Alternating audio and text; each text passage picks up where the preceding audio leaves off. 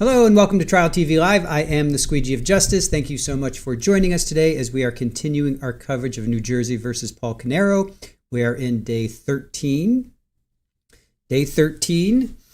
And we heard from all kinds of DNA experts yesterday, right? Yesterday was the DNA experts. So welcome in, everybody. Welcome in. We are into week four.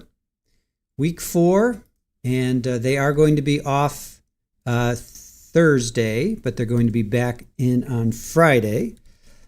So we have kind of a strange schedule for this week. But welcome in, everybody. Who is with us today? Aussie Gardner. Good morning to you. Crazy Mary Jo. Allison, good to see you. Marlene, hello. Brett, good morning to you. Sassy, Tammy. Green-eyed Cat and Shirley, good morning. Iowa backyard, it's a beautiful day. Hola! We love trial lovers, not fighters. Alice, good morning to you. Yeah, I think that should be a Trial TV Live slogan. We are trial lovers, not fighters. That's a good one. I like that. Richard, good morning to you. Good to see you. Let's see. Who am I missing? Anybody here? I know a couple people came in. Hell Rider, there you are. Good to see you. Green-eyed Cat, I can't believe she may have been kidnapped. That's what's her name? Guthrie? Samantha Guthrie? Thinks she was kidnapped. Tulips, good morning to you. Alice, good morning. Good to see you. Is Super Ball still there? Oh, Super Ball has left my chair. Now I get to sit and be comfortable. Let's see, Danielle, good morning to you. Jenny Lynn, good to see you. Nana, thank you for joining us. Angelique, good morning to you. Seagate, thank you for joining us. Tulips, any ideas on who the defense could possibly call? I was listening to someone yesterday and they couldn't think of anyone. Well, the medical examiner for sure. Probably more DNA. I think we need more DNA. We need some more DNA experts. Kathy, good morning to you. Lazy Boys, maybe they're hiring Aperture and their so-called experts. Maybe. Seagate's got the dance vibes going. Beach Mom, good morning to you. If they kidnap me, they better take my kitty as well. That's funny. Debbie, good morning to you. Angel Baby, good to see you. Radioactive, thank you for joining us. Betsy Loves Hippos, hello. Fanny, good morning. Our morning is still chilly. It was 28 degrees when I woke up. Terry, good morning to you. Barry, Terry and Barry, good morning, Barry. JMS, you ordered your koozie yesterday. Awesome. Thank you for that, JMS. Miss Business, Crazy Mary Jo, Jennifer King, good morning. You have a 35 where you are? Yeah, it was 28 when I woke up. Scott, good morning to you. Thank you for joining us. Oh, right. You thought the state. Yeah. You're right. Who would the defense call? You're right. I read that the wrong way. Tulips. Jade Zedex, good morning to you. Hola, hello. Lisa, good to see you. Mustard Mama. Yes, looks so cozy with the guitar and fire. Yes. Well, it's freaking cold. This is in the office. 57. Oh, it went up to 58. There's not much insulation in this. It's kind of like a sunroom slash, whatever you want to call it. So we've turned it into our office. We're colder than in Georgia. Yeah, it's cold. All right, so we are going to be dual streaming today. We're going to do Charlie Adelson on the computer over here. We're going to stay here with Paul Caneiro. I have Barry is going to be taking notes for us on Paul Caneiro while I am over looking at the Charlie Adelson his appeal hearing, which is going to go on in about an hour and a half. Yeah, it's like 10 o'clock it starts. 9:30, yeah, about an hour and a half. So Barry's going to be taking copious notes. So we're going to rely on him for our recaps. So thank you for that. JP Rabbit, good morning. Barry's ready. He's got his fancy book. All right. Yes, Florida room. Yes, there you go, Jennifer. That would be a Florida room for sure. A 3-season porch. Yeah. Well, you could say 4 seasons because it does have the fireplace. So, all right, let me get over here. Let's pop on over here and see if we've got anything over here yet. We don't have a feed yet. They start in about 10 minutes or so. Let's see.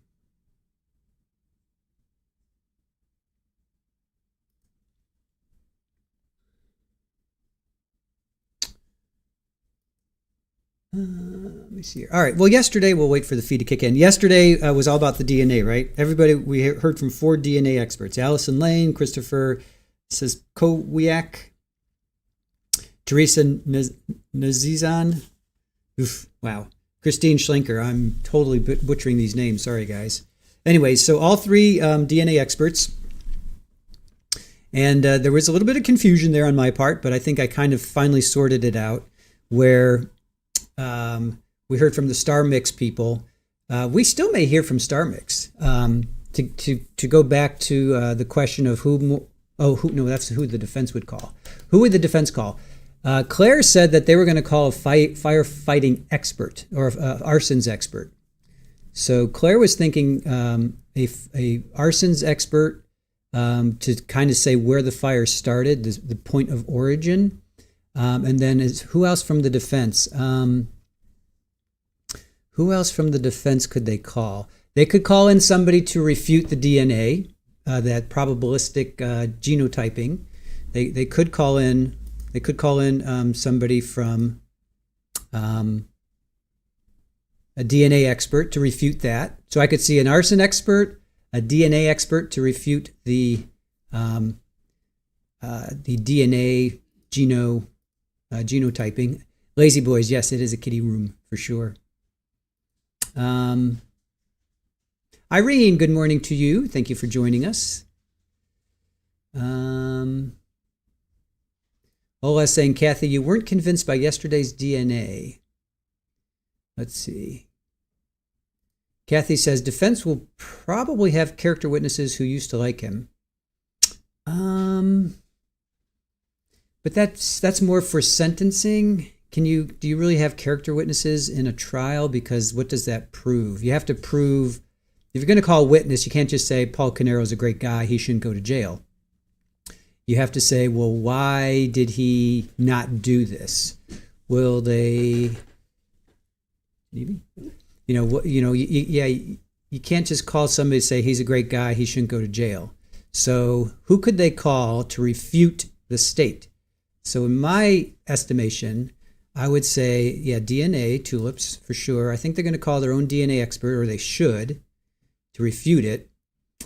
And then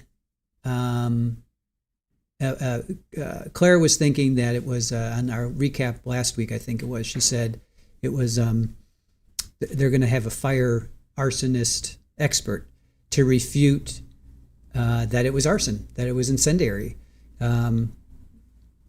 So, no, the state has not rested, lazy boys. No, no, we're just speculating as to who the defense possibly could call to refute the state's case. So from the state side, I think we still need to hear from DNA. We have to hear about Jesse's DNA. We really haven't heard much about Jesse's DNA. We've heard about Sophia's DNA. We have not heard from really much about Jesse's DNA on the clothes in the kitchen. We're pretty sure, well, we know that's where he passed away because that's where he was found. So, hey, Irene. So Iowa says, state still going strong. Character witnesses are more for sentencing phase. Yeah, I agree. Allison, I feel like state has one more week after this week. They're scheduled for a 10-week trial. Crazy Mary Jo. Hello. Hello, Crazy Mary Jo. They're scheduled for a 10-week trial, so the state would probably take at least 5 of those, and then the defense would take another week or 2, which would get us to about 7 weeks. Maybe the state will take another 2-3 weeks to get us up to 8 weeks. I don't know. Well, definitely the medical examiner, because you got 4 bodies, so that's going to probably be most of one day. We still need to hear from DNA about Jesse. We really haven't heard much about Jesse. Who else would the state call? Any more fraud and financial crimes? Probably not. I think they pretty much covered that. The DNA, they have more to do on the DNA, in my opinion. Ballistics. What am I totally forgetting? Ballistics. We still have to get a ballistics expert to match all of the live round to his weapon, the casings. Yeah, so we may hear from, I think, at least one for sure. Maybe two. So yeah, it does seem like it's kind of wrapping up. It does seem like it's wrapping up here. I'm trying to think who else. Medical examiner, ballistics, Jesse's DNA.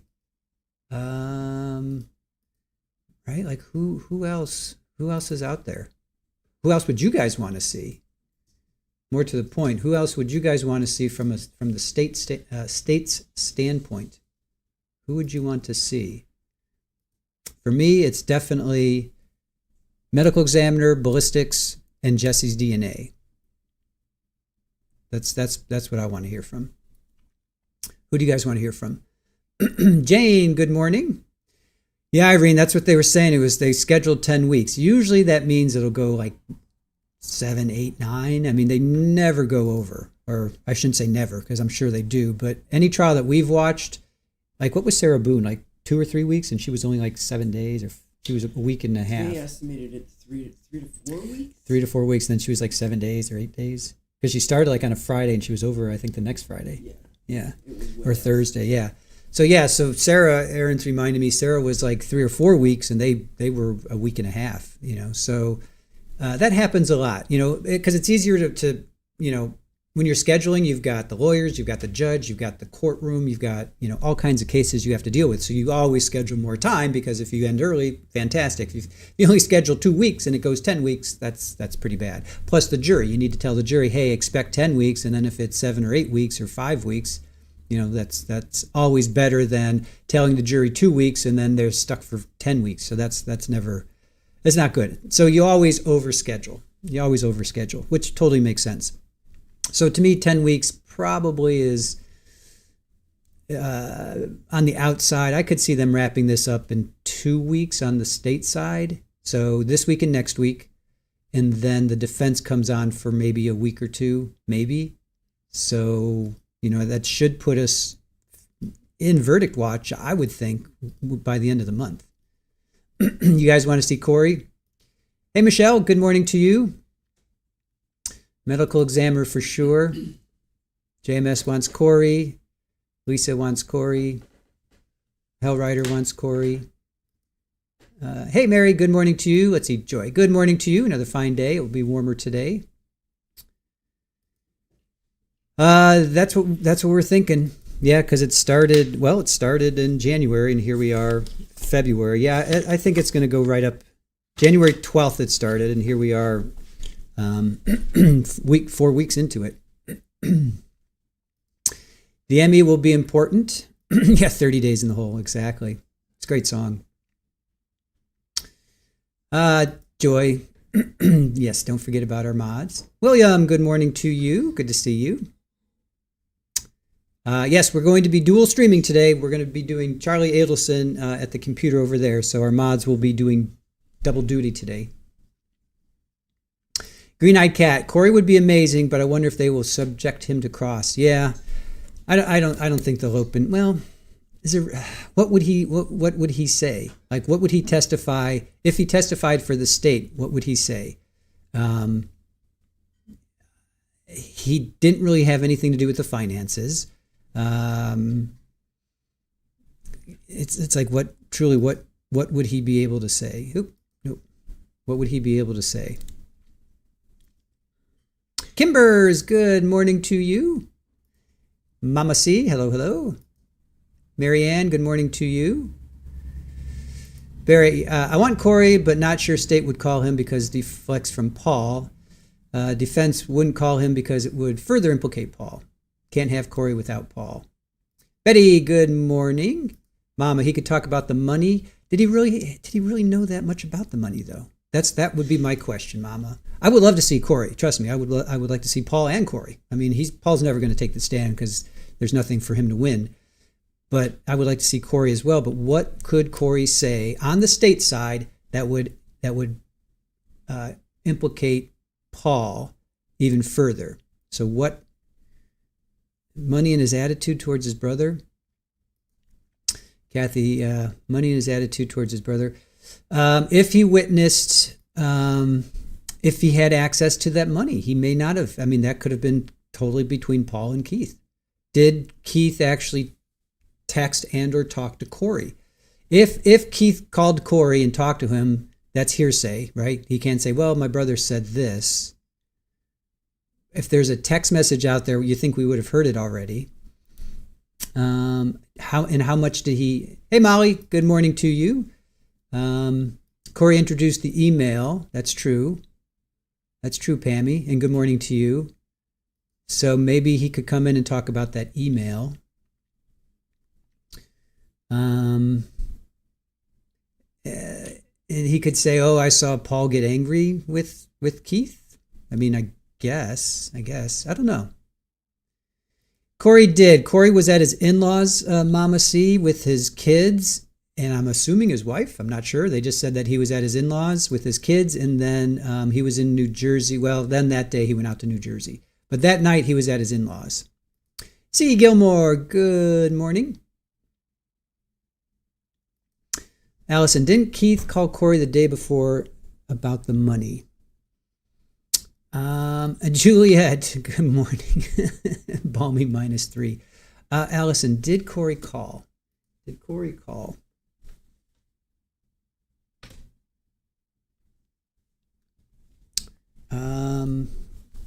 Let me see here. You want to come down here, dude?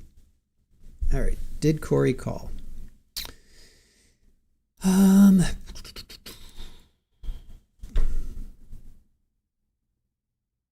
Well, another alibi would be Corey says he couldn't drive at night due to a condition, eye condition.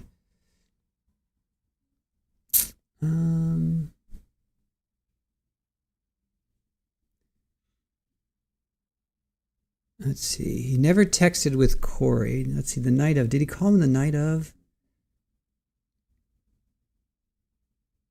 I don't know. If he did, I'm not remembering it right now. Yeah, Corey couldn't drive at night. He was up front right away. All right, what did he tell them during his interview? Was it the night that he told them about the email? Was that it? Let me see.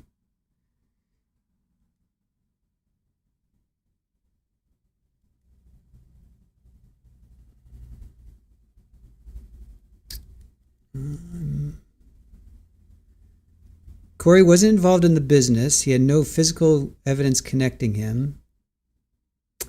Yeah, he was with the kids at the in-laws that night. I'm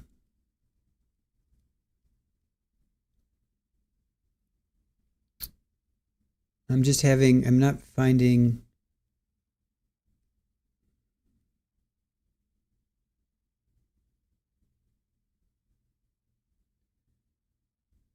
Corey was trying to help Susan with that. That's after this happened.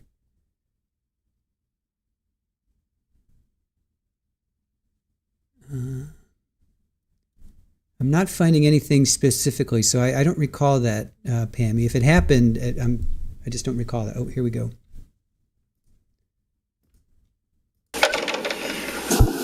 One of these times I'm going to knock on the door. I'm just not going to come out. Let's see what you guys do. I'm after you. Stand here. All right, we're back on the record. This is State of New Jersey versus Paul Caneiro. It's indictment 19-02-0283. Can I have the appearances of counsel for the record? Your Honor, Assistant Prosecutor Nicole Wallace on behalf of the state. Good morning, Judge Chris Tucker, Assistant Monmouth County Prosecutor for the state. Good morning, Your Honor. Monica Masterlon on behalf of Mr. Paul Caneiro, who's present. Judge, good morning. Andy Murray for Paul Caneiro. Okay. Good morning, everyone. Good morning, Mr. Caneiro. Good morning, Your Honor. All right, the state can call their next witness, please. Thank you, Judge. The state calls Daniel Reed.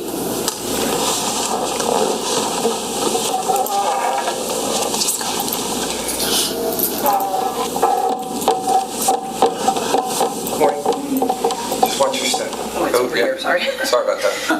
Should have said something. If you don't mind, put your left hand on the Bible, raise your right hand once you get comfortable. Do you solemnly swear or affirm to tell the truth, the whole truth, and nothing but the truth, so help you God? I do. Okay. Once you're comfortable and seated, can you state your full name for the record and spell your last name, please? Good morning. My name is Danielle Reed, and that's DANIELLEREED. Okay, great. Thank you so much. Prosecutor, when you're ready. Thank you, Judge. Good morning, Ms. Reed. Good morning. What do you do for a living? I was, until very recently, I was a senior DNA analyst. Okay, and where did you work? I worked at Bodie Technology. And what was your role there? My role was to be assigned cases from crimes and from outside agencies that needed help with forensic DNA testing. We would receive cases and they would be assigned to me, and I would process them or help them process through the lab as managing it. I would do analysis and interpretation and issue a final report as well as testify to any results. Okay, so just to be clear, are you a forensic DNA analyst? Yes, I am. Okay, and what kind of a lab is Bodie? Bodie is a private forensic DNA laboratory. And where is that located? It's in Lorton, Virginia. I'd like to discuss your professional and educational background, if I could. Do you have something called a CV? Yes, I do. Show me, counsel, what's been marked as S495.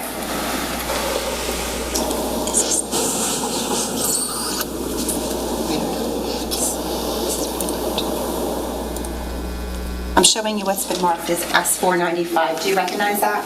Yes, I do. Or what is that? That's my CV. If you could tell the jury about your educational background. I have a Bachelor's of Arts in Criminology and Criminal Justice and a Bachelor's of Science in Physiology and Neurobiology, and both of those are from the University of Maryland at College Park. Now, to become a forensic DNA analyst, were there certain courses you were required to take? Yes, there are. What was that? They are biochemistry, genetics, statistics, and molecular biology.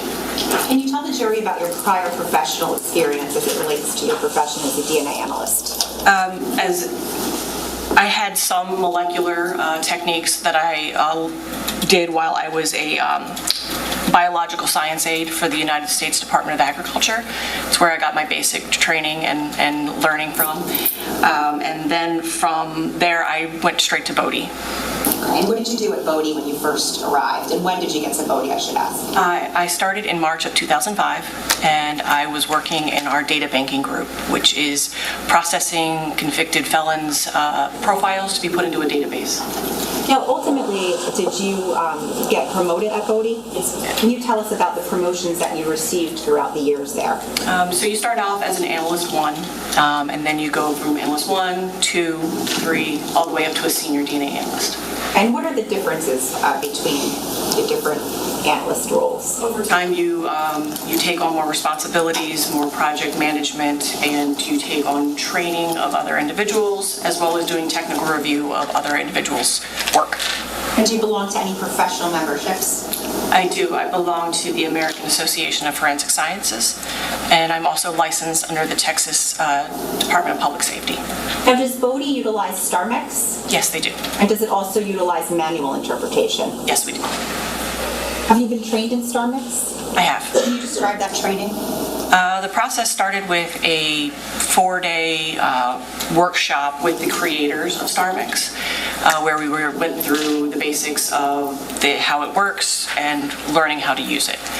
After that, we went through a training at Bodie, which included reading many journal articles and readings on the topic, as well as multiple lectures. And then we would do a training set, multiple training sets to ensure that we learn the process. And then we would do a verbal and written competency test, as well as doing a moot court. Now, did Bodie Lab validate StarMex? Yes, they did. Okay, and are you familiar somewhat with that validation? Yes, we were required to read the validation for training. And how long did that validation take? Many years. When did Bodie go live with StarMex or begin using it in casework? It was in 2018. Now, approximately how many DNA samples have you processed and analyzed over the course of your career?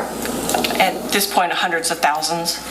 How many times have you testified in court with regards to your conclusions and analysis of those samples? I think this is my 62nd time. And what jurisdictions did you testify in? I have testified in Maryland, New York, California, Alaska, Tennessee, Florida, Massachusetts, and Texas. Were you qualified as as an expert in forensic DNA analysis? Yes, it was. Okay, how many times? All of them. Judge, at this time, the state seeks to have this witness qualified as an expert in forensic DNA analysis. No objection.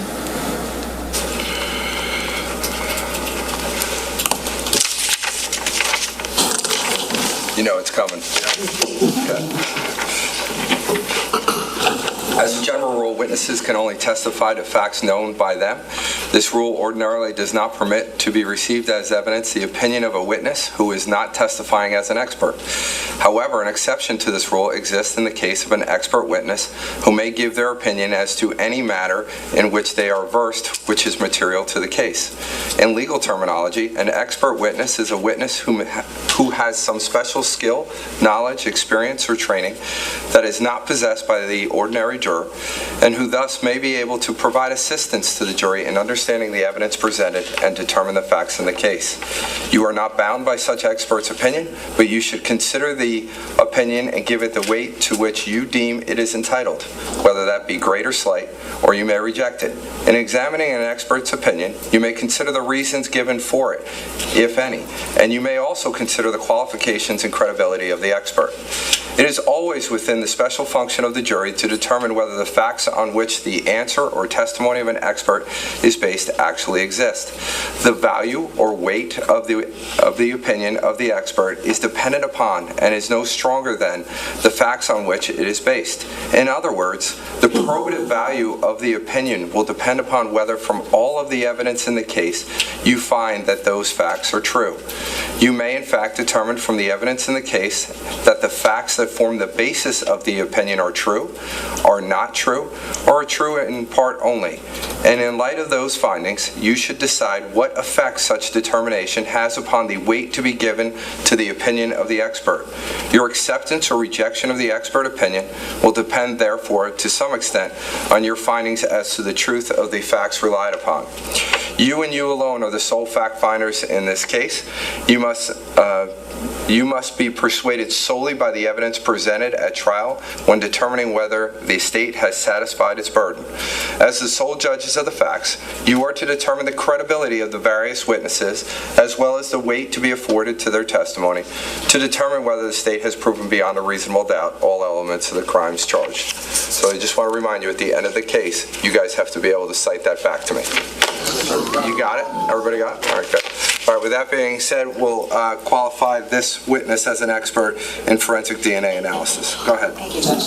Ms. Reed, is Bodie Lab accredited? Yes, we are. By what organization? They are accredited by an organization called ANAB, which is an acronym within an acronym. So it's ANSI National Accreditation Board, and then ANSI stands for American National Standards Institute.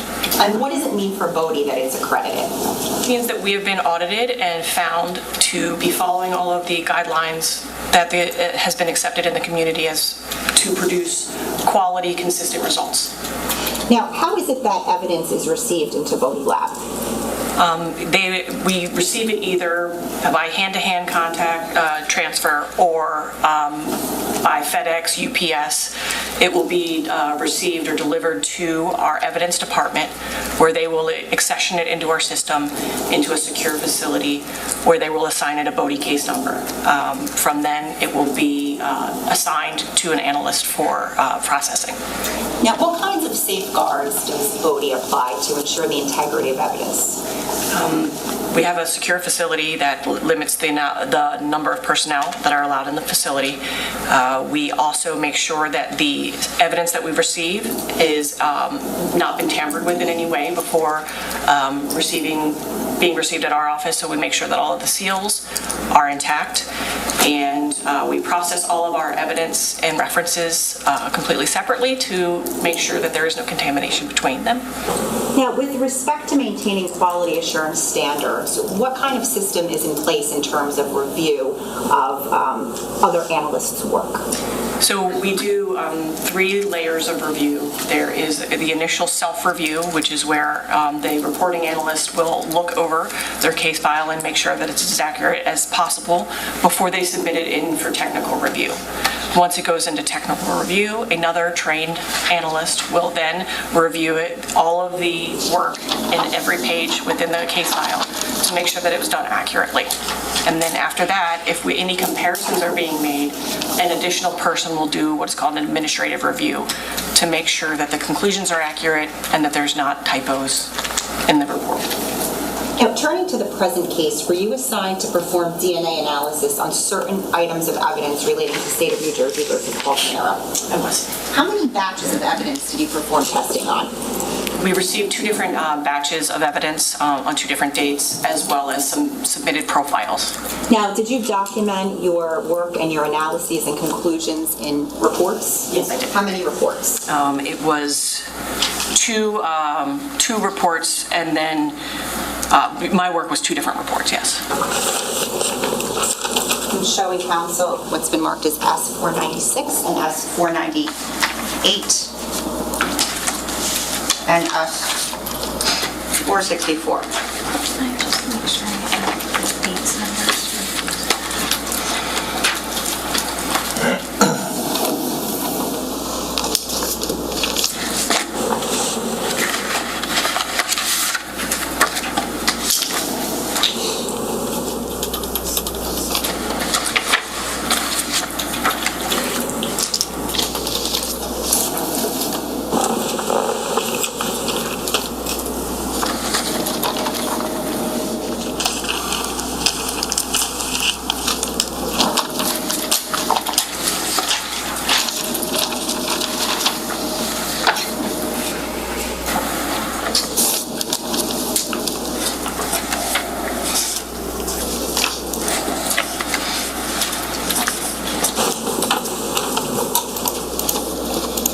Ms. Reed, I'm going to approach you with those documents. I'm going to ask if you could look at S-496 first, and if you recognize it. Yes, this is my report. And what is the date on that report? The date on this report is November 19th, 2021. Is there a lab number on there? Yes, the Bodie lab number is CCA 2076-0119. Okay, now did that report go through technical review by another analyst? Yes, it did. Okay. What, if anything, did Bodie receive on June 4th of 2020 from the Monmouth County Prosecutor's Office? On June 4th, we received already developed profiles for Jennifer Caneiro, Jesse Caneiro, Sophia Caneiro, and Keith Caneiro, and Paul Caneiro. When you say already developed profiles, what are you referring to? It means that another laboratory has already done the lab work, and they have just provided us with the profiles that they developed. So the allele tables? Yes, the allele tables. Okay. Now, what, if anything, did Bodie receive on June 18th of 2020 from the Monmouth County Prosecutor's Office? We received a pair of jeans, and then 6 gloves, a knife, and 3 different swabs from areas within a kitchen. Okay, now I'm going to ask if you recognize S-498, which is in front of you. Yes, I do. And what is that? This is the case submission form that we will receive from the client that details who the report will go to, who the evidence will go back to, as well as billing information, case background, and a list of the items that they would like tested. And is there a lab number on that form? Yes. Does it correspond with the lab number on your report? Yes, it does. Okay, and if you could look at S-464 and tell us if you recognize that. And what is that? This is the chain of custody for the evidence that was received on June 18th, 2020. And is that with respect to the evidence that you just described? Yes. And is that same lab case number on that document? Yes, it is. If you could turn to your report. Would you be able to itemize the evidence for us that you tested as it's listed on your report, starting with EO1? Yes. So we have EO1, which was a pair of jeans. We took 3 different samples from those jeans. One would be EO1A, which would be from the interior thigh above the knee for both legs of the pants. Can I just ask you, I'm sorry, you said interior? Interior thigh, Thank yes. you. EO1B was the interior waistband, and EO1C was an area that was designated Area 1, which was on the exterior front right thigh, and it had some red-brown staining. Now, that item, EO1, the jeans, does that, on your report, does it correlate to any other item that is listed from the New Jersey State Police? The agency sample ID is 180861-13-1 or a New Jersey State Police item 6-1. Thank you. If you could go on to the next item that you have on your report, which is EO2. EO2 was a glove, one black glove, New Jersey State Police item 6311, and we took 2 samples, one from the exterior as the sample was received and one from the interior. So is EO2A the exterior? Yes, And EO2B is what? the interior. Okay. And how about EO3? It was another black glove. This one was item number 6312, and EO3A was the exterior and EO3B was the interior. Now, were there a remaining number of gloves, in particular 4 gloves that you also tested? Yes. Did those gloves correlate, all of them, to New Jersey State Police number 6-3-4-2? I have 6-3-2. I'm sorry, -2. And if you could start with EO4 now? Yes. It was also one black glove. The EO4A was the exterior of the glove, and EO4B was the interior. EO5 was another black glove, and EO5A was the exterior, and EO5B was the interior. EO6 was another black glove, and EO6A was the exterior, and EO6B was the interior. And EO7 was another black glove, which was EO7A was the exterior, EO7B was the interior. Is there an EO8? EO8 was a Microtech Ultra Tech double edge 3.4-inch automatic knife with a serial number of 88781.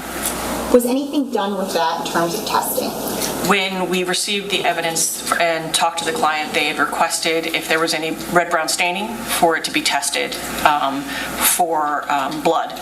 And when we opened up the package, there was no red-brown staining observed, so no testing was done on the knife. Now, what about EO9? EO9 was AMB swab, which was a DNA swab of reddish stain from the south side of the kitchen island. And how about E10? E10 was AMC swab, which was a DNA swab of reddish stain from the lower kitchen cabinet. And is there a last item number on there? Yes. The E11 was an AMD swab, which was the DNA swab of reddish stain from the pull-out drawer just below the sink. I'm going to ask if you could turn to page 5 of 9 of your report.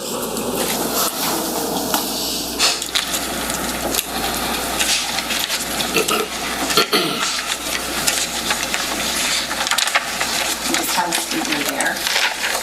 Here. What is that on page 5? This is a table summarizing all of the results from the star mix testing that was done in this case. This time, Judge's State would seek to publish page 5, which is S496. Any objection? No. Okay, you can. Ms. Reed, can you just take us through the top blue part of this table, if you could, where it says Bodie item number, and if you could just explain to us what those items at the top in the blue mean. Bodie item number just corresponds to the item of the evidence that I listed previously on the first page of the report. The Next column, which is the assumed number of contributors, refers to when I'm doing my analysis, I have to determine, to the best of my knowledge based on the evidence that I see, how many people are in this mixture or in this profile. And then the next column is for suitable contributors. Based on the amount of DNA that is present for each of the contributors, some of them may not be suitable for comparisons. So this will list the contributors that are suitable for each sample. And then the next 5 columns are just the name of the references that we're doing comparisons to. And then the final column, combination possible, refers to if we have a mixture of more than one individual and more than one of the references are showing support for being in that mixture, we run them together to see if it's possible for them to be there together. Now this chart, does this chart contain all of the DNA analysis that you conducted on each and every sample, or does this just contain the star mix results? This only contains the star mix results. Okay. Nonetheless, the DNA analysis that you performed on the samples that aren't reflected in this chart that we talked about earlier, are they in your report? They are. And are you prepared to talk about those as well today? Yes, I am. If we could start with sample O1A, jeans anterior thigh above the knee. Can you just explain to us in particular where the sample came from? It came from the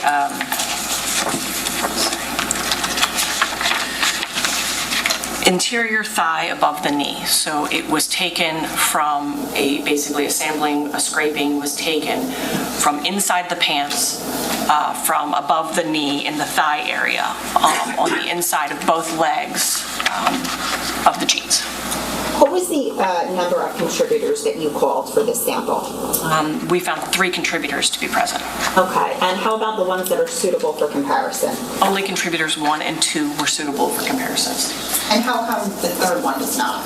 There was too little data present for that third contributor for us to make any conclusions on. Did you make any visual exclusions in this case? Yes, so Jennifer, Jesse, and Keith Caneiro were all visually excluded from this sample. What does it mean to be visually excluded? It means that I'm looking at the profile, either the star mix deconvolution or the profile itself, and determining is it possible for this person to be present. And based on the profile and the star mix deconvolution, we are saying that it's not possible for them to be there. Were any comparisons made to Sophia Caneiro's reference sample? Yes, so Sophia could not be visually excluded, so we would then do a calculation using star mix to determine the likelihood ratio of her being present in that sample. And what was that likelihood ratio? The likelihood ratio was, I want to get the wording right.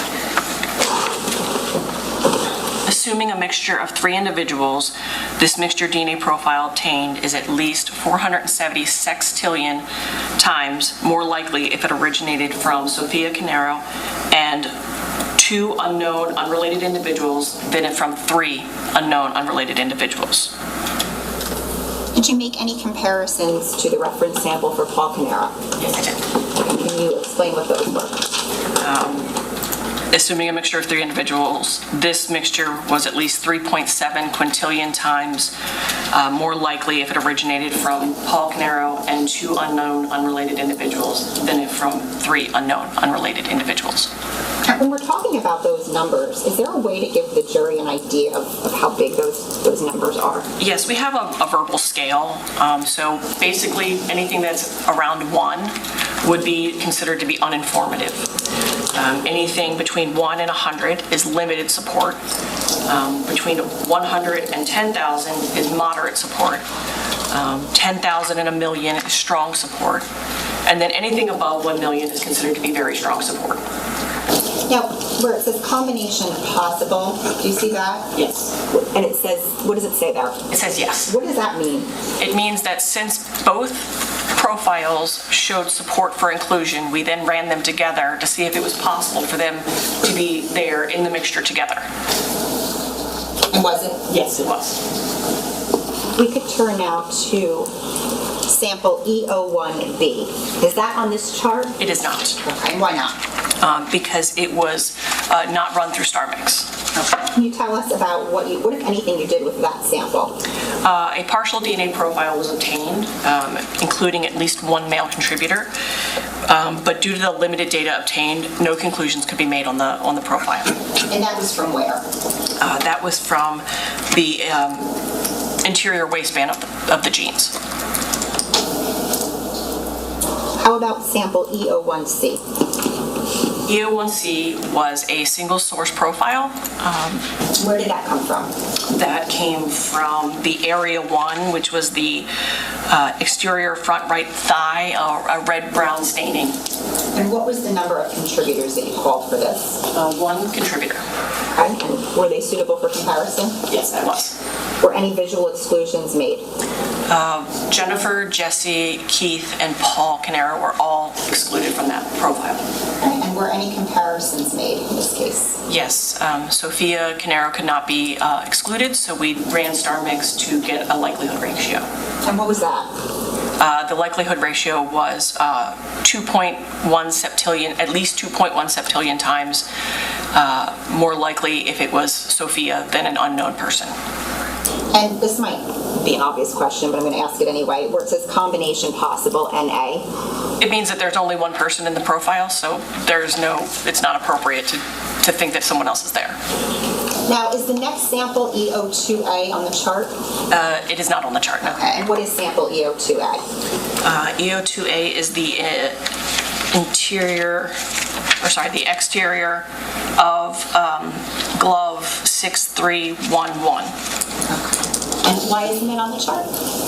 We initially tried to interpret it using StarMix, but due to the great difference in the percentage of contribution, the software wasn't able to deconvolute or interpret the mixture properly. So because it wasn't able to do that, we went back and did it manually. And when you ran it manually or you analyzed it manually, what if any conclusions did you draw from that? The DNA profile obtained is consistent with a mixture of two individuals, including a major female contributor. The probability of randomly the deduced major component DNA profile matched the DNA profile from Sophia Caneiro. And did you give a statistic? Yes, the probability. I was going to ask you before that. So we heard about likelihood ratios just now. What statistic did you use for this interpretation? We did something called random match probability. And why is that? Why is the statistic different? Because we did manual interpretation instead of using the StarMix software. Okay, and what was that statistic? The probability of randomly selecting an unrelated individual with this DNA profile is at least 1 in 14 octillion in the United States population. You could turn to sample E02B. Now, Yes. what sample is that? EO2B is the interior of that same glove. And what was your call for the number of contributors? We determined there was 2 contributors there. Were they both suitable for comparison? Yes, they were. Were any visual exclusions made? Jennifer, Jesse, and Keith Caneiro were all visually excluded. Okay, and what if any comparisons were then made? Sophia Caneiro could not be excluded, so a likelihood ratio of at least 1 septillion was generated, which is very strong support for inclusion. Were any other comparisons made to any other reference samples? Yes, we also compared Paul Caneiro. He could not be excluded as well, and the statistic was for at least 43,000, which was strong support for inclusion.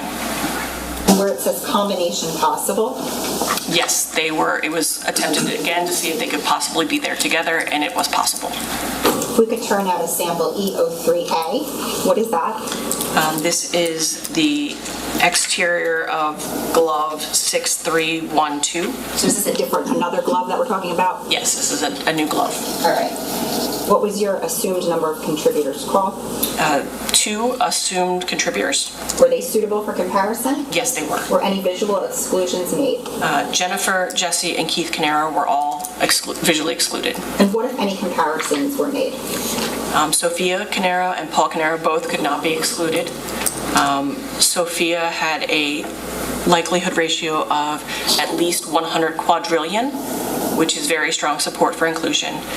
And Paul Caneiro had a likelihood ratio of at least 45 quadrillion, which is also very strong support for inclusion. And combination possible? Yes, it was possible again that they could both be there. We could turn to E03B. Yes, What sample was that? that was the interior of that same glove. Okay, and what was your call on the number of contributors? 2 contributors were obtained. Were they suitable for comparison? Both were suitable, yes. Now, on this particular example, were any visual exclusions able to be made? No, there were no visual exclusions possible. Can you tell the jury why that is and what that means? So the StarMix deconvolution report will give us all of the possible DNA combinations for this sample. Because I could not go through the profile and compare it, and at every location there was a possibility for all of them to possibly be there. So when we can't visually exclude them, then we have to run the likelihood ratio to see if there's support for inclusion or exclusion. And why was that a possibility for all of the reference samples to be there?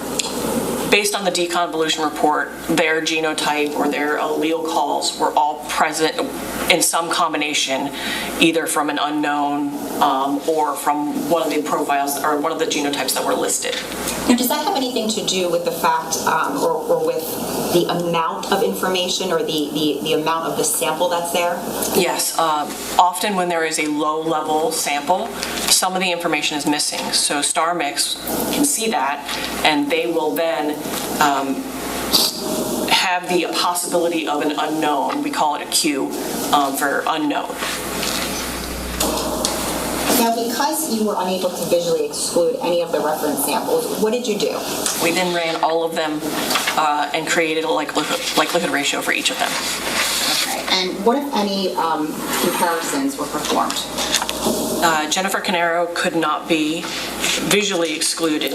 So her statistic was assuming a mixture of 2 individuals. This mixture DNA profile obtained is at least 480 times more likely if it originated from 2 unknown, unrelated individuals than from Jennifer Caneiro and 1 unknown, unrelated individual. What does that mean? It means that it's more likely that it's from 2 unknowns than from Jennifer and 1 unknown. So is that likelihood ratio supporting inclusion of Jennifer or exclusion? It is moderate support for exclusion. What was the next comparison that was run? Jesse Caneiro was the next one run, and he also had support, strong support for exclusion with a likelihood ratio of at least 37,000. Okay, and how about the next one? Sophia Caneiro was then compared. She could not be visually excluded, and she had support for inclusion, very strong support for inclusion, with a likelihood ratio of at least 750 quintillion. What was the next comparison? Keith Caneiro could not be visually excluded. He had moderate support for exclusion with a likelihood ratio of 630, at least 630. And what was the final one? The final one was Paul Caneiro showed strong support for inclusion with a likelihood ratio of at least 400,000. Where it says combination possible, what was your answer? Yes. Okay, and what do you mean by that? In this case, we always compare only the ones that are showing support for inclusion into the profile. So again, we just compared to see if Sophia and Paul could be there together, and yes, they could be.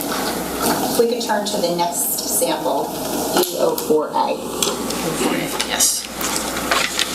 And if you could just tell us, what is that? This is the exterior of glove 6-3-2. So is this now another glove? Yes. What was your call for the number of contributors here? There were 2 contributors observed. And were they suitable for comparison? Yes, they were. Did you make any visual exclusions? Jennifer, Jesse, and Keith were all visually excluded. Okay, and what, if any, comparisons did you then make? Sophia could not be excluded, and she had very strong support for inclusion with a likelihood ratio of at least 980 sextillion. And was there another conclusion or comparison that you drew? Paul Caneiro also had very strong support for inclusion with a likelihood ratio of at least 200 million. Okay, and where it says combination possible. Yes, they were both, it was possible for both of them to be present. Now, EO4B is not on this chart, is that right? Correct. Okay, and what was EO4B? EO4B was the inside of that same glove. And what happened with the inside of that glove? That sample was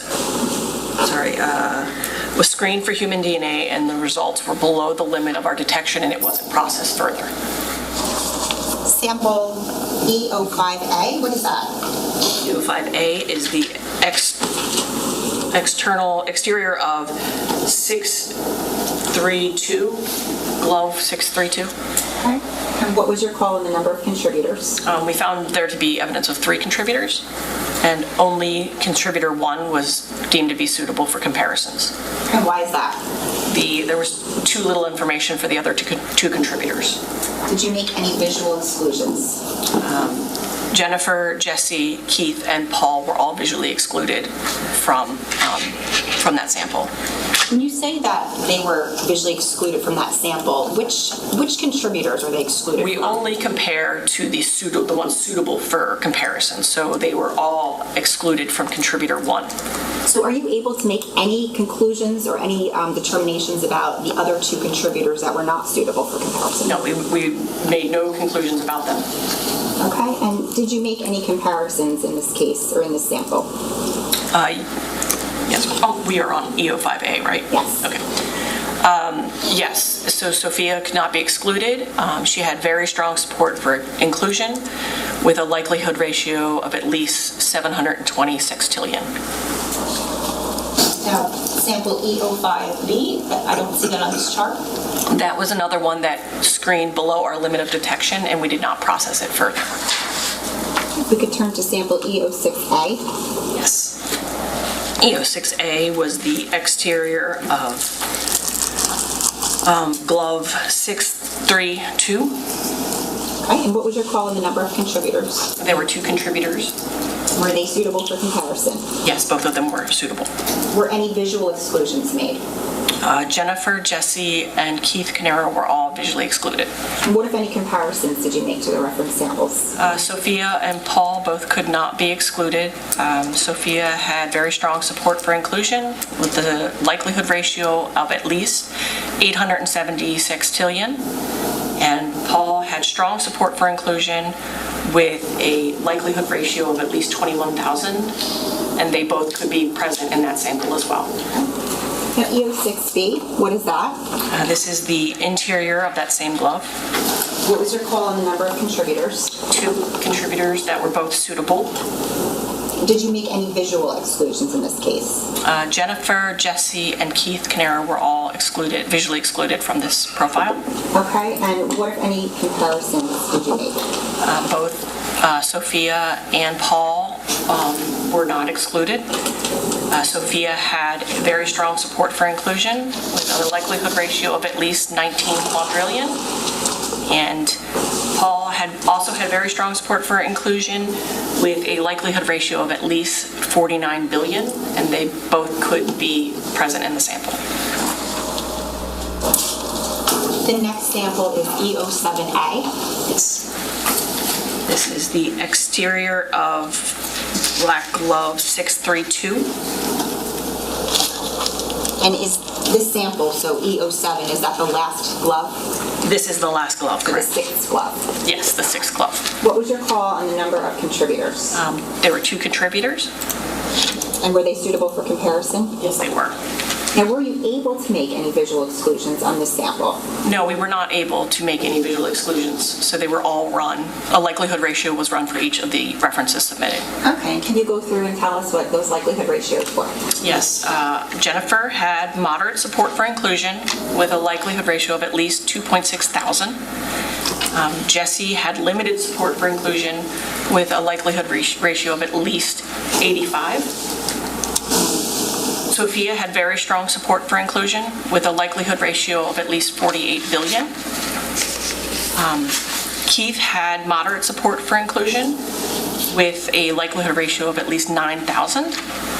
And Paul had moderate support for inclusion with a likelihood ratio of at least 1.9 thousand. Now, if all of the reference samples, if there's support for inclusion for all of them, but your call on the number of contributors is only 2, how does that happen? Just means that given the DNA profile that we obtained from the mixture, it is possible that none of these people could be visually excluded. And go ahead, I'm sorry. Sure. To cut you off. No, Now, what, if anything, did you do in regards to running these samples together? so each combination of people, so Jennifer and Jesse, Jennifer and Sophia, all the way down, all of the combinations were run to see if it was possible for any of them to be there together. And what were your conclusions after all of those combinations were run? The only possible combination was Sophia and Paul. A sample E07B I see is not on this chart, but what is that sample? That is the interior of that same glove. Okay, and what happened with that sample? That one was also below our limit of detection. It was not processed further. We can turn now to sample E09A. What is that? A is the swab of reddish stain from the south side of the kitchen island. And what was your call on the number of contributors for that? We only obtained 1 contributor for that. Was that contributor suitable for comparison? Yes, it was. Were any visual exclusions made? Yes. Jennifer, Sophia, Keith, and Paul were all visually excluded. And so then what, if any, comparisons were made? So Jesse was not excluded, and he had very strong support for inclusion with a likelihood ratio of at least 34 quintillion. We could turn to sample E10A. What sample is that? EO10A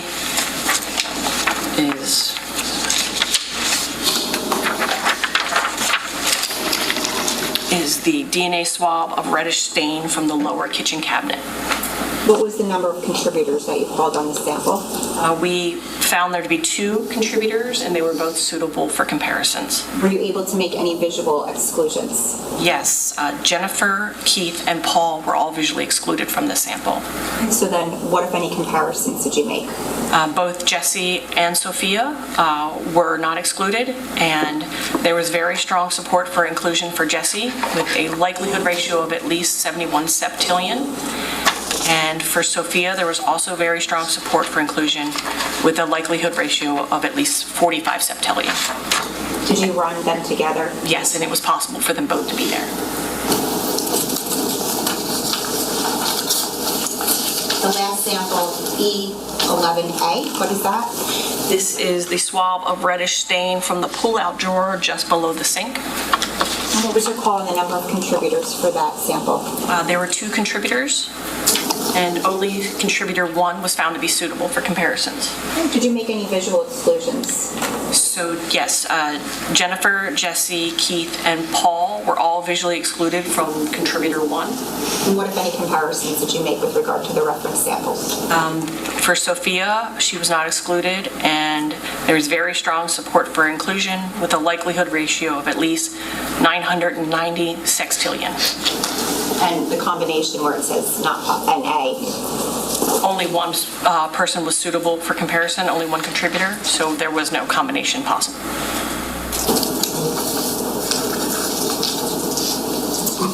Did that conclude your testing on that first batch of items that came to you on June 18th of 2020? It did, yes.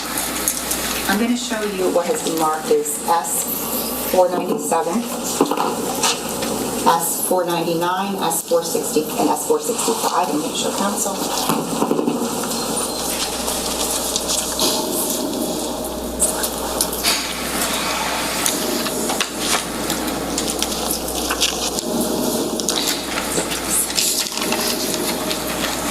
If you could please take a look at S497 first, and if you could just tell us what that is. This is the supplemental report for the additional testing that was submitted at a later date. So what is the date on that report? The The date is May 6, 2021. Is there a lab number on there? Yes. What is that? It is CCA 2076-0119. And is that your report that you authored? Yes, it is. Was it technically reviewed? Yes, it was. Now, what, if anything, did Bodie receive from the Monmouth County Prosecutor's Office on February 17th of 2021? We received a black Brooks Brothers scarf, separated from item 18086115, which was a pile of charred clothing from potential biological staining from the basement of 27 Tilton Drive. And we also received a hair /fiber A removed from that Brooks Brothers scarf, and then a hair fiber B removed from the Brooks Brothers scarf, and a hair /fiber C removed from the Brooks Brothers scarf. So just to be clear, you received one scarf and then 3 hairs? Yes. I'm going to ask if you can look at what's in front of you, S499. Do you recognize that? Yes, I do. What is that? This is the case submission form. What is listed on there? This is the billing, report mailing address, evidence return, authorized points of contact, and then case background and instructions, and then a list of the items that I listed from the report. Okay, is there a lab number on that document? Yes, it is CCA 2076-0119. Is that the same lab number that's on the report? Yes, it is. And then if you could finally look at S465, do you recognize that? Yes, this is the chain of custody associated with those items being submitted. Is there a lab number on there? Yes, it That is. same one? It is the same one. Did you perform DNA analysis on any of the items that you just referred to in your report? Yes, I did. And if you could, tell us what type of DNA analysis you performed. We did DNA analysis just like the other ones, but instead of using star mix, we used manual interpretation. Okay, and why is that? Because they were, it was a single major contributor, and it was suitable for manual interpretation. If you could just refresh us with regards to manual interpretation versus star mix. Why would you use manual interpretation on certain samples and star mix on others? Sometimes it's just that if it's a single source, it may be easier. It's not, one is not right and one is not wrong. It's just a matter of sometimes it's not suitable for star mix where it can be used for manual, and sometimes it's just, it's easy to do the manual interpretation. So I'm going to refer your attention to item E12. What is that? E12 is the black Brooks Brothers scarf. And underneath there, do you see where it says E12A and then B and then C and Yes. then D? We did 4 separate samplings of that scarf, which was a quarter of scrapings from the entire surface, and it was split into 4 different samples. Of those 4 scrapings, which, if any, did you analyze?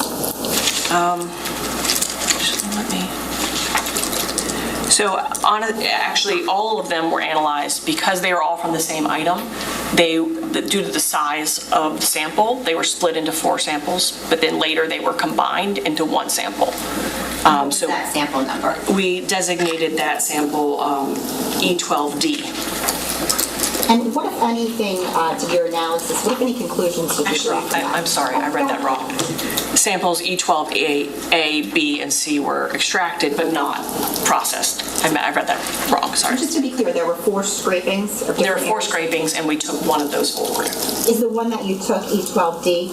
Yes, it is. Okay, and tell us what you did with that in terms of your analysis and any conclusions that you drew. The DNA profile obtained for sample E12D is consistent with a mixture of at least 2 individuals, including a major female contributor, female 1, and at least 1 male contributor. The deduced major component DNA profile matches the DNA profile obtained from Sophia Caneiro, and the probability of randomly selecting an unrelated individual with this DNA profile is at least 1 in 14 octillion in the U.S. population. Jennifer, Jesse, Keith, and Paul were all excluded as possible contributors of the major component, and due to the limited data obtained, no conclusions could be made on the minor alleles. Thank you. And finally, was there one more item that you tested that's listed on your report? E13. What is that? That is the hair fiber A removed from the Brooks Brothers scarf. And tell us about your analyses and any conclusions that you drew with regard to that hair. The partial DNA profile obtained was consistent with a female contributor, female 1. This partial DNA profile matches the DNA profile obtained from Sophia Caneiro, and the probability of randomly selecting an unrelated individual with this DNA profile is at least 1 in 4.1 octillion in the U.S. population, and that Jennifer, Jesse, Keith, and Paul were all excluded as being possible contributors of the partial DNA profile. Thank you.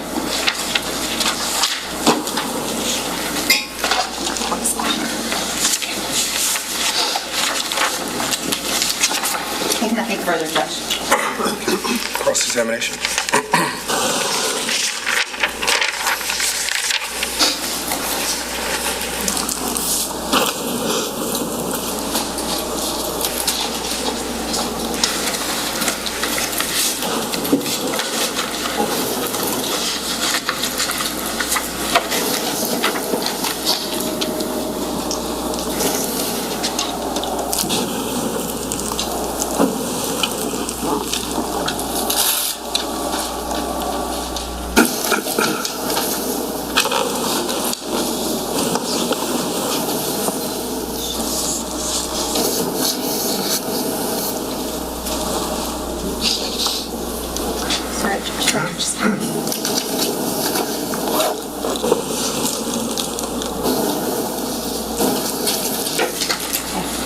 Good morning, Ms. Reed. Good morning.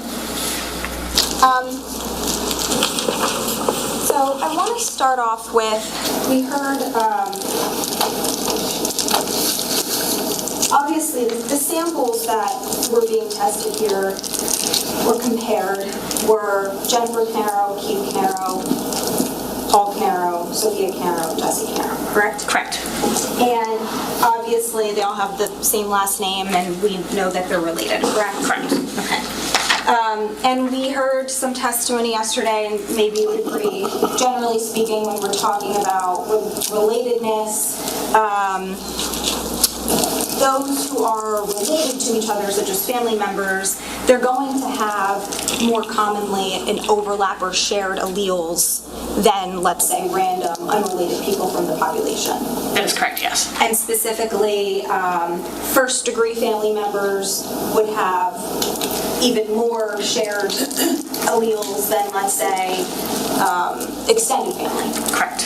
And when we're talking about siblings, we're talking about a first-degree family member. Yes. And same with like a parent and a child, correct? They are considered to be first-degree relatives, but a parent and a child is obviously going to share much more because you get 50% from your mom and 50% from your dad, whereas a sibling, you can share anywhere between nothing and 100%, depending on how the genetics work out. On average, let's say it's 50%, right? I think that's probably a little on the high value. For 50% is a lot because there's two different individuals that are contributing DNA, and you can inherit a different one each time for each sibling. So. Okay. So it could be less and it could be more. Correct. Yes. Right. Okay. I'm going to show you what's been marked as D141 bank approach. Sure. And that is an allele chart that was created, I guess, by Bodie. Yes. Okay, and you've seen this before, right? Yes, I have. Okay. Permission to publish? False. No objection, I'm sorry.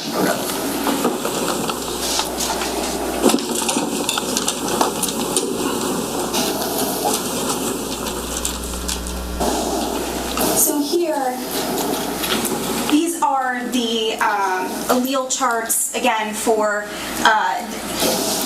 here we have the actual name, so Jennifer, Jesse, Sophia, Keith, and Paul, correct? Correct. All right. Now, I just want to go through each locus, right? I just want to focus on Keith and Paul, because these are the brothers in this case. And I just want to go through what their overlapping alleles are, if you can. So if we're talking about D3S1358, that's the first locus. Yes. Where do you see overlapping? They both share a 15 allele. So we have a 15 here, and we have a 15 here. And then can we also highlight this 15 as well, because it could match? Yes. And then when we're talking about VWA, where do you see the overlapping alleles? They have the same profile. So they both have a 1418 and a 1418, correct? Correct. Okay, and then how about the next locus, D165539? They have the same profile. And what about the next locus, CSFIPO? They have the same profile. Okay. And what about the next one, TPOX? They have the same profile. I'll skip over that next couple because they're not tested, and this is just the Right. XY chromosome. So the next relevant locus, D8 S1179. Do you see any overlap? They share the 12.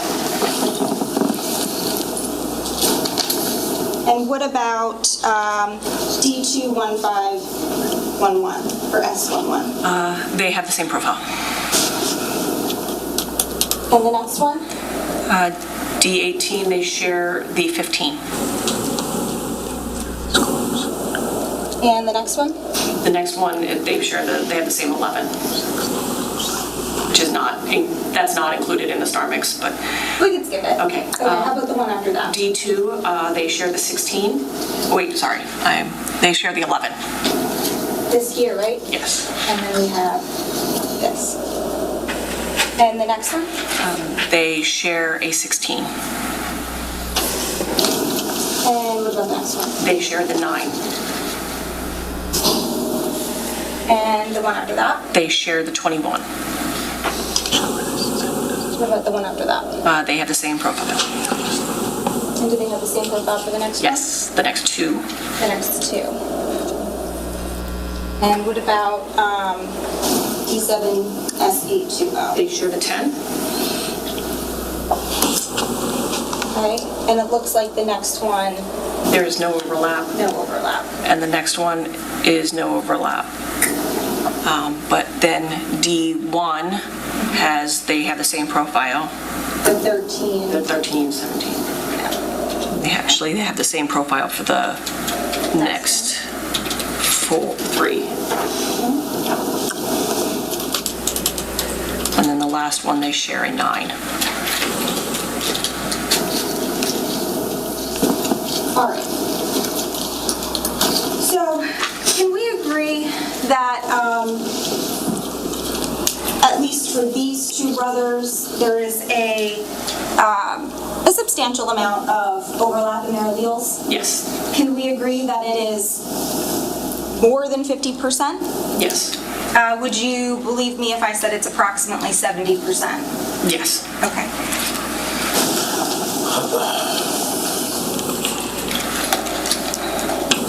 All right. So when you mentioned earlier that, it could be less, it could be more, in this particular case, we know that it's more than 50%, and in fact, it's, fairly higher than 50%. Yes. Okay. Oh, do you want to capture that, or do we? I can just, we can keep it on here. It's fine.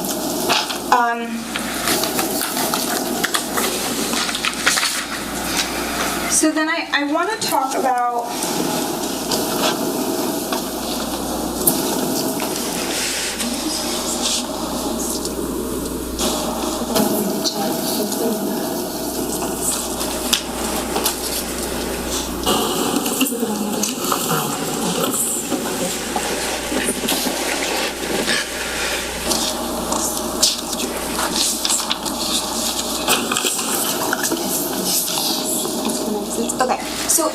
176 was your report.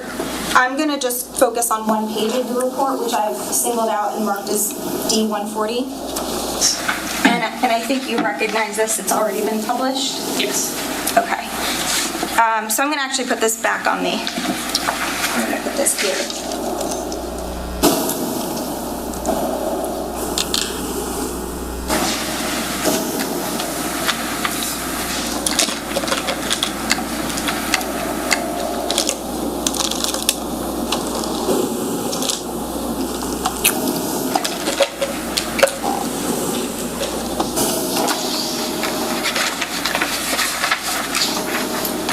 Go through this as well.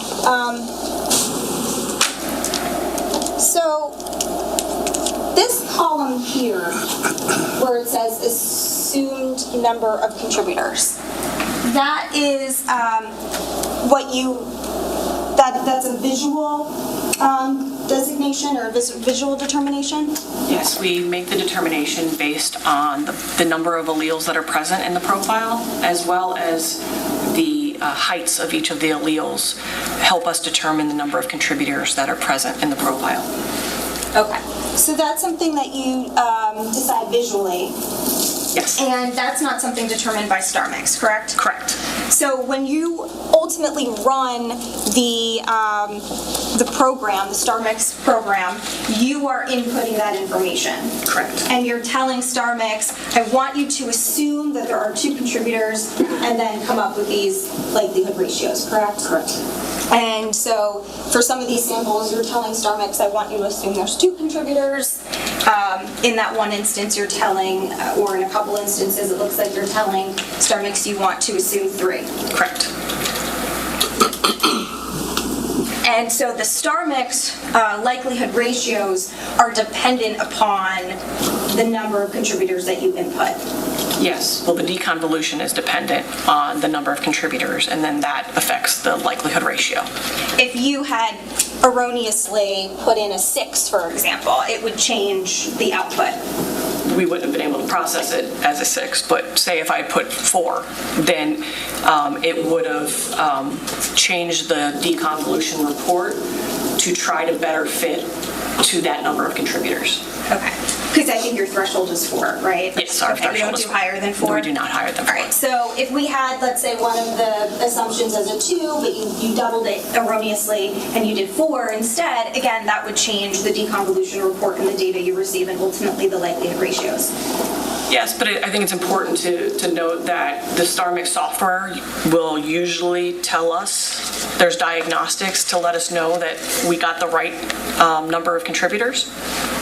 So if I put 2 and it was supposed to be 4, it's going to tell me that something is off. There's just not enough data there. But generally speaking, it's possible to sometimes underestimate the number of contributors, correct? Yes. And so sometimes you might think that it's 2 and it's really 3. I'm not saying that happened in this case. I'm just saying it's something that can happen, right? It's something that can happen. We base it on the profiles that we obtain. Like I said, both the number of alleles as well as the peak heights. We take the profile as a whole and we look at it to try to determine the number of contributors that are present. And we also know that, generally speaking, when we're dealing with related individuals with more overlapping alleles and sometimes many overlapping alleles, that increases the potential chance that you have, not you personally, but that there's been an underestimation of the number of contributors, correct? Yes, it's something that we have to take into consideration when we're dealing with related individuals. So if we look at this chart here, and for example, if we start here, we know that you determined there were 3, right, contributors? Correct. And these 3 people, Jennifer, Jesse, and Keith, you visually excluded. From the suitable contributors, so contributors 1 and 2, they were excluded from those. Okay. But we also know that there is a third contributor in that sample whom we don't know who it is. Correct. And that's because the data was too small, what's the word? Limited. Limited data, okay. And another interesting thing we see here is that in this sample, you designated that there were 2 contributors, correct? Correct.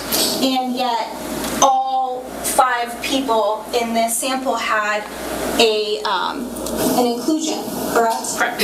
Now,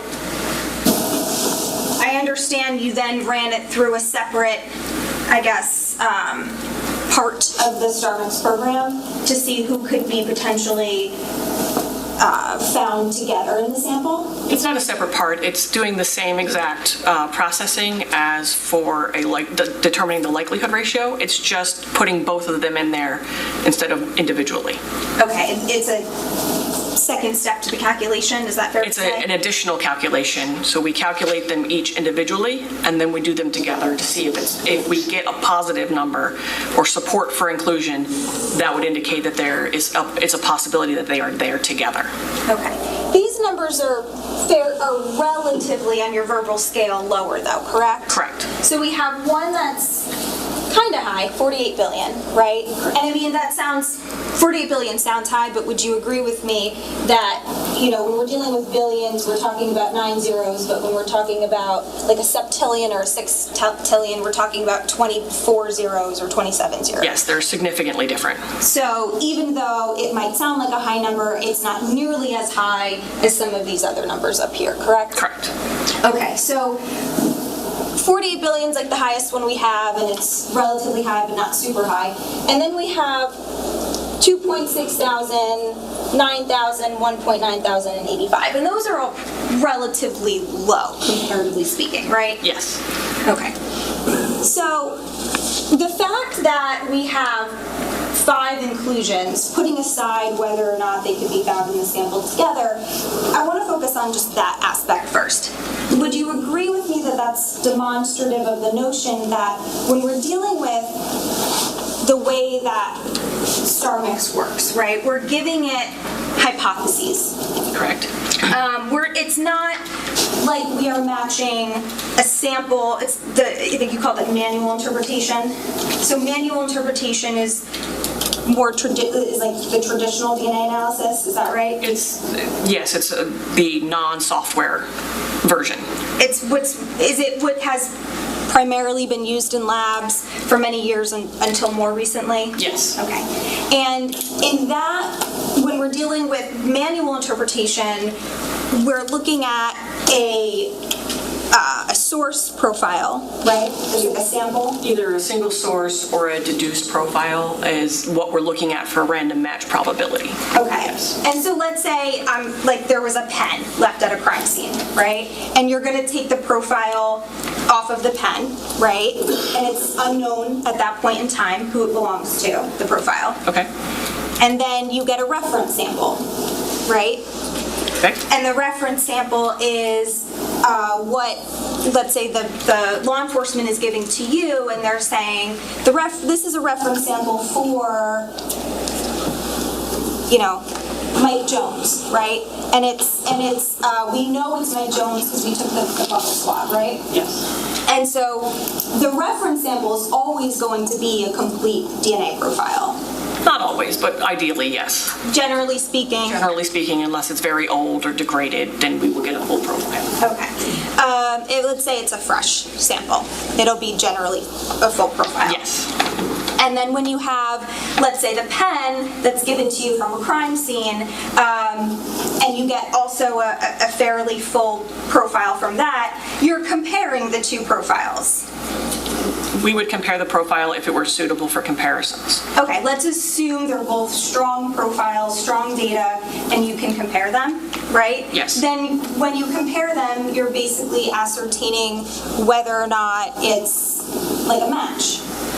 Or is it a single source profile or is it a mixture? Let's let's say it's single source. then yes, we would be seeing if the profile generated from the evidence matched the profile from the reference sample. And we've heard that you come up with a random probability match statistic. Random match probability. Yes. And so in other words, like if the profiles are really strong and it's a single source versus a reference sample, you're able to say, this is a strong match, so we're 1 in 10 trillion likely that this would have to essentially come from this person because it would be so rare for it to belong to anyone else. Yes, the purpose of the statistic is to kind of like help us determine how rare the profile would be. So if it's 1 in 10 trillion and there's only 6 billion people in the world, we know, okay, it's very rare. It essentially would only have to really come from this person. Is that kind of what? Well, we don't make that assumption. We give you the statistic to determine the weight behind that. That's for the jury to determine whether they believe it matches. Okay. Generally speaking, that's the principle behind it as far as the strength of that statistic. Correct. And where it comes from and why it's being provided. Yes. Okay. But in contrast, when we're dealing with likelihood ratios, what we're dealing with is not that, right? Well, we're still trying to determine the likelihood of, how likely is it that someone's DNA is within this mixture profile or single source profile.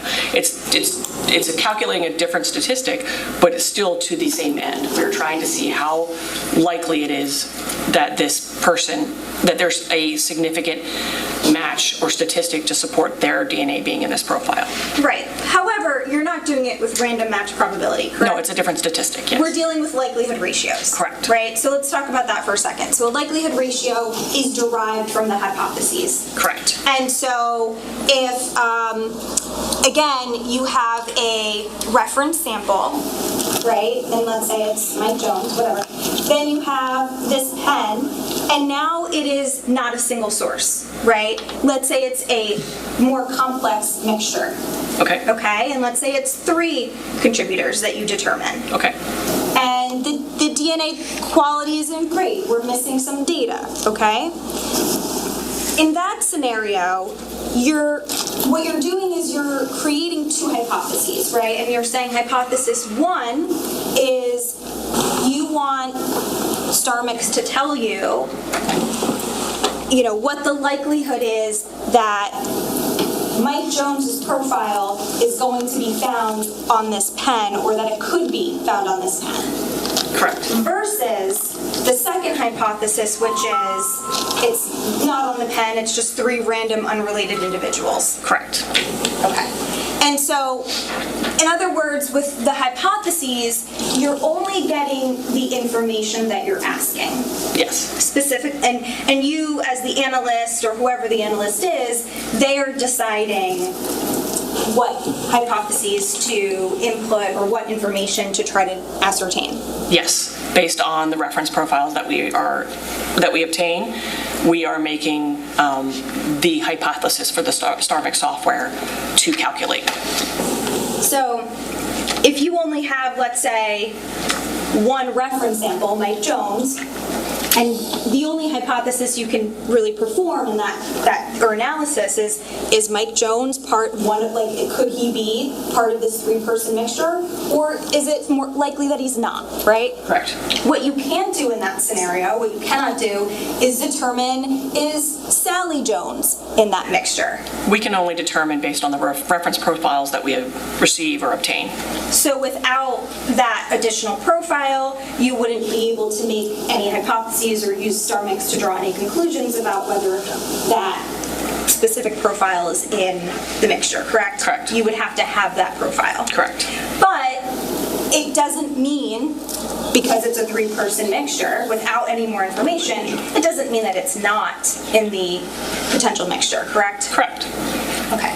And I think that is demonstrated, again, circling back here to EO 7A1, is when you're first looking at this, you're like, okay, I believe it's 2 people, and StarMix, without looking at who could be combined, is telling you, look, all of these people could potentially be in this mixture. Correct. Because they're family members or shared DNA, right? Yes, and as a profile that we are interpreting is more partial or less information is there, the more question that we have as to who the contributors could be. So the less information that's there, there's more ambiguity and there's a possibility of more people being there. So because it's like in this situation, many times there are exclusions based on the data that was present or wasn't present for other people. So because some of the information is missing, we may not be able to make the exclusions that we made for some of the other samples because there's just data missing. Okay, so on the topic of data missing, I'd like to look at, I'd like to focus on a couple of the samples that were done.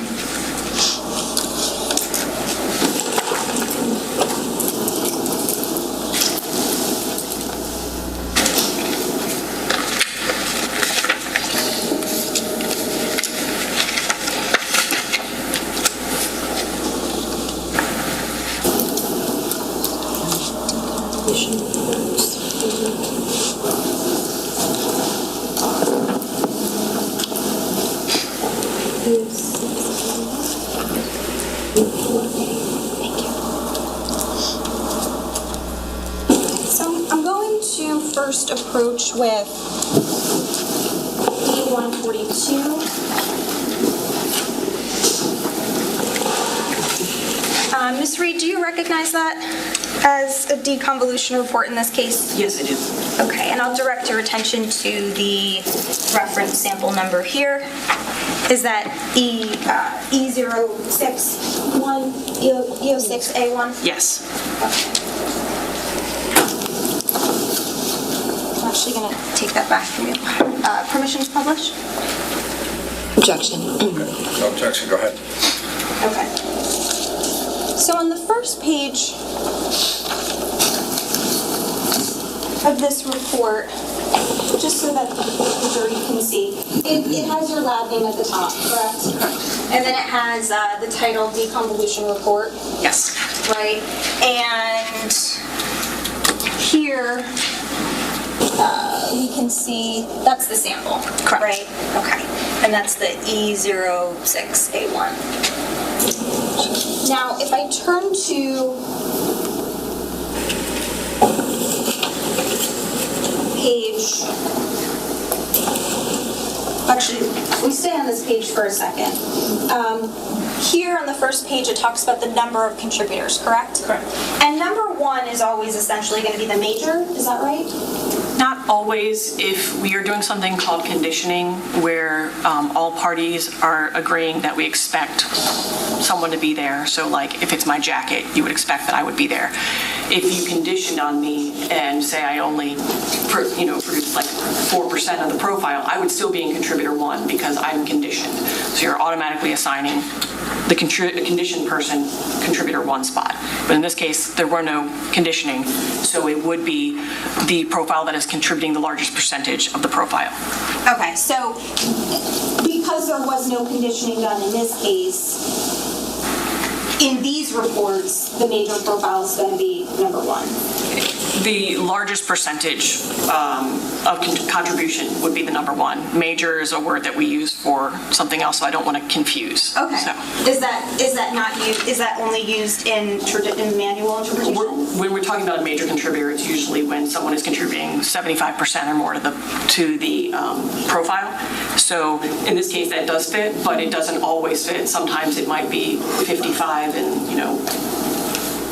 45. So in this case, we have mixture proportion 95%, and then here it's 5%. Correct? Yes. So in this case, because we have 95% of the mixture being essentially derived from this person number 1, that's the major. Correct. Here. It's the largest contributor. Okay. Percentage-wise. And it's because it's 95%, and then in contrast, contributor 2 is designated as having contributed only 5% to the profile. Correct. Okay. Now the profile itself,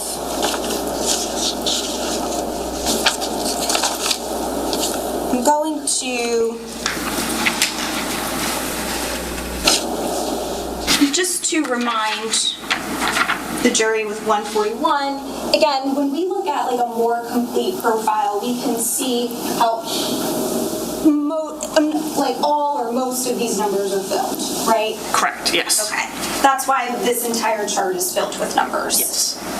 Because these are the reference samples, and as we talked about, those are generally going to be full profiles. Generally, yes. Now here, if we take a look at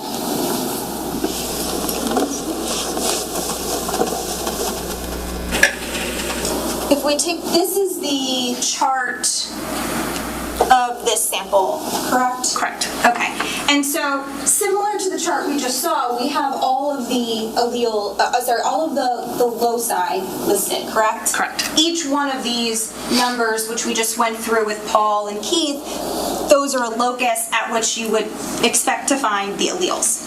Yes. Okay, and we can see that for the number one contributor, we have a much, it's not a full profile, we're still missing some data, some information, but Yeah, we have a good amount. We have a full profile except for one location that was ignored due to a possible unresolved allele. Everything else is not included in so the Y-indel, amylogenin, and DYS391 are not.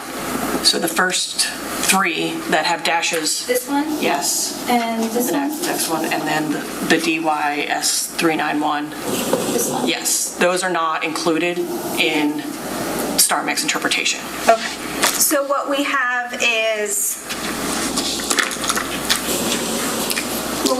this is really the only item of data missing.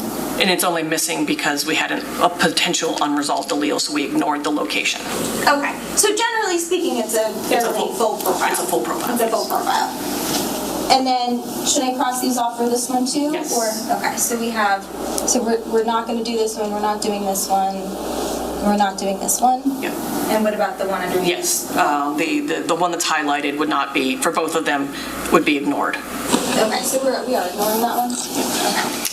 But so here, what we're missing, like the data that we're missing from the second profile is we're missing this allele on 358, the second allele. Yes. And same thing with the one after that, Yes. BWA. And then the next, it looks like 1, 2, 3 we're missing. Well, that's misleading to say that it's missing because this is the component interpretation summary. So this is where StarMix has pulled with at least 99% confidence that these are definitely assigned to that second contributor. Does not mean that the data is missing. It just means that it was not able to pull with greater than 99% confidence that it is this contributor.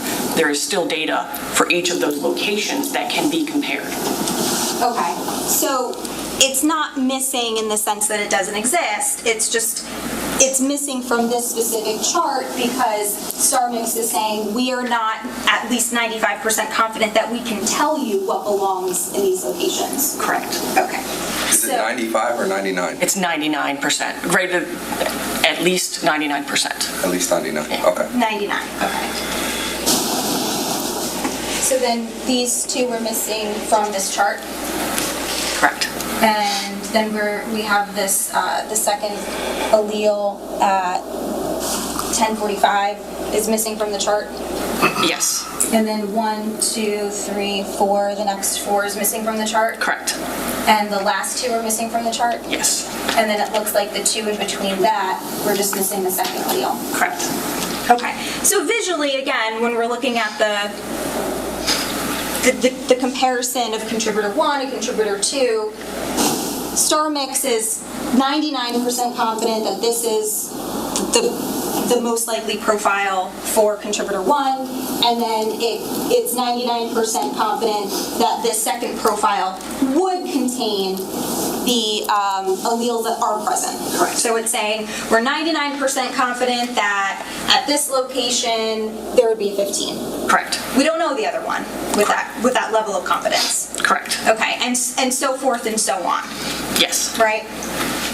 Now,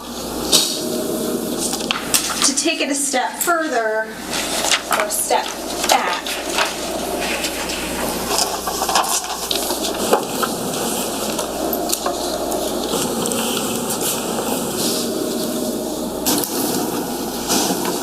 can you see that okay? Yes. So now this is, and again, we're only focusing on contributor 2 because I think contributor 1 is established. But for contributor 2, these calculations here, correct me if I'm wrong, this is where StarMix is giving you the data. It's basically showing its work, so to speak, in the sense that it's saying, here's each locus broken down, and here are the most likely possibilities that we came up with, and what the level of confidence is that we have for each one. Exactly. It's showing the StarMix has determined that these are the possible genotypes or allele calls for each of these locations, and they'll give the weight behind it for each of the possibilities. Okay. And so I just want to go through. I'm going to give you 141 back, so you have it.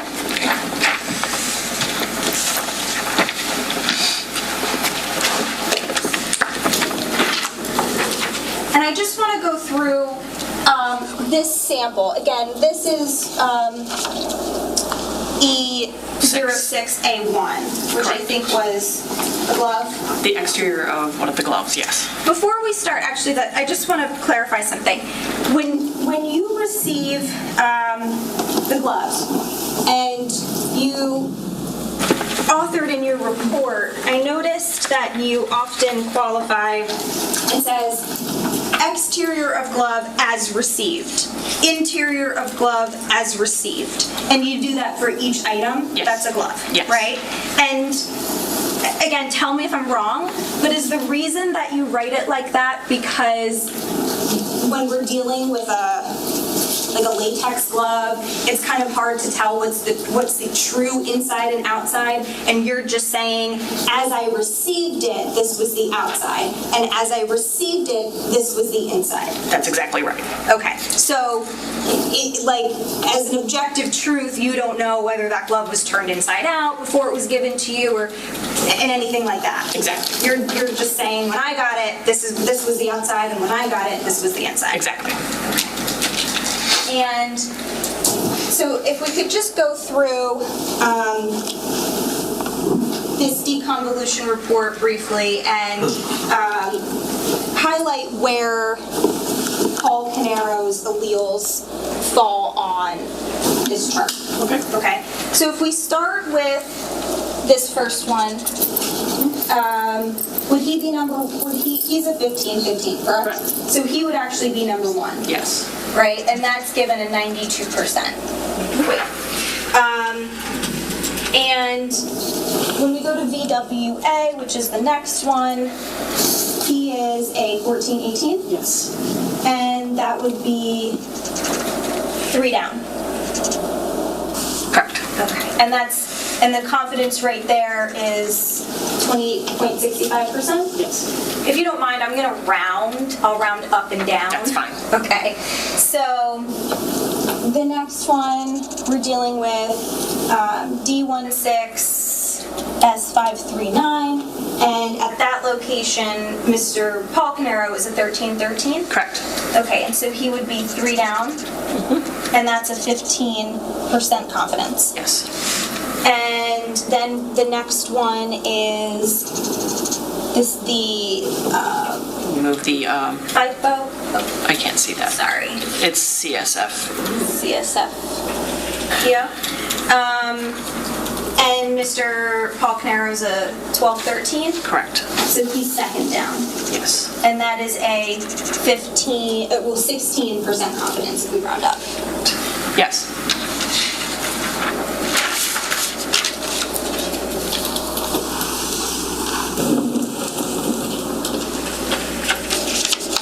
And with TPOCs, Paul is a 8-11. 8-11. Now, we don't see that on this chart. However, correct me if I'm wrong, but when we see the letter Q, that designates it could be any number. Exactly. Okay, so because we don't see an 8-11, but we do see a QQ, that could be an 8-11, right? Or I would assign it the Q8 because he does have an 8. Okay, even if it's reversed. Yes. Okay. So it would be this one here, the 33%. Yes. And then the one after that, 1179. 12-13. He's a 12-13, and that's midway down here at 3%. And D21. this one, Mr. Caneiro is a 31.2. 31.2. So that's here. Yes. And that's at 4%. Okay, the next one, if you can see it. D18. He's at 15-16. So it would be the Q15. Here? Yes. 13.27. Okay. And then, D19 is which is skip those two blank ones. And he is a 15.216. So that would be the Q16. this one? Yes. Okay. And now we're at 0.4%, Correct. so less than 1%. Yes.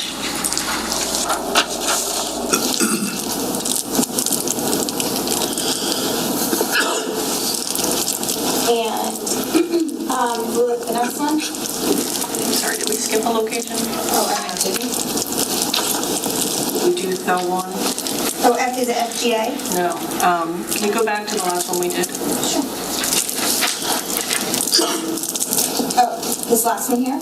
Yes.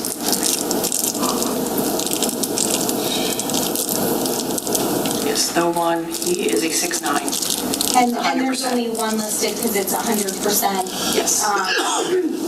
And again, what this means is that Star Mix is 100% certain that at this particular location, the person would have a 6'9". Correct.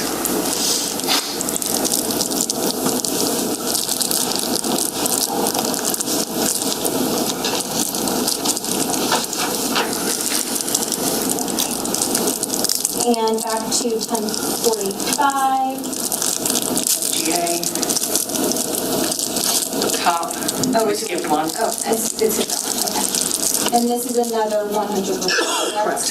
Okay, so again, Star Mix is 100% confident that this would be the, of the two alleles at that location. Correct.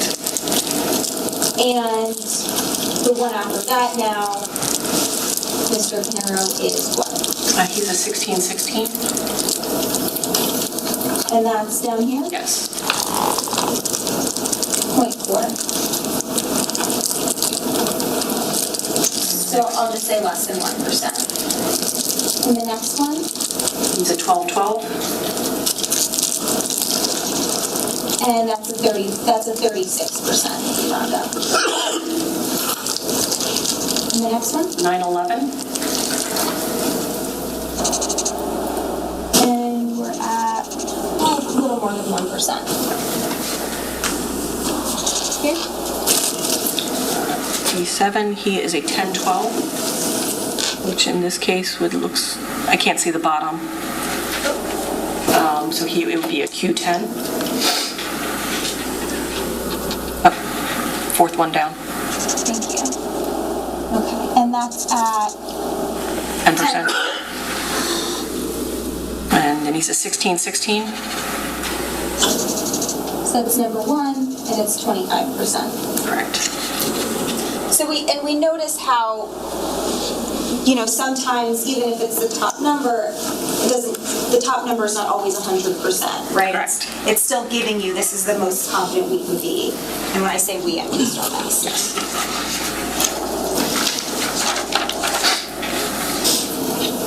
Okay, and we're almost done here. I think this is the last page. D10, he has a 1314, which is 61%. 61. D1, he has a 1317.3, which is a 45%. 45. D12, 1819, which is the third one down. And that's 15%. And then I think, is this the last one? Yes, it is 1725.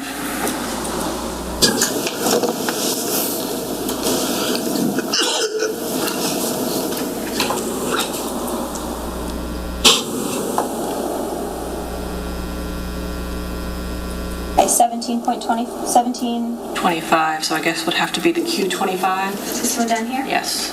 Okay, and that would be at 3%. Yes. Okay. And so just to put it all together here, what we just did was we were looking at the different options that StarMix comes up with and says, these are our most confident statistics that we can provide, and if it's 99% or over, they'll list them, but otherwise it's going to be missing because they can't tell you, StarMix can't tell you with certainty. It's not missing because it's still used in the calculation. It is not just this information that is used in the calculation. They will apply each of those percentages. That way, they will apply that for each time. If I say, like if it's not on this chart, but it's within that breakdown of all the possible combinations, it will apply that weight for that one location. Right, so in other words, all of the ones where we saw it was less than 1% or 3% or 50% or 60% or 20%, they're not going to be listed here. They're not going to be listed there, but they will still be used in the calculation. Okay. And this calculation was produced a likelihood ratio of 21,000. I don't have it. Oh, okay. So I don't remember. This was 6A. Yes, it was 21,000. Now, if we skip up to, let's look at E04A1, because that's a higher number. That's 200 million. Correct. Right? I think we have 21,000. That was not the lowest, because the lowest likelihood we have is 1.9. Correct. Then we have 21. Then we have 43,000. Yes. Then we have 400,000. I'm just going in like numerical order. And then we have 200 million. And So then the 3.7 quintillion at the top. right. I'm just saying, before we get to 200 million, there are a bunch of ones in the thousands. Yes. Right. The quintillion is 18 zeros. I believe that's correct, yes. And the billion, again, is 9 zeros. Correct. And the quadrillion would be 15 zeros. Yes. And again, the sextillion that we're dealing, the sextillion is 21 zeros and the septillion is 24 zeros? I believe that's correct, yes. Okay. Salon, I don't mean to stop you, but we're going to take our mid-morning break. We're at that time. Ladies and gentlemen, we'll take the mid-morning break. We'll give you 20 minutes and we'll come back out. So please don't discuss the case or do any research, and keep the lights on in there.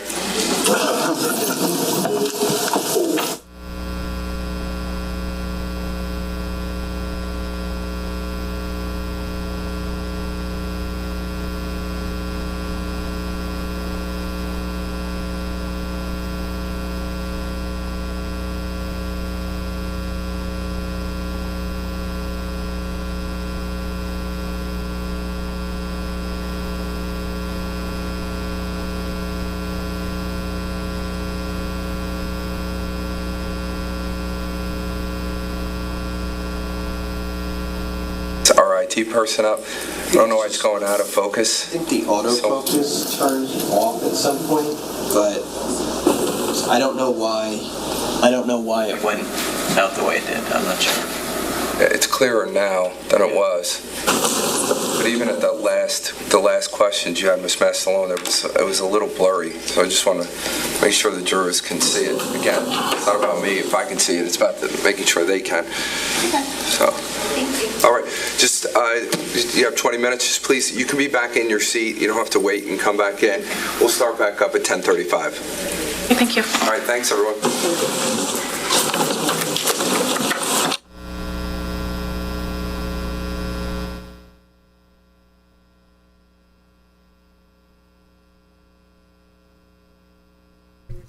All right. Let me just come over here real quickly and do a quick recap of what we've heard so far.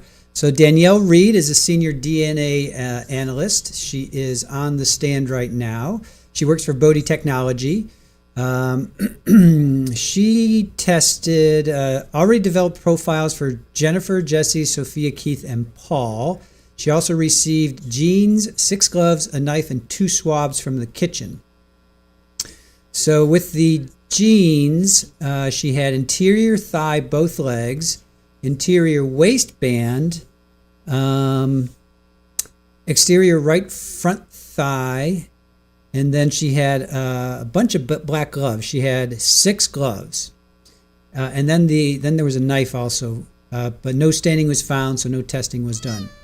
Then there was a swab from the south side of the kitchen island, swab from the lower kitchen cabinet, a swab from the pull-out drawer below the sink. So now the jeans, the interior thigh was Sophia. So the interior thigh. So I'm thinking the inside of the jeans, right? Because she's saying exterior and interior. So to me, that's the inside of his jeans had Sophia's blood, had Sophia's DNA. And then, of course, Paul was a strong support for inclusion. Then there was the waistband, no conclusions there, which is weird. You would think that's where there would be some kind of DNA. So then the right front thigh, Sophia was a contributor. And then, so she's on the jeans. Then you've got the exterior of the glove matched Sophia. The interior of the glove matched Sophia and Paul. That's glove 1. Glove 2, the exterior, very strong support for Sophia. So you got jeans, you got two gloves, and Paul, strong support. So that's 4. Then you have the interior glove. Jesse was included. No, he was excluded. Jesse was excluded. So again, Sophia and Paul, that's the interior. So the exterior and the interior of the glove. Glove 3, she didn't process. Glove 4 was Sophia alone, and then glove 5 was Sophia and Paul. So Sophia's on 6 items. Very strong support. Paul is on 5 of those items. Then you have the exterior for glove 6. All of them, Jennifer, Jesse, Sophia, Keith, and Paul, they all showed likelihood to be on there. And then you got so Paul's all over this, Sophia's all over this. I don't know why Jesse and Jennifer aren't. I'm not quite sure why they're not on everything. Especially, well, they both were stabbed, so I would think they would be on everything as well. Then we get to the kitchen island. Jesse, very strong support for Jesse in the kitchen island. And then we've got the lower kitchen cabinet, Jesse and Sophia. And then you got the pull-out drawer below the sink, Sophia. So Sophia is all over the place, unfortunately. She's just all over the place. Then there was a black Brooks Brothers scarf. There was 3 hair fibers from the scarf that matched Sophia. Now that's weird. Why would he wear a scarf to this? And I could understand Sophia's hair being on a scarf because he could have gone there. You know, that one's not that big of a deal, but her blood obviously is huge on his jeans, on these gloves. And then Cross is up, so I don't have Cross right now, but we'll come back with Cross, and then sends him on a break. So they're on a break until 10:35. So they're trying to get this autofocus sorted out. So, all right, I'm going to go back to Charlie because it's fun. I love it. I love when judges argue with the attorney. So I'm going to go back to Charlie.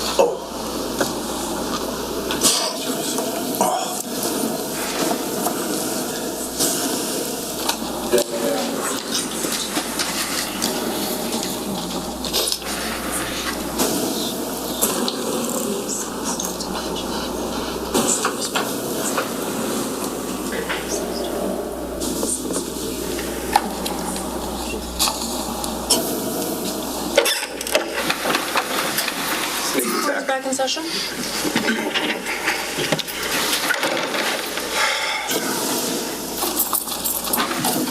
Anybody tea drinkers? It's just not as fun as coffee. Just throwing it out there, just in case. I like it. Just saying. All right, we can continue on across.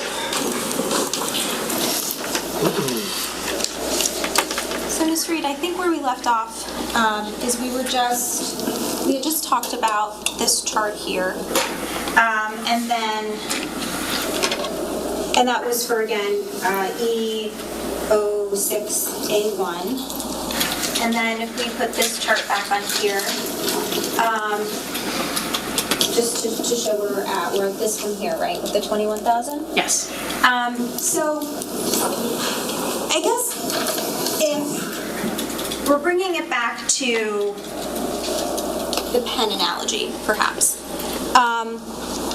what this tells us here is that with respect to Sophia, right, there's an 876 trillion more greater likelihood that her DNA would be, if this pen had a mixture of two, right, that her DNA would be on this pen, hypothetically, as opposed to two other random people. Correct, yes. And then when we focus on Paul, the likelihood that his DNA would be a part of this mixture is 21,000, as opposed to the likelihood that his DNA is not included. Correct, yes. Okay. But let's say there's another person, right, another brother that's not listed here, and we don't know his alleles, we don't know his DNA profile. Because this number is 21,000, especially, would you agree that what we don't know is the likelihood of what that person's DNA is in the profile compared with the likelihood that it's not? Correct. Without their profile, we would not be able to calculate a likelihood ratio. However, it's possible, right, and I'll do it both ways, right? It's possible that he's excluded, correct? Yes. It's possibly you could visually exclude him. Correct. It's also possible that he has a likelihood ratio of less than 21,000. It could have a likelihood ratio of less than or greater than. It really depends on his profile. And that was my next question. It's also possible that he could have a likelihood ratio of higher than 21,000. Yes, it just Correct. depends on his profile compared to the evidence. All right. But we just don't know. We don't know. Now again, just to focus on the 200 million example, again, I'm just skipping over the thousands. I'm not going to go to the super low ones and I'm not going to go to the super high ones. Okay. I'm just choosing a few for now. So with respect to, that would be E04A.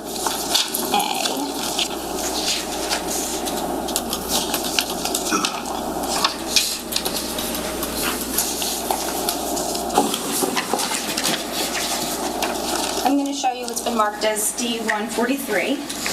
And do you recognize that as the deconvolution report for that sample? Yes, it is. Okay. All right. Now,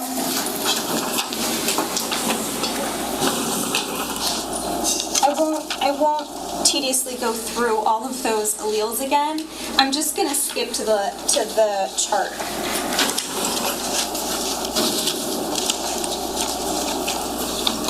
Here. On page 5 of 9. I'm going to see if I can zoom in.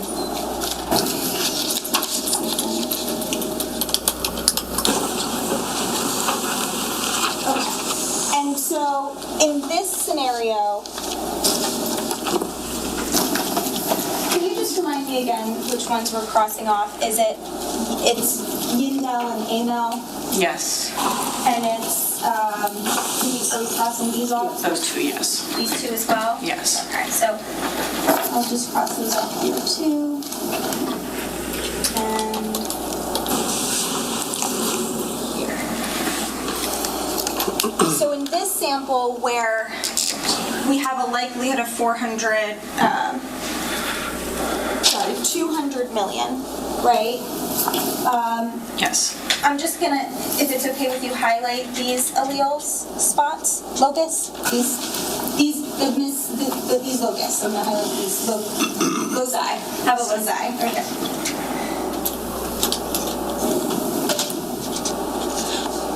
Okay, and again, just as a visual representation, I know you've indicated it's not that we don't have any data, right? But rather, when StarMix is producing its calculations, and here we're also talking about contributor 1 is contributing 97% Yes. to the mixture, and contributor 2 is 3% Correct. to the mixture. Correct. And in this scenario, StarMix is saying that it can be 99% or more confident that there's a 17 at this locus, a 14 at this locus, a 12 at this locus, and then there's only, I think, 2 loci where it's giving a complete allele set. Yes. But other than that, StarMix is saying we can't say with 99 or more % confidence which alleles would or should be here. Correct. And I guess just to be clear, is it fair to say that this concept is very different than the random match probability? In the sense that with random match probability, you're always going to be a certain level of confidence as to the profile. Well, we're looking at a deduced contributor in that case, where that may be deduced by the software, but we're not looking at that. We're looking at all of the genotype possibilities. So just because that column has those deduced profiles, we are looking at it, all the possibilities from when we make comparisons. So it is quite different than a likelihood ratio because we are looking for random match probability, we are looking to see if all of the alleles that are in that either single source contributor or deduced contributor match the profile from the reference. If they do, then we look to see how rare that allele is in the population, and then we calculate a statistic based on that. Where this is, we're looking at how likely each of these genotype combinations are, and then that is used to help calculate the statistic. It's not how rare they are as much as it is like how much weight is given based on this likelihood ratio. And when we were looking at the individual categories, I think, like when we were looking at what we looked at earlier when we were highlighting the alleles, again, I think we agreed that this is how StarMix is kind of showing its work, and it's saying these are the most likely alleles that we StarMix can come up with, and it's assigning a percentage of weight. Yes. And we know that StarMix is a software, correct? Correct. And it uses a mathematical algorithm. Yes. Now, the mathematical algorithm is not, if we were to think about it as like a giant equation, right? It's not something that any human can really sit down and like try to work out longhand. We can do like individual calculations, but the number of calculations that they do in the time is simultaneously. It's not possible for a human being to do that. Would a human being even be able to do all of those simultaneous calculations like in a lifetime? Probably not. I don't imagine so. Okay, so it's fairly complex. It's complex, yes. And we're relying on that mathematical model to give us that information. We're relying on it to calculate the deconvolution and to calculate the likelihood ratio. And with respect to the likelihood ratio, I just had a couple questions about that. The likelihood ratios that were provided in this case from Bodie were, and please feel free to correct me if I get the phrasing wrong, but again, it's like hypothesis 1 is that the contributor is the person of interest, that the person of interest and one other contributor would be a part of this two-person mix versus it's two random, unrelated individuals are a part of this two-person mix. That's the comparison you're making. As long as you're not taking, the person of interest would just be the reference that we're comparing. So not necessarily a person of interest as most people think of it, like a suspect. It is looking at the reference to see if they are there with one or two other individuals versus two or three without them there. When you draft the hypotheses, though, do you label them as like defense hypothesis, prosecution, prosecutor, state, or something? No, we don't. It's just we either will drag the reference into the software, and if it is a conditioned person, then we will click an option that says everybody agrees that this is here, and then the software basically has a HP HD. Okay. So ultimately, if we define person as interest as the reference sample, right? We can just say that. So hypothesis one is the reference sample if it's a two-person mixture. If hypothesis one is reference sample person this is the likelihood that they are part of this mixture versus the likelihood that the reference sample is not part of the mixture, but rather that the mixture is comprised of two random, unrelated individuals. Correct. Now, Star Mix does have some sort of capability where the analyst could use the program to ascertain a hypothesis of whether, instead of unrelated random individuals, whether there's a related individual in the sample. We, at the time of reporting this, we did not have that ability. We did not use that calculation on the StarMix software. We are looking at comparison of the reference to basically the population of random, unrelated, unknown individuals. And when you say we didn't do that, you're talking about the lab, correct? Bodie did not. There is a section of the report that has some information about related individuals, and that was not utilized by, or is not utilized by our laboratory. And so just to be clear, it's that the software is capable of doing it, but you and your lab, you as an analyst or the analysts at your lab weren't trained on it. It's not been validated by the lab, so it's not a function of the software that you use. We were not trained in it to the point that I am not even fully aware of exactly what it's saying. It's not something that we were trained in at all. Okay. All you know is that there is this potential aspect of the software that deals with related individuals as opposed to unrelated individuals. Yes. Okay. And in this case, again, you're aware that all of the reference samples that you have, Keith, Jennifer, Sophia, Jesse, and Paul, are in some way related to each other. Yes. Can I add something? I think maybe on redirect or... Okay.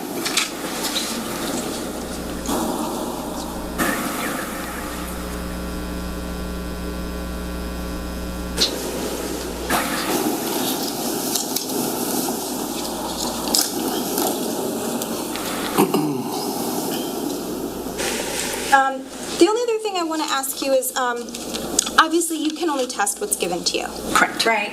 And we talked today about, I think, gloves and maybe jeans, scarf, some hairs. Yes. Okay.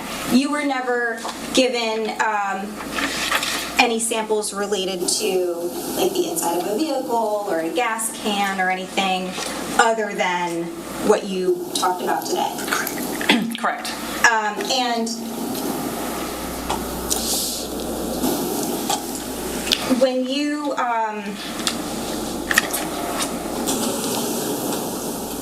obviously when you perform your analysis, you can only report on what you receive and what ultimately you're able to ascertain from the item. That is correct, yes. And one last thing I just want to clarify. Tell me if I'm wrong.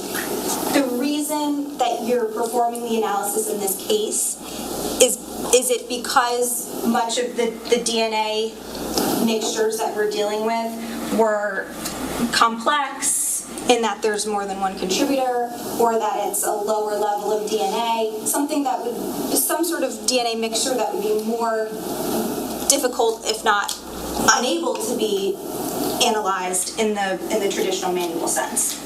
Not necessarily. It just depends on, we don't know what we're getting. When we process a sample, we will determine the best way to process it based on the profiles that we obtain. Some of our clients request Star Mix to be used regardless. And some clients haven't brought Star Mix online, so they're not able to use it. And we can sometimes say, okay, if we're not expecting this to go into a CODIS database, then we suggest using Star Mix because it will aid with this. But it doesn't mean that we have to use it. It really depends on the profiles and the client and what their requests are. Right. In this specific case. In this specific case, I believe Star Mix was. We talked about using Star Mix. And some of these mixtures obviously have, let's say, you've identified 3 contributors, right? Yes. And that's something that Star Mix would be better equipped to. Yes, if we're hoping to make conclusions on minor alleles when there's mixtures of more than one individual, then Star Mix can be useful for that. A lot of these, the contributor 1 was a major contributor, so we could have manually interpreted it and still been able to make conclusions on that manually, but because of Star Mix, we were able to make conclusions on some of the minor alleles as well. And these are profiles, so when we're dealing with the minor profiles, where it's like less quantity, lower quality type DNA, that is something that Star Mix is equipped to, analyze as opposed to manual analysis. That's correct, yes. All right, thank you. Redirect. Thank you, Judge. Ms. Freed, a little while ago on cross-examination, you asked if you could say something else. Do you recall that? Yes. You were stopped from saying something else? Yes. Can you tell us what you were going to say? I was just going to say that just because we don't utilize that section, my impression is that is giving you the likelihood of how, if a related person, not the references that you have, how likely it is that unknown relative would be there. It doesn't change anything about the relatives that were tested. Now, you were asked a question about Star Mix being complex because it does a lot of calculations. Do you recall that? Yes. Do you know about how many labs are using Star Mix today currently? I don't know any number, but I know that most states have brought it online. And so it is a very expensive endeavor to bring it online. So the number is increasing all of the time. Now, does each and every lab that utilizes Star Mix have to validate Star Mix in their lab prior to being able to use it? Yes, in order to use it and pass accreditation standards, you have to have it validated for your laboratory. And do they do numerous and painstaking tests with samples that known samples, essentially? Yeah, so validation involves creating different samples, trying to create as many scenarios similar to real casework that we would see to try to test the system and make sure that it's accurate. Now, the random match probability and then the likelihood ratio, are those are two separate statistics? Yes, they are. Is there one that's more reliable than the other of those two? No, they're both reliable and accepted in the community. Now, you were cross-examined on two samples in this particular case, and one of them was E06A, where the allele call in the deconvolution report, where there were few alleles. Do you recall that? Yes. Okay. And in those instances, was the likelihood ratio higher or did it trend lower? It would trend lower. The less information that you have for each of the contributors will result in a lower likelihood ratio. Okay, and is that something that's expected by you? Yes, it is.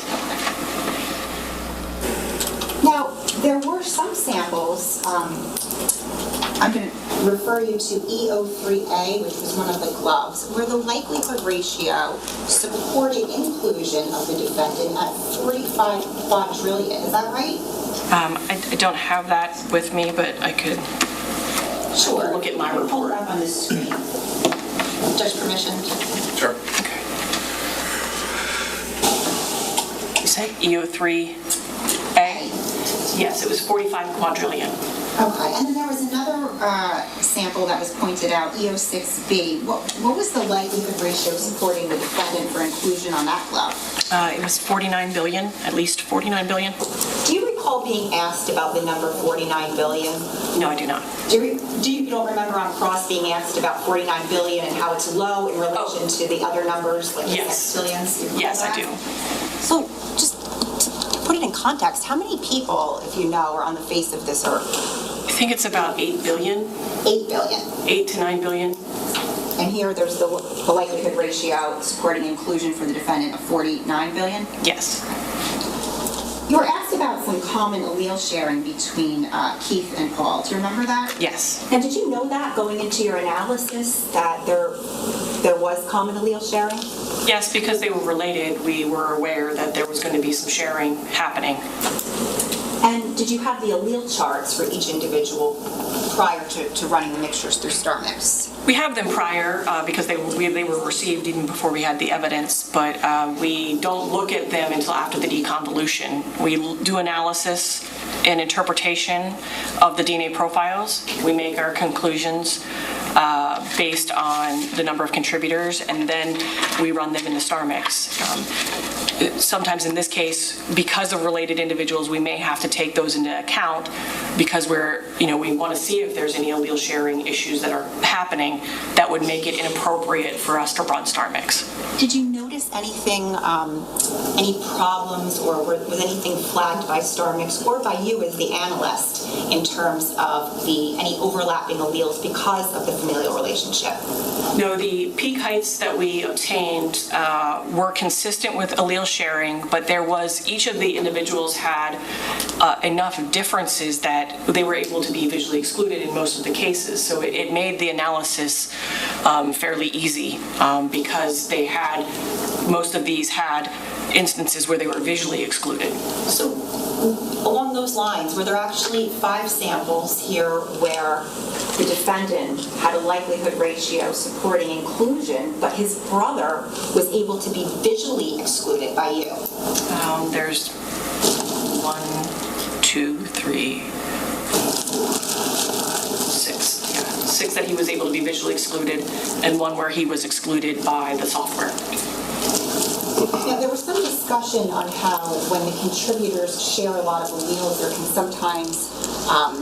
can sometimes cause the analyst to underestimate the number of contributors. Is that right? Yes. Okay, but based upon your years of experience and the thousands of DNA samples that you've run, how confident were you on your number or your call for the number of contributors in each and every one of these samples? I was very confident based on the number of alleles present, the peak heights of each of the locations. They were consistent with the number of contributors that I determined. Nothing further. Recross. So, going back to your first response on redirect, I think you said that your understanding with respect to the likelihood ratio with related individuals would simply tell you, can you explain that again? Basically, so like you use the example of another brother. So that section, from how I understand it, is that it explains the likelihood of if it were, it has listings of a sibling, a parent, uncle. It gives you the likelihood ratio of someone else of that relationship also being included.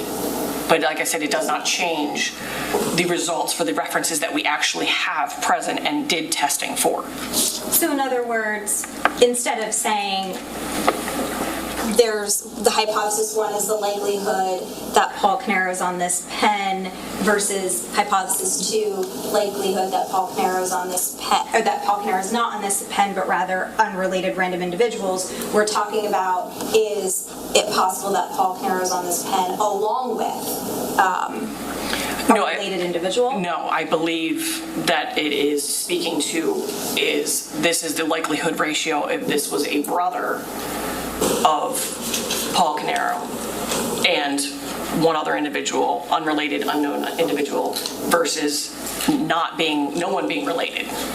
So it's not including the reference. It's as if we're looking at the likelihood ratio of it being someone of that relationship.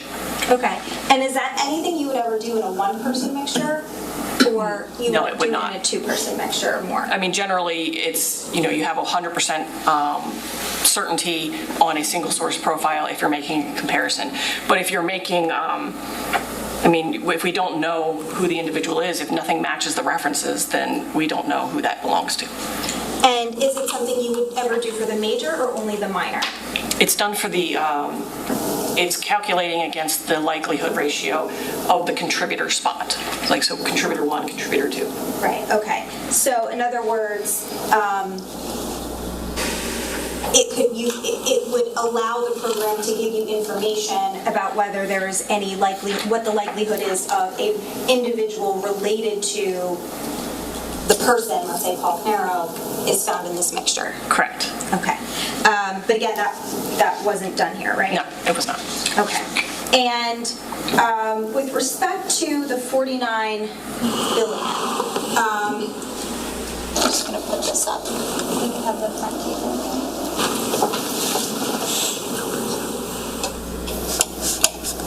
Okay. So the prosecutor asked you about this sample EO61, which is the 49 billion. Yes. Or B1 rather. And the prosecutor asked you how many people there are on the planet, right? Approximately, yes. Okay. Now, in putting that aside, right, in random match probability, if the statistic is 1 in 49 billion, right, what that means is, tell me if I'm wrong, that the likelihood of this DNA profile belonging to anyone else other than the suspect is 1 in 49 billion, correct? It's the probability of randomly selecting a person from the U.S. population that would have the same profile as the evidence. And again, I know you're saying that's not technically where you would, as the analyst, draw a more conclusive, like you wouldn't take it to that next step.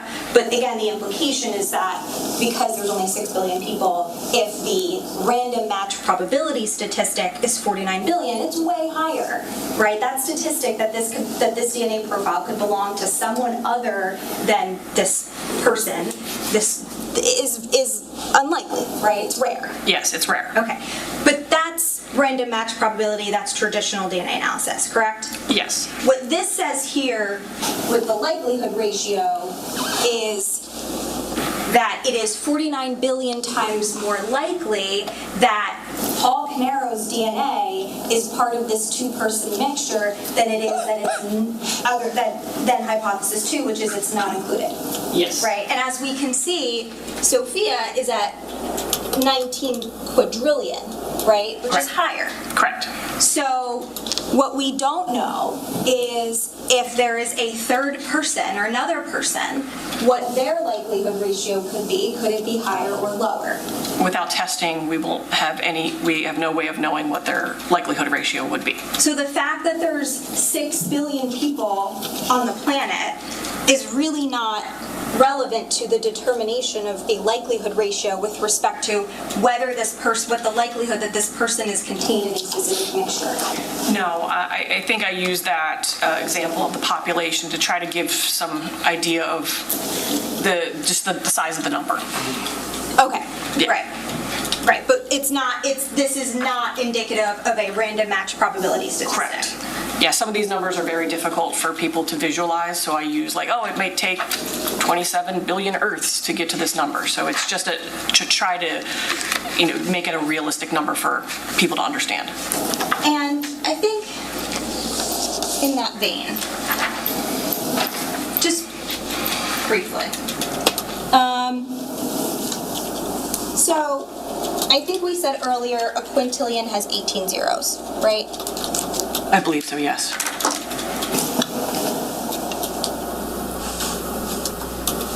And this is focusing on Paul. 45 quadrillion has 15 zeros. Yes, I believe. And 49 billion.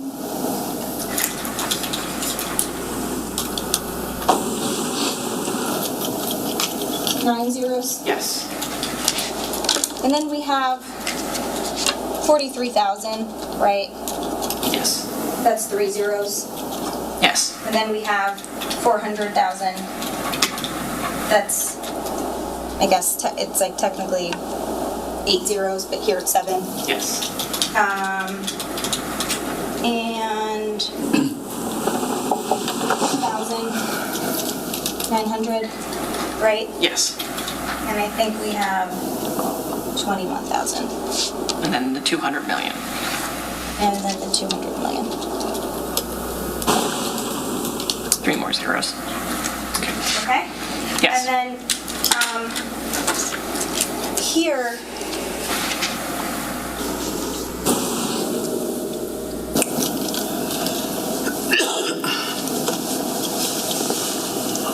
did we agree that sextillion is 21 zeros? I believe it is. And then this- 24. Yes. Okay. So just visually, like that's the differences in zeros, right? And again, because we're just dealing with likelihood ratios. What is the likelihood that this person's DNA could be or is in this potential mixture? Yes. And lastly,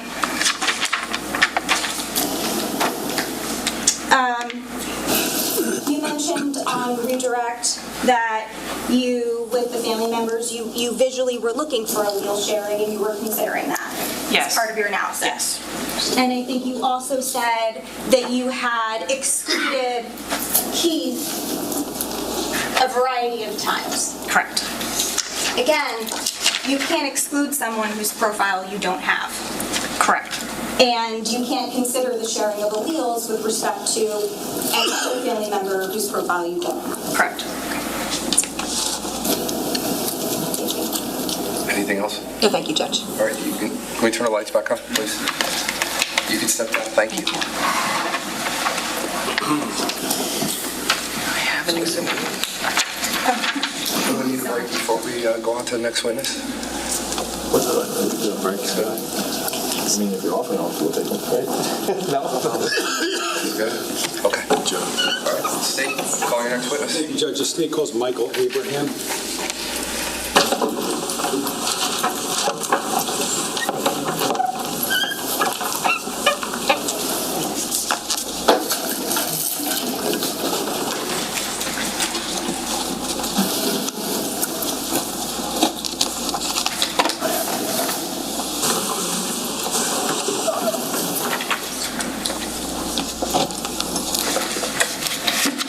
Morning, Sergeant. Just watch your step when you go up there.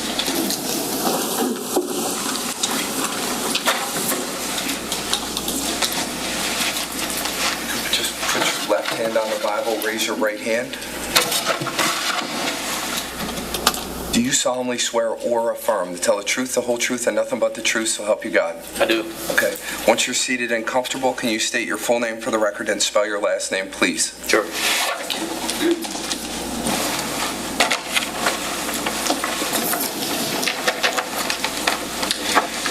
My name is Michael Abraham, Abraham. Thank you. Prosecutor, go ahead. Thank you, Judge. Mr. Abraham, can you tell us where you work? I work for the Bureau of Alcohol, Tobacco, Firearms, and Explosives, better known as ATF. Okay, and approximately how long have you worked for the ATF? Coming up on 10 years now. And do you have a specific title or role with the ATF? Yes, I'm a forensic electrical engineer. Okay. Now, before we go any further, I just want permission to approach. Go ahead.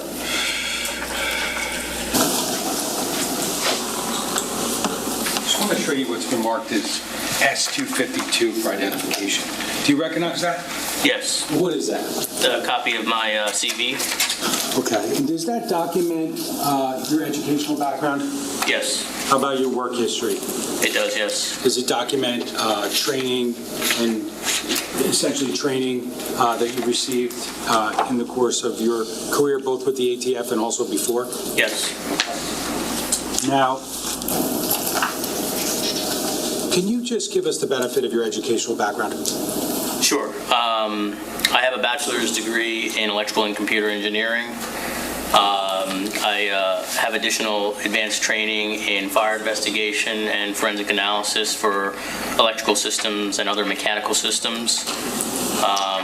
And as a part of my education, training, and experience, I also obtained licensure as a professional engineer in the state of New Jersey currently, as well as other states. Okay. Now, so you talked about graduating with the electrical engineering degree, correct? Mm-hmm. And where was that from? Rutgers University. Now, after obtaining that degree, did you go into the workforce? I did, yeah. And what did you do specifically? I was a design consultant for mechanical, electrical, and plumbing systems for design and construction associated with them throughout the New York City metro area. Okay. And now, at some point you transitioned to the ATF, you said, correct? That's correct. Now, is part of what the ATF does is investigating fires and explosions and things like that? Yes, ATF has federal jurisdiction for fire investigations. Okay.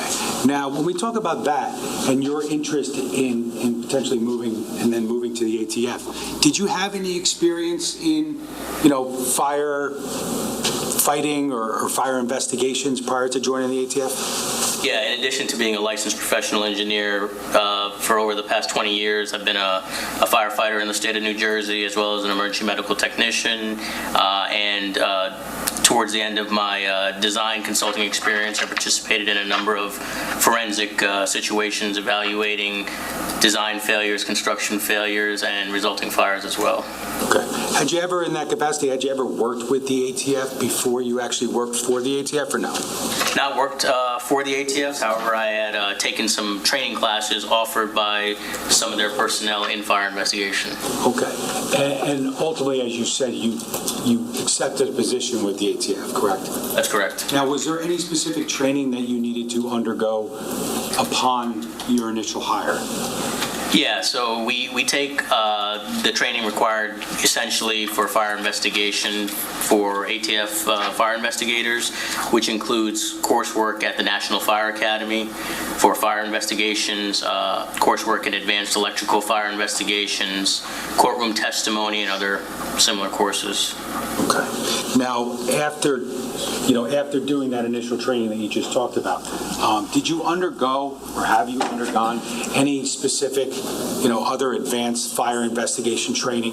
Yeah, I routinely participate in fire investigation related training to stay current on advanced topics and evolving topics. And I also instruct as a part of ongoing delivery of fire investigation related topics around the country and internationally as well.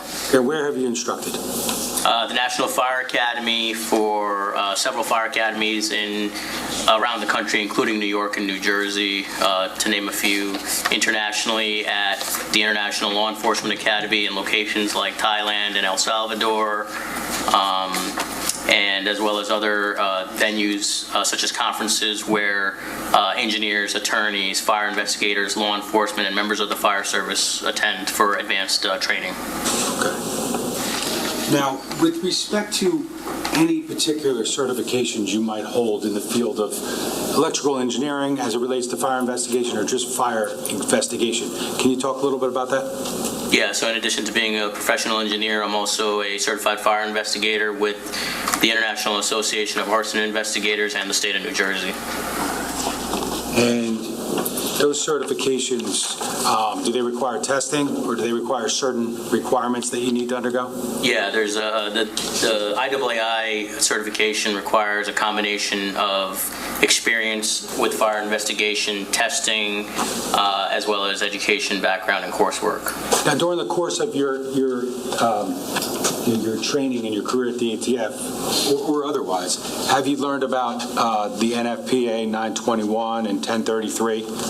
Yes. Okay. And the 921 is what? if you could tell us? Guide to Fire and Explosion Investigation. Okay, is that a method that's, generally accepted in the field of origin and cause investigations in the United States, say? Yes, it outlines a methodology that can be used for origin and cause investigations. Okay. Now, are you a member of any professional organizations or on any committees or the like? Yeah, as far as organizations are concerned, I've been a member of IEEE, so that's the Institute for Electrical and Electronics Engineers, for over 20 years, or 15 years or so. The National Fire Protection Association, IAAI, as I mentioned. As far as committee work, yes, I serve on NFPA, the newly created NFPA 800, for example, which is the battery safety code as a representative from ATF on lithium battery involved fires.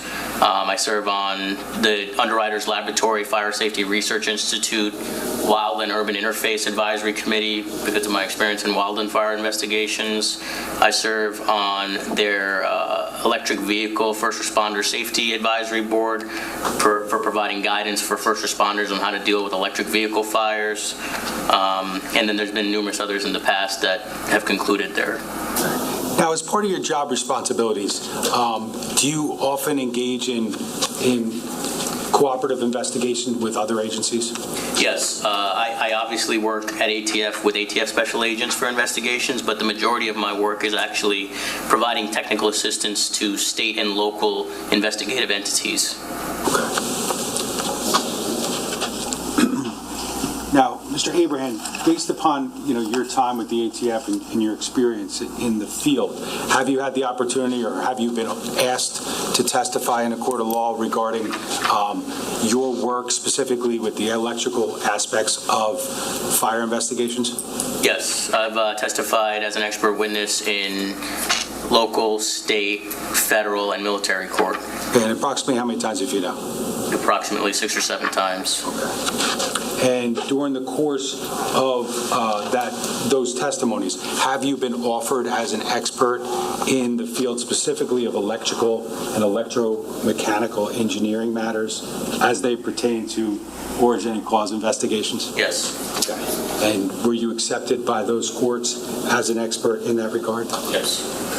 Your Honor, at this time, the state would offer Michael Abraham as an expert in the field of electrical and electromechanical engineering matters as they pertain to the origin and cause of fires and explosions. You may want to say that again, considering it was very long. I tried to say it very slowly, but yeah. I was trying to write it down, but I didn't do well in school, so we'll start over again. Electrical and electromechanical engineering matters as they pertain to the origin and cause of fires and explosions.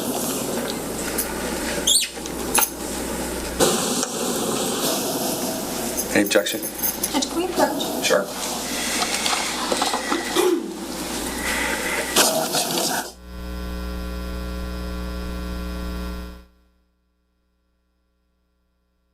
All right, welcome back. Welcome back.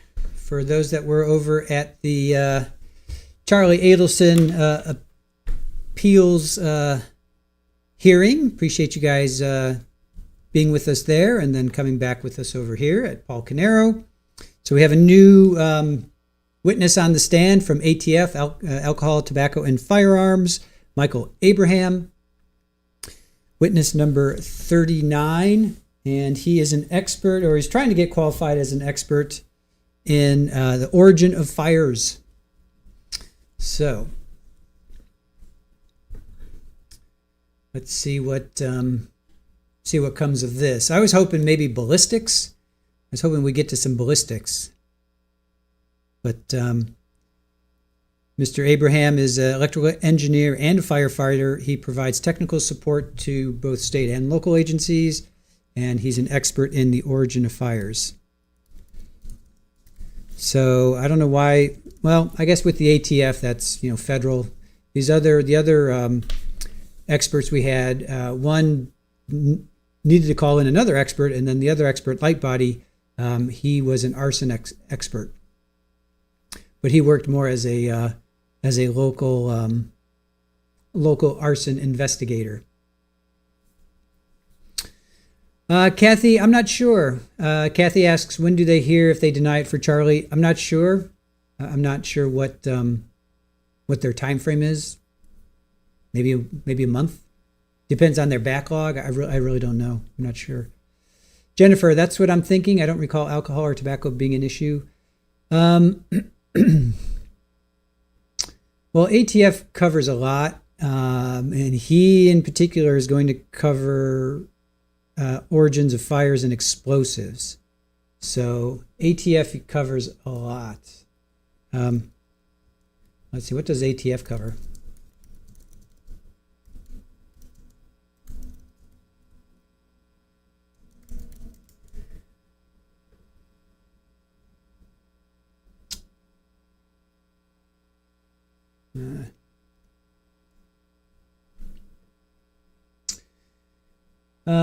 And explosives. Alcohol, tobacco, firearms, and explosives. I didn't know that. I thought it was just alcohol, tobacco, and firearms.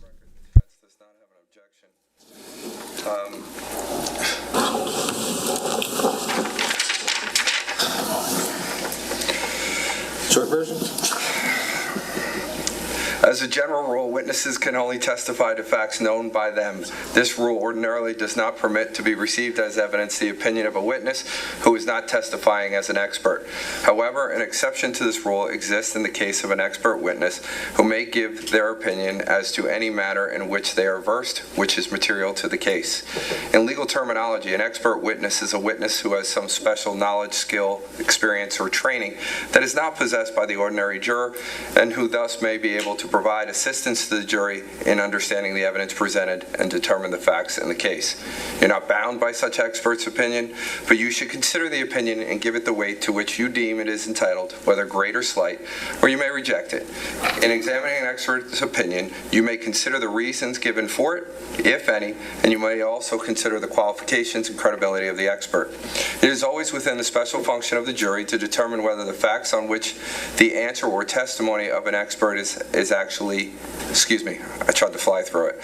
It is always within the special function of the jury to determine whether the facts on which the answer or testimony of an expert is based actually exist. The value or weight of the opinion of the expert is dependent upon and is no stronger than the facts on which it is based. In other words, the probative value of the opinion will depend upon whether from all of the evidence in the case you find those facts are true. You may in fact determine from the evidence in the case that the facts that form the basis of the opinion are true, are not true, or true only in part. And in such, you should decide what effect such determination has upon the weight to be given to the opinion of the expert. Your acceptance or rejection of the expert opinion will depend, therefore, to some extent on your findings as to the truth of the facts relied upon. You and you alone are the sole fact finders of this case, and you must be persuaded solely by the evidence presented at trial when determining whether the state has satisfied its burden.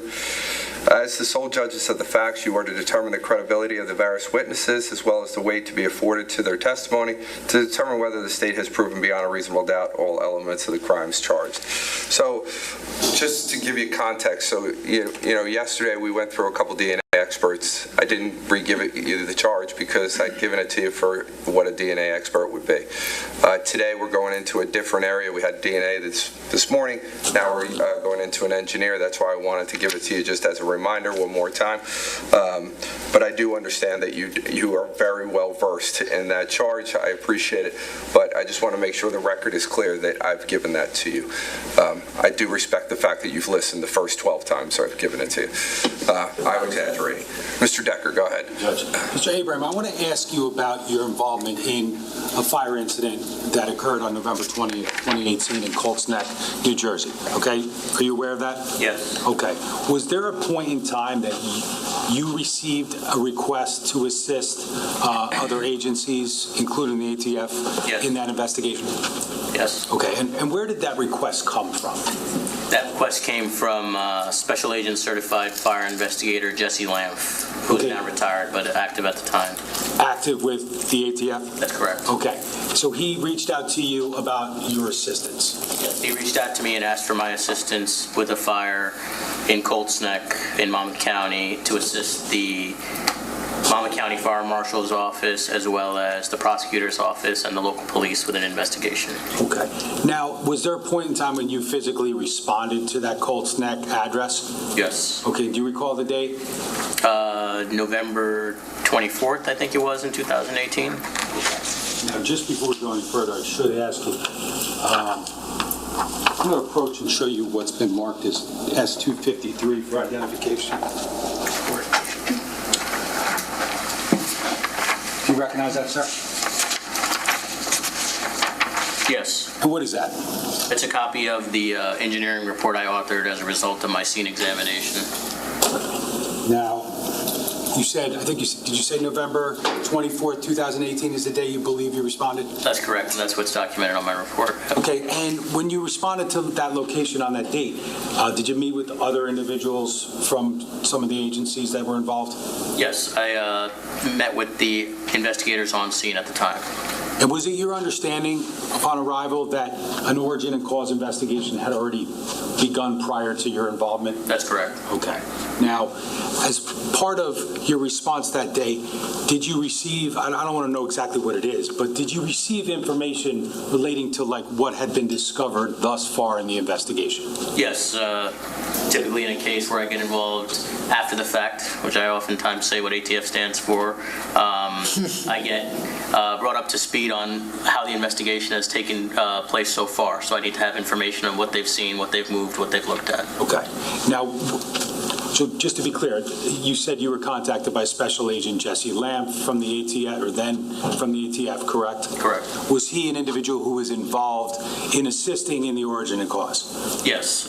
Typically, my involvement in investigation comes by way of an ATF special agent being involved, who is also assisting a state or local entity with their investigation. Okay. And your specific, the reason specifically why they ask you to come to the scene is what? Be able to consider the electrical aspects of the fire investigation or electromechanical aspects for any contributing factors for the origin and cause to consider. Okay. Now, the people you work with, like Jesse Lamb from the ATF, you said he's a certified fire investigator, correct? Is that accurate? Correct. Is he an electrician? No. Okay. Now, so I want to take you to your response on November 24th of 2018 to Colts Neck. Can you tell us about, you told us about what you knew. Can you tell us about what you did when you got there? So typically, a scene examination for a fire involves evaluating, first and foremost, the power system from the outside of the structure working its way in. This includes all the sources of power. So this could be your utility connection, which could be PSE&G, JCP&L that you guys may be familiar with, or any other utility provider, and any other sources of power on the scene which would allow for the scene to remain energized.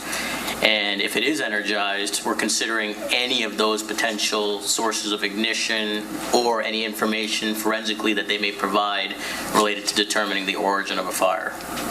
So when you go to the scene that day, do you go inside or do you start outside? Start on the outside. And why do you do that?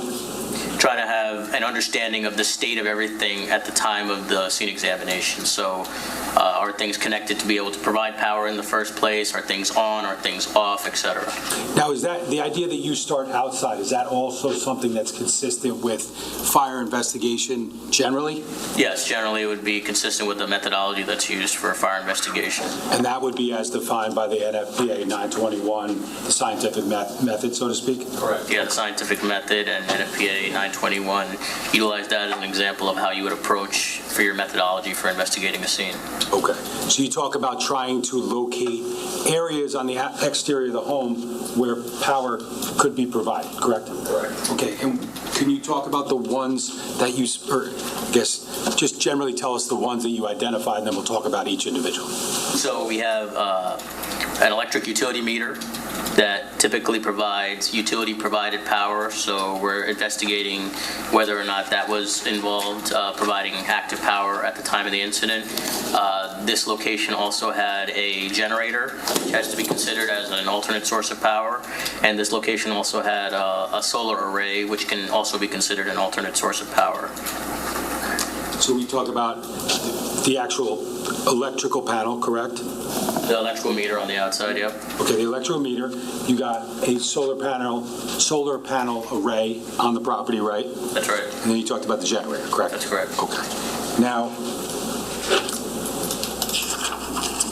I want to just, if I could, I'm going to ask for the back table. SBC.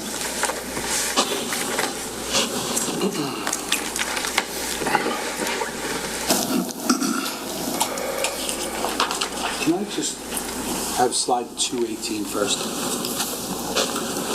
Mr. Abraham, do you recognize what you're looking at there? Mr. Decker, just tell us, is it one? I'm sorry, Judge, it's 1C. 1C. Slide Okay, thank you. 218. Yes. Okay, what are you looking at there, sir? The object on the wall next to the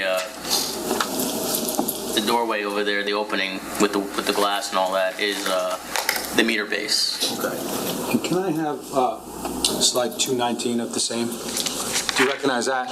Yeah, that's the meter base that I mentioned for the primary incoming electric service from the utility. Now, if you could just explain based upon your recollection, and if you need to refer to your report, please feel free, your observations of that meter panel on November 24th, 2018. So at the time of my scene examination, the cover was off and the meter was out of the socket, just like you see it in this photograph. And this is actually a bypass meter. So if you look on the right-hand side of that box, there's a lever. I observed that in the position that it is down right now. Okay, what does the position of that lever represent as you found it and as it is in that photo? So this type of meter socket allows you to bypass the meter, so that way when you pull it for servicing or any type of maintenance work, you can allow power to remain connected from the utility, so you don't have a loss of power. In order for that to be the case, the cover has to come off, the handle has to be in the off position, and then you can pull the meter out. With the meter being out and the handle being down, it means that there was no utility power at the time of my examination being provided to the scene. Okay, now, as part of, obviously you talked about the joke about the after the fact thing. I mean, is that normally how you would respond to a scene of a fire after the fact? Yes.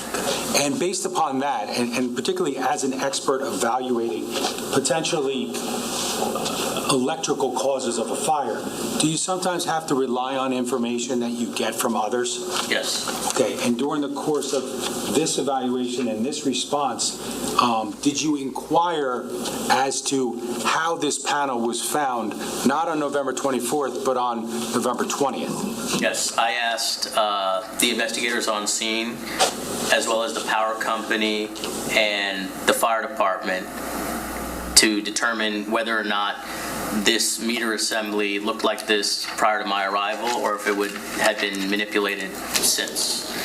Because part of our investigation is to also make the scene safe for investigators so you don't get accidentally electrocuted or shocked. And it's not uncommon where during fire suppression operations, somebody could disconnect power in a variety of ways. The utility might respond out to disconnect power. So interviewing people and determining the state at the time of the fire and immediately after the fire and at the time when I arrive is important to make a determination on its role for the overall investigation. And just in case you didn't say it, I mean, this is consistent based upon your understanding with the way it was found November 20th. Yes, based upon my conversation with the investigators, the utility company, and the fire department personnel, it was found in this state and nobody had manipulated it. And based upon this state, what, if any, conclusions do you make or can you make about electrical power supplied to the home? At the time of the incident and the subsequent investigation, primary power from the utility was not active. It was disconnected. You also talked about how utilities get shut off at fires. Are you aware of that based upon your experience, both with the ATF but also as a firefighter yourself? Yes. Now, when a utility company comes, and do they sometimes pull the meter? They can. Okay, and if they were to pull the meter, would they leave it, based upon your experience, in a condition like this? No. Okay. So was there a point in time after this evaluation that you moved on to that generator you spoke about? Yes. Okay. Can I have, it's S1C still, slide 222? Do you recognize that photo? Yes, that's the generator at the scene. Okay. And did you, can you tell us how you went about evaluating that generator on that date? So, as I mentioned, part of the goals are to make the scene safe. So if you remove primary power from the utility, an alternate source of power could be a generator running on scene. So one of my approaches was to determine if the generator could accidentally turn on. And additionally, to determine, just like with the utility power, the state at which it was in at the time of the initial investigation, immediately after the incident, as well as by the time I got there. So, based upon how you found it on November 24th, 2018, how was that?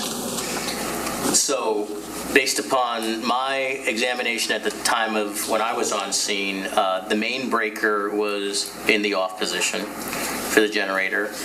The on-off auto switch, which allows it to either turn on, be off, or automatically run depending on loss of power, was in the off position. And the gas valve associated with the gas train providing natural gas to this natural gas generator was in the off position. Okay. Now, just when you first talked about the main electrical breaker being off, correct? Mm-hmm. Okay. Just for clarity's sake, can I have slide 230, please? Do you recognize what that depicts on that generator? Yes, that's that main breaker that's in the off position that I mentioned. Okay. Now, while we're there, did you make any efforts to determine how that main breaker got to the off position? So similar to the meter, I inquired with the first responders, the fire department, the initial investigators to determine, the gas company, to determine if anybody manipulated any of these controls to the state that they were in. Okay, and that one was how did that get off? The fire department confirmed that they turned that to the off position during fire suppression operations. Okay. And can I have slide 227 of S1C, please? Do you recognize what that is? Yes. What's that? The control panel, again, like I was mentioning, for the generator. Right. And is the auto on-off switch that you referred to, is that included within those controls? That's correct. And as to how that got to the off position on November 20th, did you inquire in that regard? I did. None of the investigators, none of the first responding personnel, and the utility stated that they didn't manipulate the controls for the generator at this point.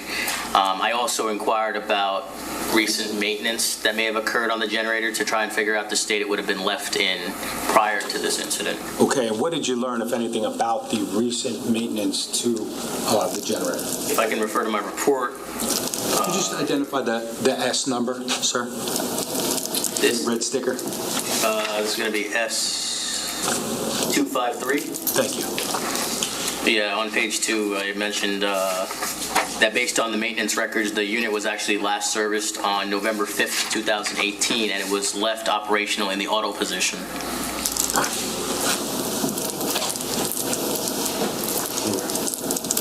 No issue, based upon the information from the company that services it, no identifiable issues as of November 5th. As of November 5th, they didn't describe any conditions that would prevent the generator from automatically operating, right? And the generator, the auto on-off switch was off as first responders found it based upon the information you were provided. That's correct.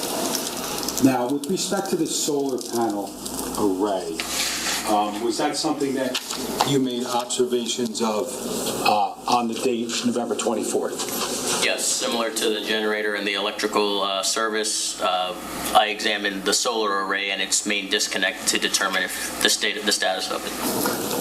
And we've seen a lot of photos of that, but the disconnects were how? Just to be clear, as you found it? I found it in the off position. Okay. Now, did you inquire as to whether or not any first responders or fire officials actually shut it off on November 20th, 2018? Correct. And did they?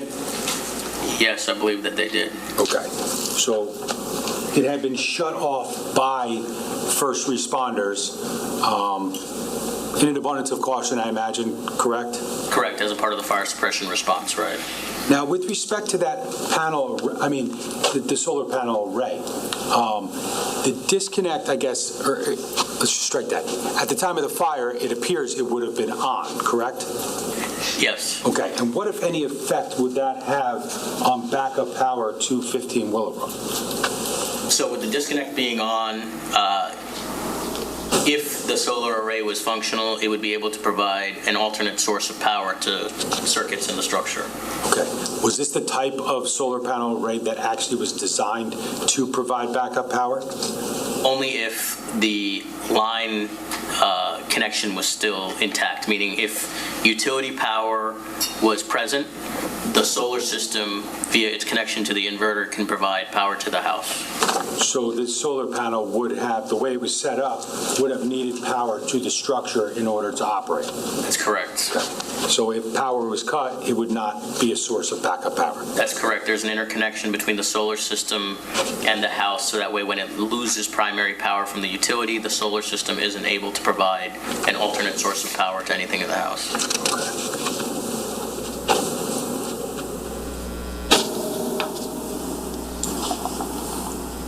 Now, was there a point in time when you and then potentially others entered the structure on November 24th, 2018?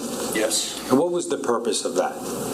So continuing my examination, I moved into the structure from power on the outside to look at fire damaged areas and any electrical infrastructure or components that may have been involved. Okay. And let me just ask you this, because were you with others on that date? Yes. And were they part of the team involved in the origin and cause investigation? Yes.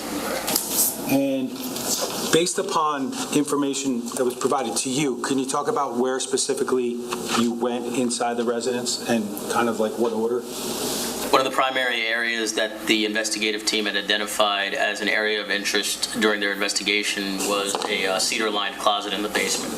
Okay. And again, you're now relying on information from others. Is that accurate? Yes. And that's to get you to the right place, right? Yes, they can. The focus of my examination can be narrowed based on the totality of the investigation by investigators asking me to consider items of interest. Okay. And when you were directed to that basement, specifically that cedar closet, did what you saw, or what you saw, was it corroborated by information that you were provided? Yes, they described a fire-damaged closet, as well as the damage up into the ceiling structure and other fire-damaged areas. So I took a look at those areas to consider all of the structural wiring that would have been in those areas to see if they could have had any evidence of failure or anything like that, and it was supported by what they were asking me to look at. Yeah. Okay. Now, your evaluation of electrical wiring in the basement, and specifically, at or around that closet, can you talk about like what you're looking at and what you're looking for? Sure. So energized electrical systems during the normal course of operation produce heat. If there's a failure as a result of a number of reasons, it can cause a fire. So one of the things that I'm looking for is any potential evidence, forensically, physically, that may have contributed to the cause of a fire. So I'm looking for forensic evidence resulting from that. Similarly, if a fire occurs and damages energized electrical infrastructure, you can have a failure as a result of the insulation being compromised and melted, things. And I'm looking for evidence of arc melting, typically on wiring, which presents itself with unique physical characteristics because of the high-intensity event that occurs during a short circuit. It basically can create little spherical balls and other pieces of forensic evidence to look at to confirm that something was energized at the time of the fire. And then using that, you can determine if it's an area based on influences physically, mechanically, or whatever it may be that could have resulted in a failure and then subsequently cause a fire, or it could serve as evidence that a fire occurred and caused a failure as fire progressed and moved throughout the space. Great, so you're making observations and evaluations regarding areas of electrical power within the home. Correct. Specifically in that cedar closet area, correct? Correct. And you're looking, correct me if I'm wrong, you're looking at whether or not ultimately, can I determine, was power on when the fire started, or was power not on when the fire started? Right. The evidence of that arc melting or other types of failures would be supported by whether or not power was on or off at the time of the failure during the fire. And I know you mentioned it twice. I just want to be clear. What is arc melting? So arc melting is the process by which the physical characteristics that occur when a short circuit happens. So arc melting itself is a high-intensity, short-duration event that melts metallic material in the electrical system as a result of a flow of current that's unintended. So instead of flowing through the circuit normally, where it may be providing light, heat, whatever it may be, you have a short circuit and it goes through an unintended path, and all of the available power goes through at once. It melts the metal in that location and provides what's known as arc melting. Now, was there evidence of arc melting in the basement of 15 Willowbrook in Colts Neck? No, I examined all of the circuits in that area and all of the other items for consideration. There was no evidence of arc melting in that area. And as an electrical engineer investigating origin and cause, what does that mean to you? That would be consistent with the space where that fire occurred being de-energized at the time of the fire. And when we say de-energized, we mean what? No power on at the time. Now, I think in your report you also referenced the fact that you made evaluations or observations of electrical panel in the basement. Is that accurate? Correct. We're following power from the outside of the structure to the area of interest, and that would be through the electrical distribution panel, so where your circuit breakers or fuses would be. So I had to examine that as well for consideration. Now, what exactly are you looking at that panel in order to assist you in, confirming that de-energized state? So in a properly designed, installed, operating, and maintained electrical system, if you do have a fault as a result of a fire or a failure that results in a fire, the system is supposed to stop that from continuing to occur by tripping a circuit breaker. I'm sure you've experienced this.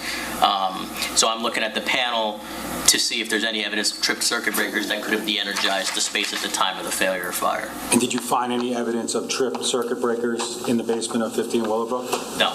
Okay, meaning what, based upon that? So because the power was disconnected, the power was likely disconnected, which resulted in the inability for a short circuit to occur, which didn't cause the tripping of the circuit breaker. So it was all consistent with what I was looking at. Okay. During the course of your evaluation, do you also look for fire alarms or fire alarm systems?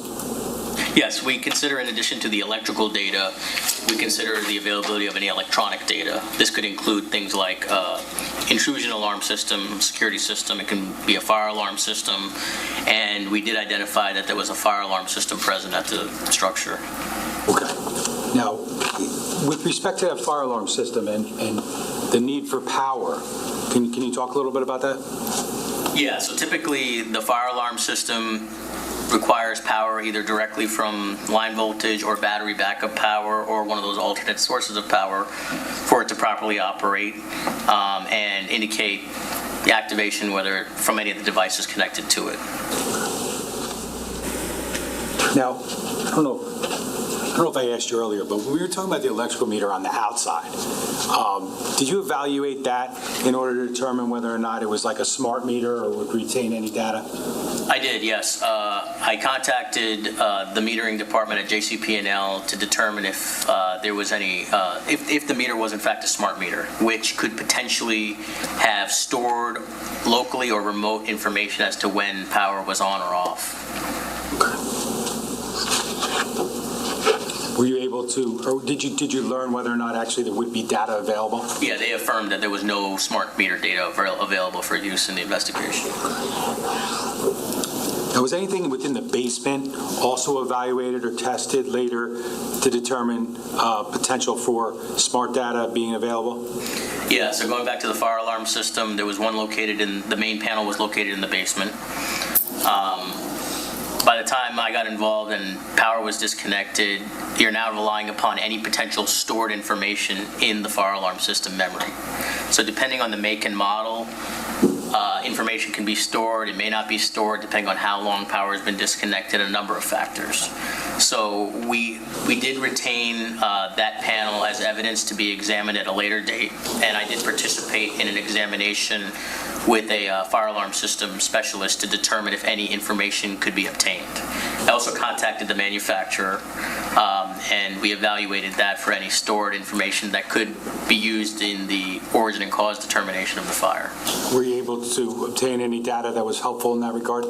No. I confirmed with the manufacturer that the panel in question didn't store information once power was lost. In addition to that, the fire alarm specialist wasn't able to obtain any stored information on the panel itself for use. Now, did part of your evaluation in the basement, did it focus on telecommunications to the home? Yeah, so we're evaluating a number of different components electrically in the space, including the electronic information that we talked about, which requires typically a telecommunications connection to communicate with the outside, whether it be telephone lines, internet service, or any smart devices that may have electronic information, such as smart Nest devices, things of that nature that you may be familiar with. So we were evaluating if that service was intact or not. Okay. Now, did you locate the source of the telecommunications in the basement? I was able to identify an ONT, optical network terminal, in the basement associated with Verizon that we were able to determine was the internet service provider for the location. And now, how fair to say, let me ask you, had that been identified by others prior to your arrival? Yes. And based upon that, did you take a look at it? Did you make any observations? Yes, looking for any evidence of failure that could have prevented it from operating, any evidence of failure that would have resulted from any other factors as well. Okay. Could I just have the back table for a moment, please? I'm going to go to S1E, slide 36, please.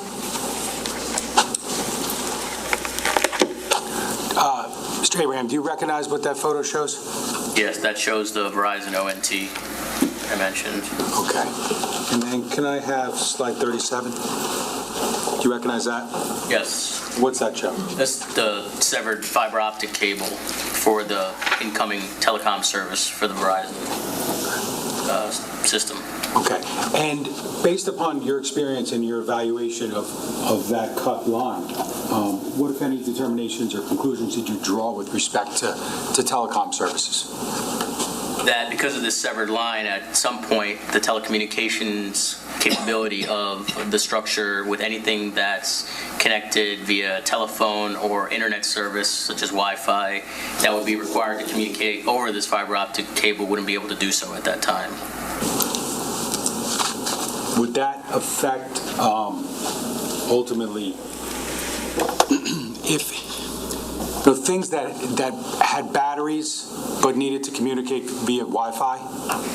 Correct, yes. Even though you've lost primary power, potentially like we described with the lack of power from the incoming service, if you had battery backup but still had an active telecommunications connection, it could still potentially communicate. And could that cut telecom line, the Verizon ONT line, could it affect the smoke alarm's ability to communicate with the outside world? Right, so the fire alarm system, depending on its connection, whether it's over the telephone or however it's interconnected, requires a telecommunications connection to transmit to the outside world, and this would have prevented that at that time as well.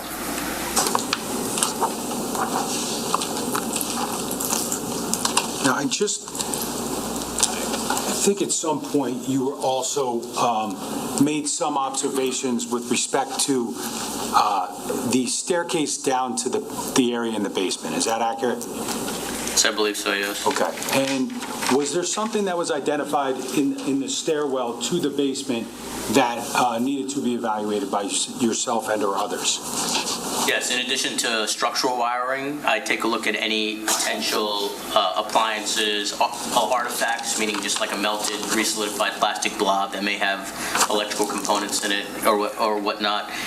And I believe that there was a device, at the time it was undetermined as to what it could have been, so it was collected for further examination from that area. Okay. And could I just have slide 52 of S1E staying there?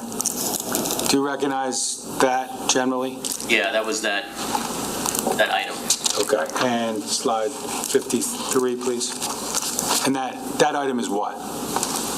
So I sent it back to our forensic laboratory to have an x-ray done, and I was able to determine that it's an autonomous robotic vacuum, so AKA similar to like a Roomba or something.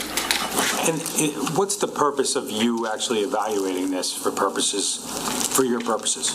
So we consider the potential for anything electrical or electronic to have a failure that could result in a fire. So by taking a look at this, it's obviously fire damage, thermally damaged on the other side. So visually you can't tell. So by taking an x-ray of it, I can take a look at the electronic components, the connections, the mechanical and the metallic parts that, if a failure had occurred resulting in a fire, would have forensic evidence of a failure, and this one did not. Okay. So was it fair to say that you didn't believe that this played any part in the cause of the fire at 15 Willowbrook? That's correct. I was able to determine that there was no evidence of failure resulting in fire causation from this device.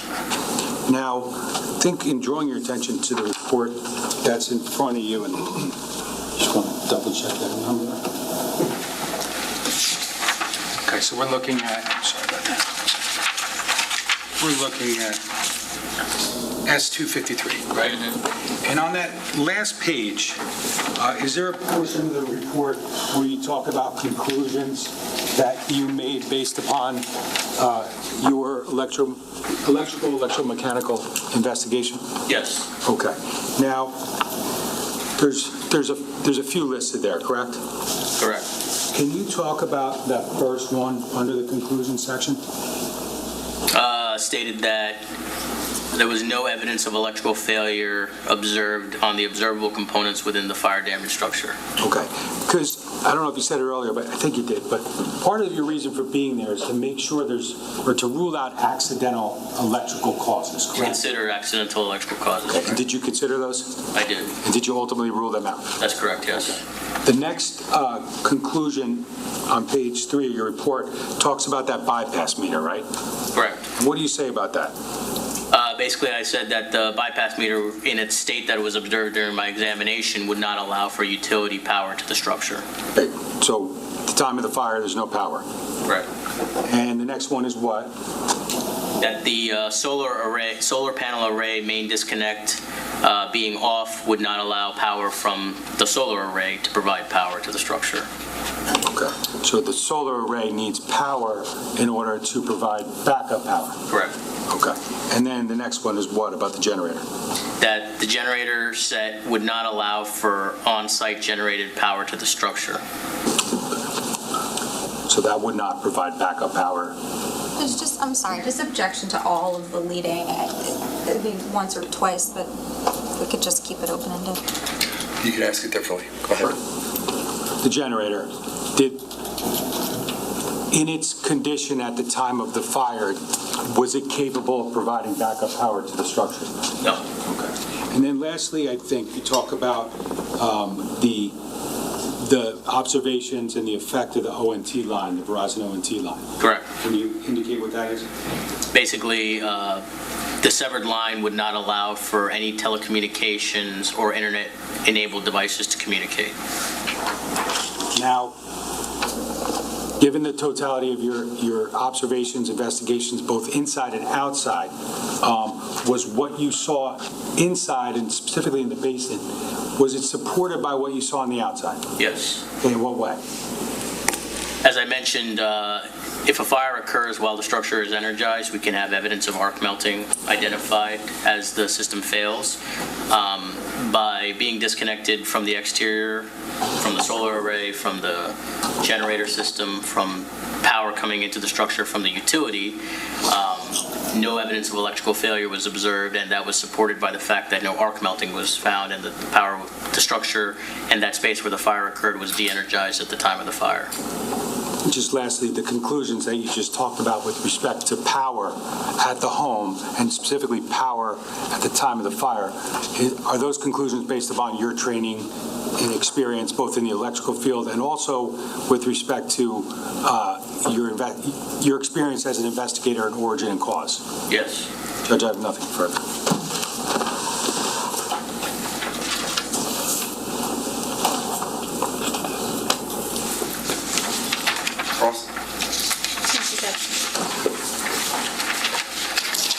Good afternoon. So this wasn't an electrical fire, basically? That's correct. Okay. And it wasn't started by the Roomba? That's correct. Okay. And what we know is that the fire must have started after the power was disconnected from the home, because otherwise we would expect the alarm to signal, essentially. We would have expected to find forensic evidence supporting a fire while it was energized in that area, right? So we know the fires must have occurred after the de-energizing of the house, right? Correct. Okay. And you mentioned that the severed, the Verizon line, it deals with the telecommunications and the internet, correct? Telecommunications that Verizon provides, right? Sorry, when you say telecommunications, you're talking about like a landline? It could be a combination of things. There's VoIP service available over the telecommunications line for telephone. It can be for internet service. So it's a general term for encompassing what Verizon can provide to the structure. And when you say internet service, you're talking about like plugging a computer using an Ethernet cable or Wi-Fi? Correct. Okay. It would not affect someone having, let's say, a cell phone and using cell phone service to make a phone call? It shouldn't affect that, no. Okay. That's all. Anything else? No, thank you, Judge. All right, sir, you can step down. Thank you. All right.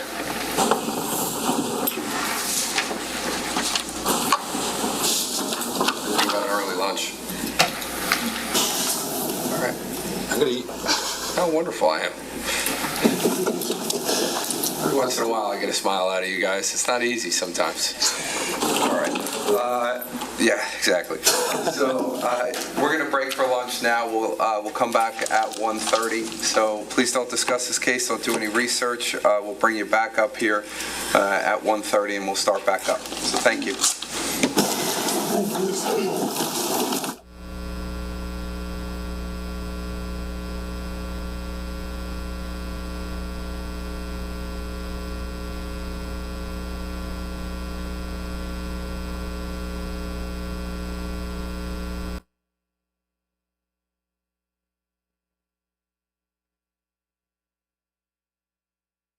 Yeah, long lunch. Exactly. Yeah, hour and 25 minutes.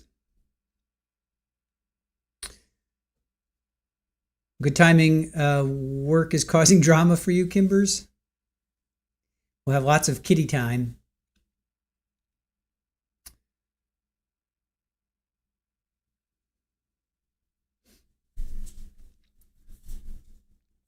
Well, for those that said that Paul and his defense team don't talk to him, that's clearly Miss Mastalone there is chatting a lot with Paul. So they're going over a lot.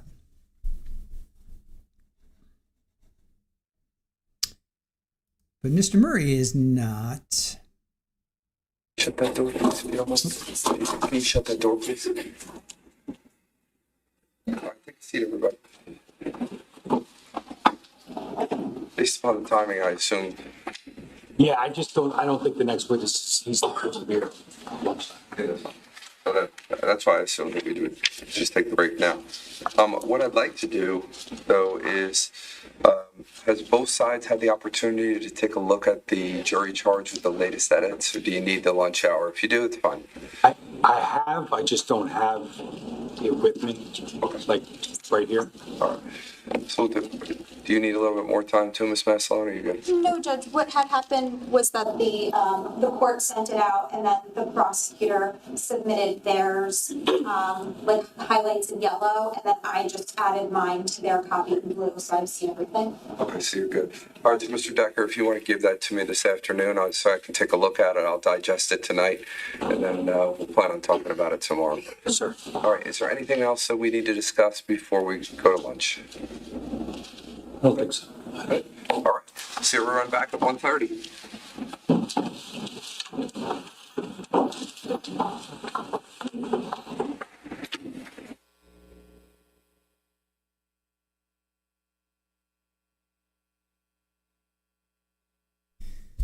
All right, so they're going to come back at 1:30, long lunch. Let's recap what happened for this morning so far. Excuse me.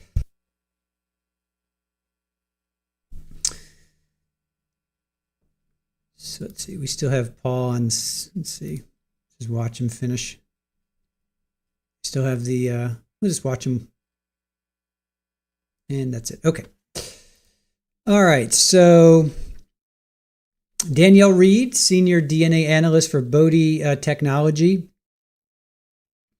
So she had really good testimony. She confirmed that Sophia was on the genes along with Paul, his DNA, and then Jesse as well. So she looked at 3 samples from the genes: interior thigh, both legs, interior waistband, exterior right front thigh, and then 5 pairs of black gloves, and then another pair.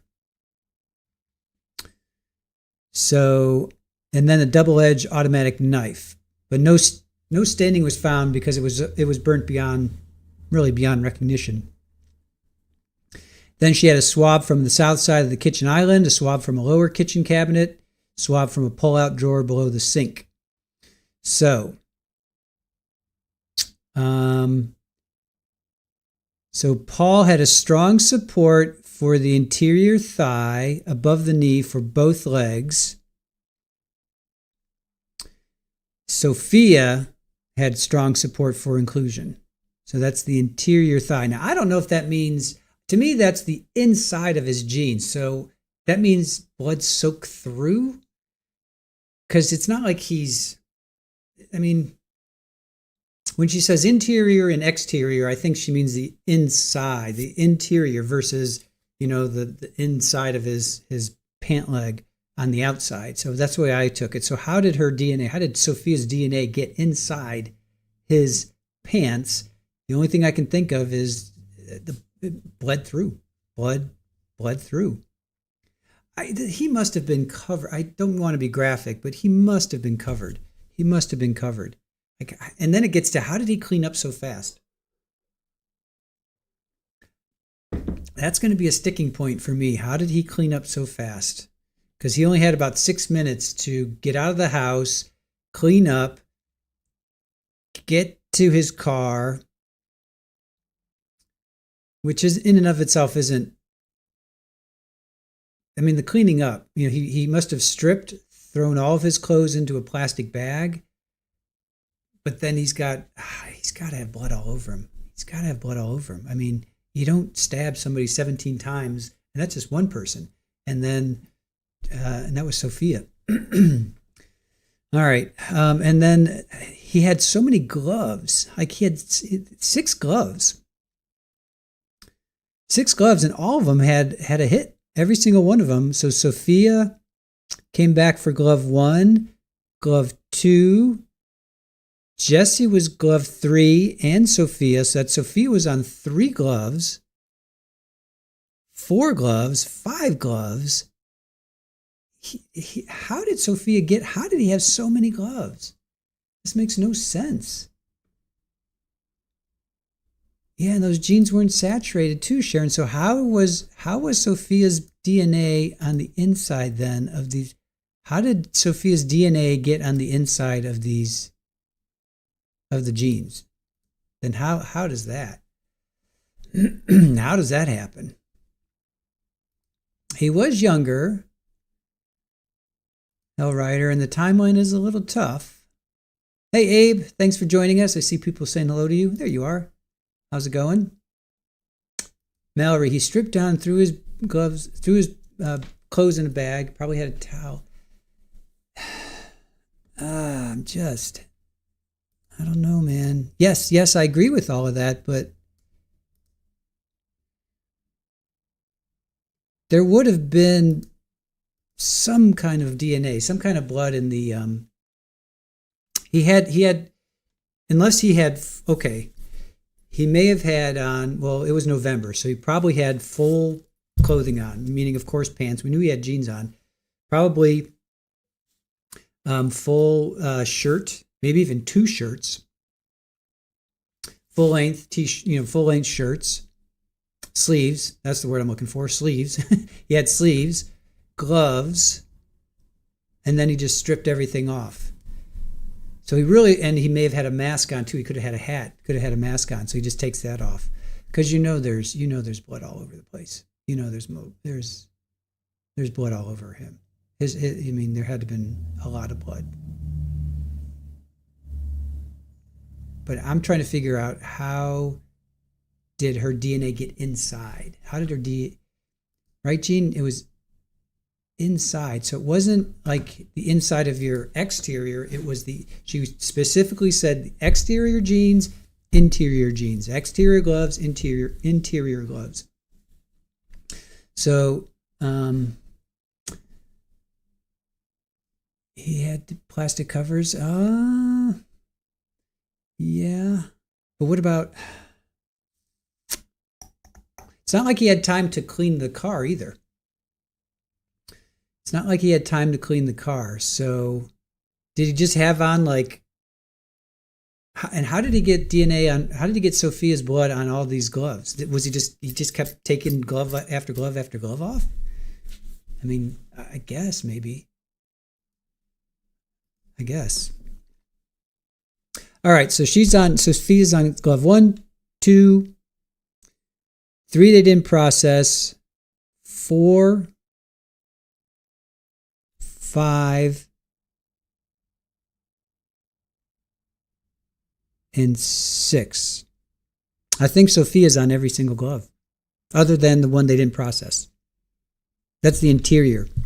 That's the interior of glove 3. I guess they didn't do the exterior.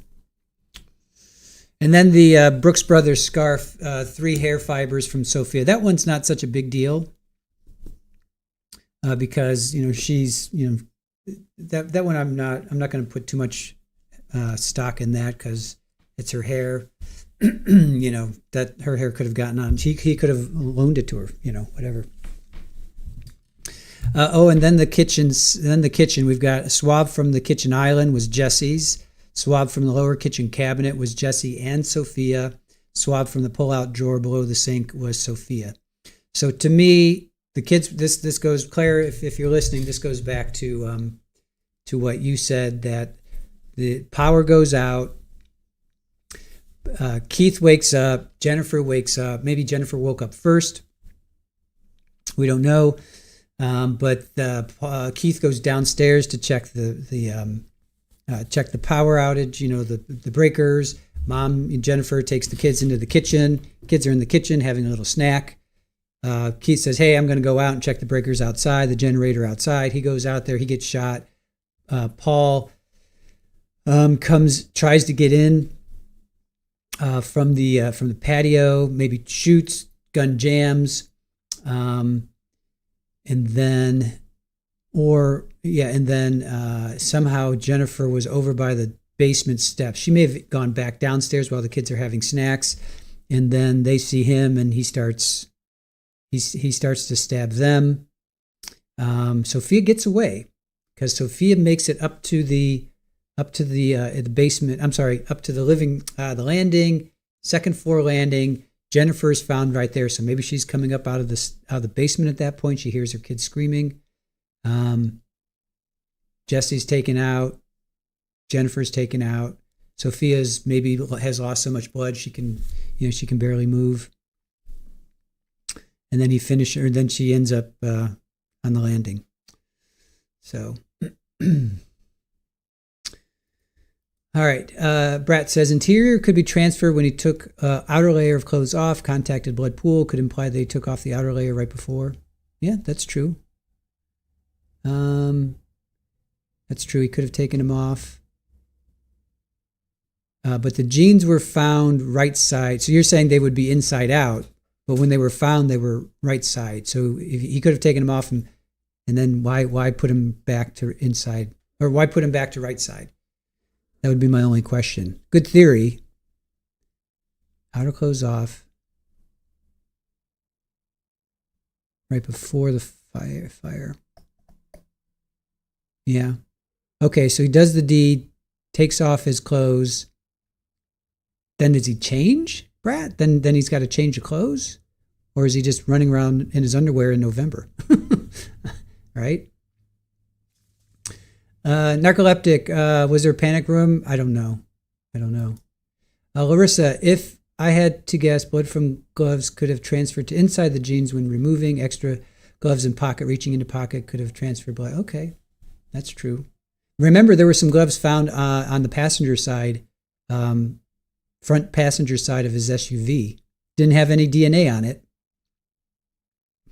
All right, that makes sense. Yeah, poor Sophia. I hear you, Kimbers. Oof, just terrible. Mama folded them to out in the tote, changed his clothes. Jean says blood soaked through the jeans. Yeah. That's what I'm thinking too. I'm thinking there's a lot. It could have been both. It could have soaked through his jeans. He could have pulled, when he was taking the jeans off, he could have transferred it that way. It could be any number. Other clothes inside outer layer. Flipping clothes to fold them could be automatic habit when pulling them off. Yeah. Hellwriter says blood may have transferred to other clothes and he touched the inside of the jeans. Yeah, it could be a little bit of both. I'm thinking there's a lot of blood, right? I'm thinking he stabbed 3 people. All 3 of them horribly, right? Wasn't just 1 or 2 stabs. I mean, a lot. So there's a lot of blood. So he's got it on him. It's soaking through his jeans. He's taking his jeans off. It's transferring, so I think it could be both. I think it could be both. It could be transferring through, and it could be soaking through, and it could also be him transferring. So I'm thinking it could be both, because there's a lot of blood. Just think about it. 3 people. There's a lot of blood. All right. Then we get to Michael Abraham. He's ATF. What did he say? After the fact. That's his little joke. So it's alcohol, tobacco, firearms, and explosives. So I don't know why they don't add the E to that, but it's ATF, alcohol, tobacco, firearms, and explosives. So he's an electrical engineer. He's also a firefighter. He provides technical support to the state and local agencies. He is an expert in the origin of fires. So he goes through and he's like, the main generator had the main switch was off, the gas valve was off, the automatic on-off switch was off, the meter was pulled out, the handle shows no power, the handle pulled down shows no power. The solar panel also, that power was cut. That's the first time we heard that power was cut to the solar panel. Otherwise, that would have provided an alternative source of power. The fire alarm, the main panel was located in the basement. He examined that to see if there was any stored data, and unfortunately there wasn't. They examined the optical network terminal, the ONT. That's provided by Verizon. That's your telecommunications, your voice over internet, just any internet capabilities, and that was cut. So his conclusion. See, this is what I wish they had done yesterday with the DNA. What is your conclusions? Conclusion 1: no evidence of electrical failure on components. Conclusion number 2: bypass meter wouldn't allow for utility power at time of fire. Conclusion number 3: solar array disconnected would have allowed backup power. Conclusion number 4, the generator didn't allow on-site backup power. Conclusion number 5, Verizon line cut wouldn't allow it for any cellular data or communications. So, love that. Boom, boom, boom, boom, boom. Cross, not an electrical fire or started by Roomba. Fire started after the power was disconnected. A Verizon telecommunications, internet service, or Wi-Fi wouldn't affect any cell phone. So they still had cell phone. They still had cell phone. So, all right. Hey, CJ says, how are you? Good to see you. All right, you guys, we'll get some kitty cam going here for you. I'm going to grab some food, put some music on for you. Cover Paul's face. So court is on lunch until 1:30. So let's get some music for you. And I'll get some kitty cam going. All right, see you in a bit.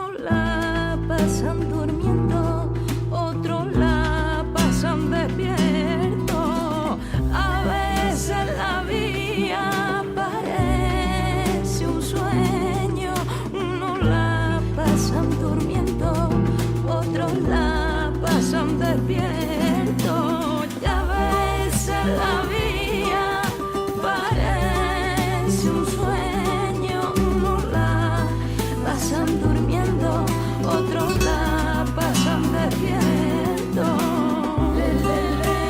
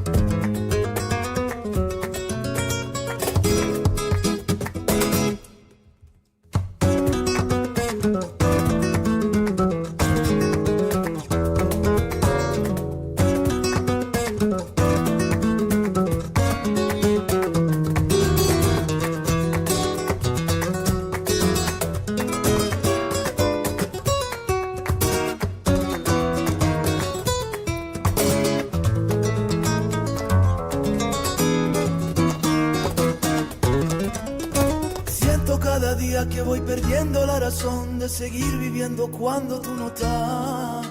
Sueño por la noche con volverte a ver. Ay, una vez más. Siento cada día que voy perdiendo la razón de seguir viviendo cuando tú no estás. Sueño por la noche con volverte a ver. Ay, una vez más.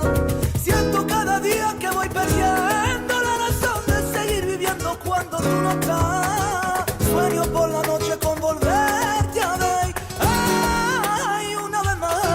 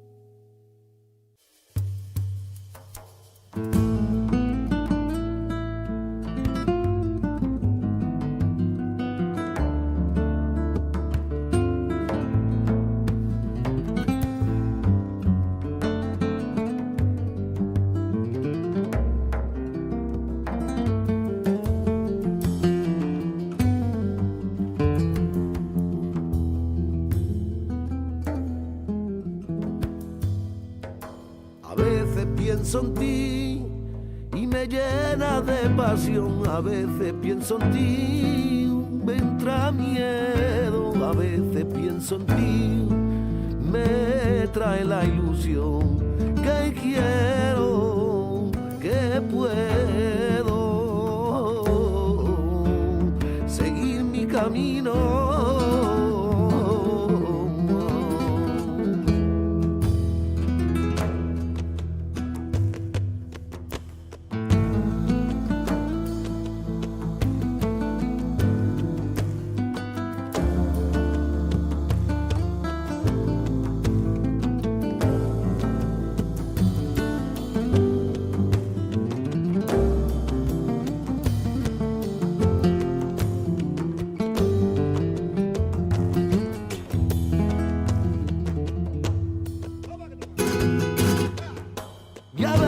Pienso en ti y me siento muy feliz, y a veces con mirarte y me mareo. Dicen que el miedo y el amor son los dueños del sentimiento. Si eso es verdad, por ti me muero, muero contigo, contigo muero.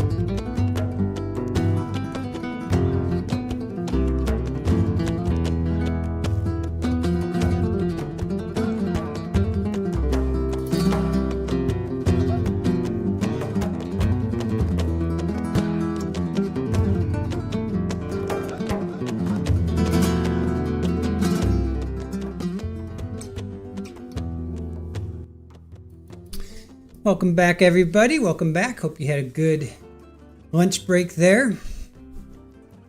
Ambi, good to see you again. Terry, watching Edric Faust. Okay, not familiar with that trial, so not going to talk about that. Iowa Backyard, good to see you. Jenny G. Brett, hello, hello. Sweet Vampy, you're back. You're so hungry. You love your mom's chicken. Dumplings, nice. Brett says, most people would assume that cutting the power would draw him out. When my power goes down, I just sit tight. Paul knew better.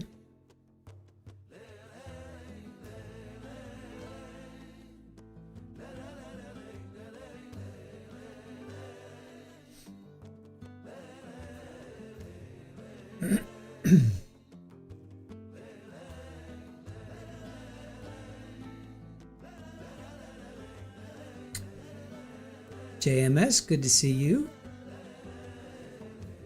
Nana, hello, hello. Welcome back in.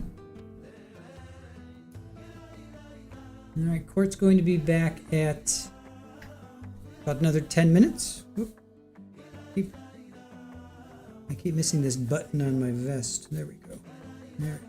I think it's only like 3 buttons, but it's actually 6 buttons. No, 5. 5-button vest. I know my background music is still on, Richard. I'm trying to give you a little extra today with my music and my talking. JMS, you check your fuse box? Yeah, I would definitely check. I would probably check my fuse box first.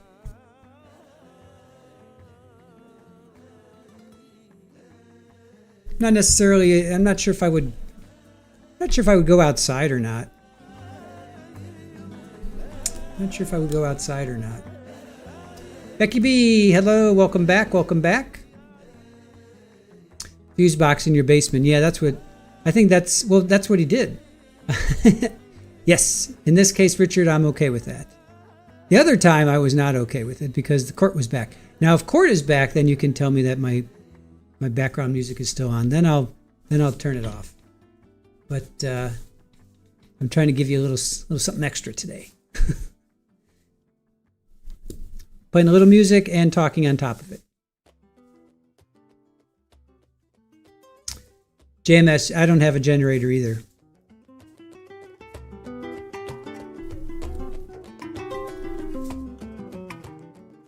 Yeah, I don't have a generator either. Although in Florida, it's probably not a bad thing to have. But we do not have a generator either.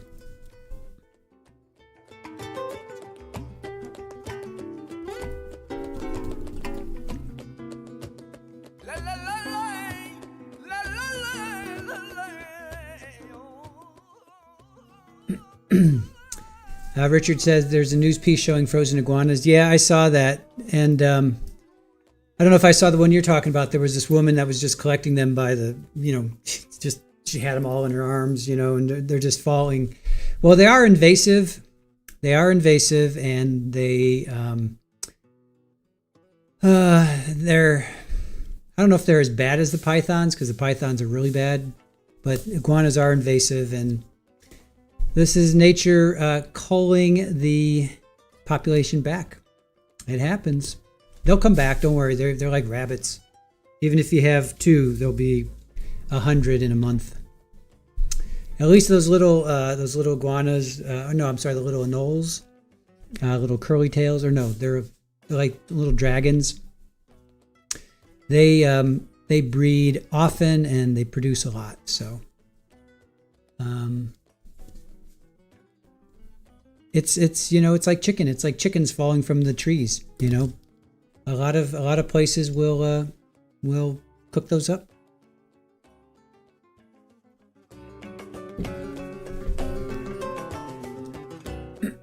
They're invasive too. Yeah, Richard. Yeah, they're invasive there as well. Yeah. JMS. Keith went out to check the generator because it didn't come on when the power went out. Yeah, well, he was in the basement first, right? That was his text, was that he was in the basement first.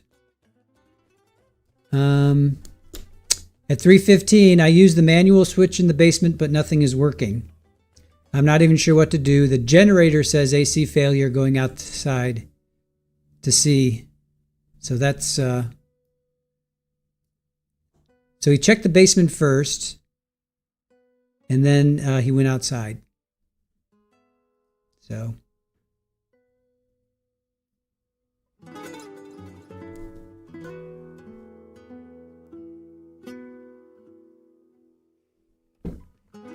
Joanne, welcome back. Paul, they had separated. They were talking about divorce, C. Gilmore, and they were going to,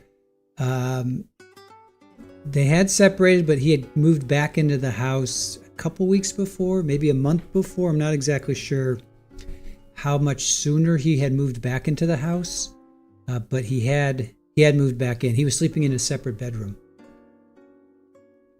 Hellrider, you used to raise iguanas. Coolest pets ever. Interesting. Richard, will this guy take the stand? I don't think so. He's got nothing to gain, to be quite honest. He's got nothing to gain. Like, what could he add? What could he add? Because they'll kill him on the fraud. I mean, it's black and white. They'll kill him on the fraud as motive. And then that is true, Joanne. Humans are invasive. We're the worst. Yeah, we are the worst. I will fully agree with that.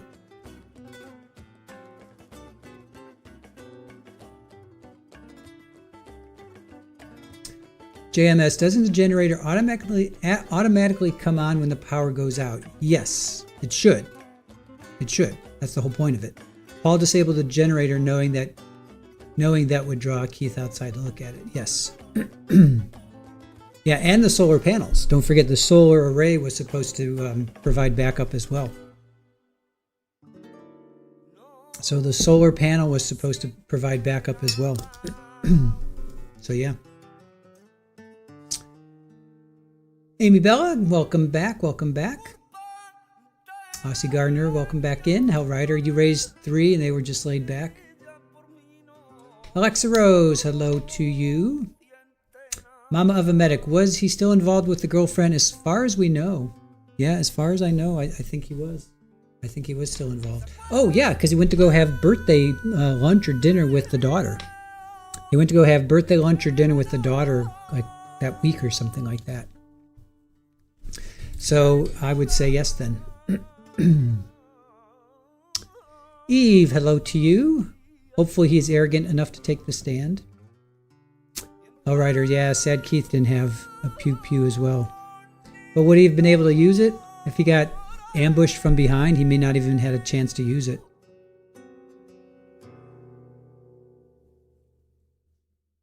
You know, may not have even had a chance. Joanne, yes, he disabled them both before cutting the electricity. Amy Bella's birthday is next month. Very good, very good. Brett says they haven't claimed he had any special knowledge, just the opposite. So the only thing he could do is testifies, deny, deny, deny. He's doing that now without cross. Claire, that's right. 2 or 3 days before the event, he had dinner with the girlfriend and her daughter. Yeah. So to answer your question, thank you, Claire. Yeah, I thought we had talked about that. You're the one that told me that. Yeah, a couple days. Paul had dinner with Giselle and the daughter. So, yep. Brat, an ambush by someone with night vision, right, on top of that. Oh, right, or true, good point. Keith didn't see what was coming. What a coward, yeah. Seems like he got ambushed from behind. I don't think there were any shots. Well, we'll wait for the medical examiner, but I'm pretty sure that all the shots were from the back. Becky B, it's illegal for us where I live to carry.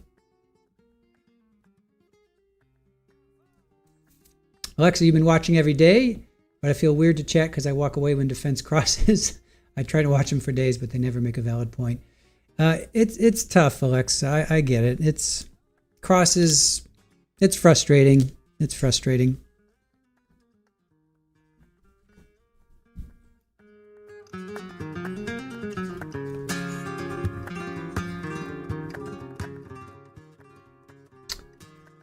Amy Lee says, unlikely he would have taken a gun with him to check the generator. Good point. He felt safe around his house. Yeah, all good points. Joanne, the Roomba did it. Is this the gem of this trial?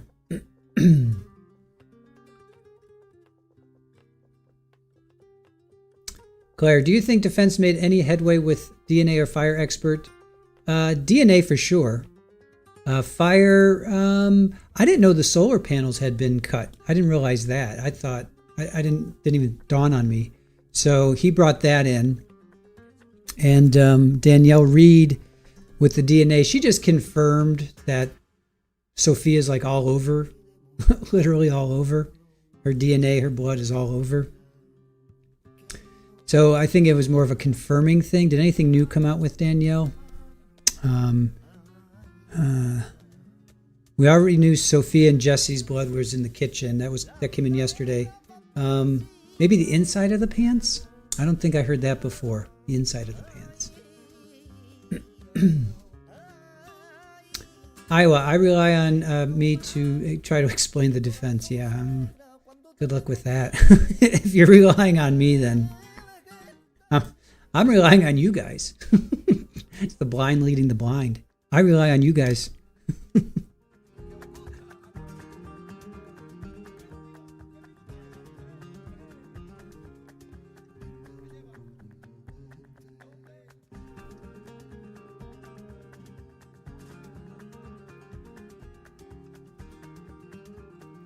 Oh, how about cross? No, I don't think anything really. To be quite honest, I'm not hearing a lot in cross on any of these witnesses. There might be a little nugget here or there, Claire, but usually I get the most on cross, and I'm getting the least on cross. In other words, trying to discount something or make me be like, oh wow, that was I can't believe and yeah. I don't. To me, the cross is isn't really sending anything like making me be like, wow. I'm just going through my notes for cross. Was there anything? Maybe in the first week or two. Not this week so far. No, definitely not this week. They're coming back. Oh.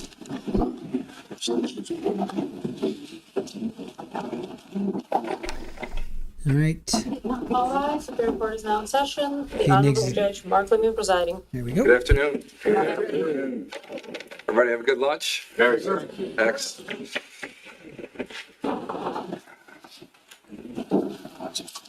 I wanted you to cook for me, but so far it hasn't happened. Oh, we didn't know.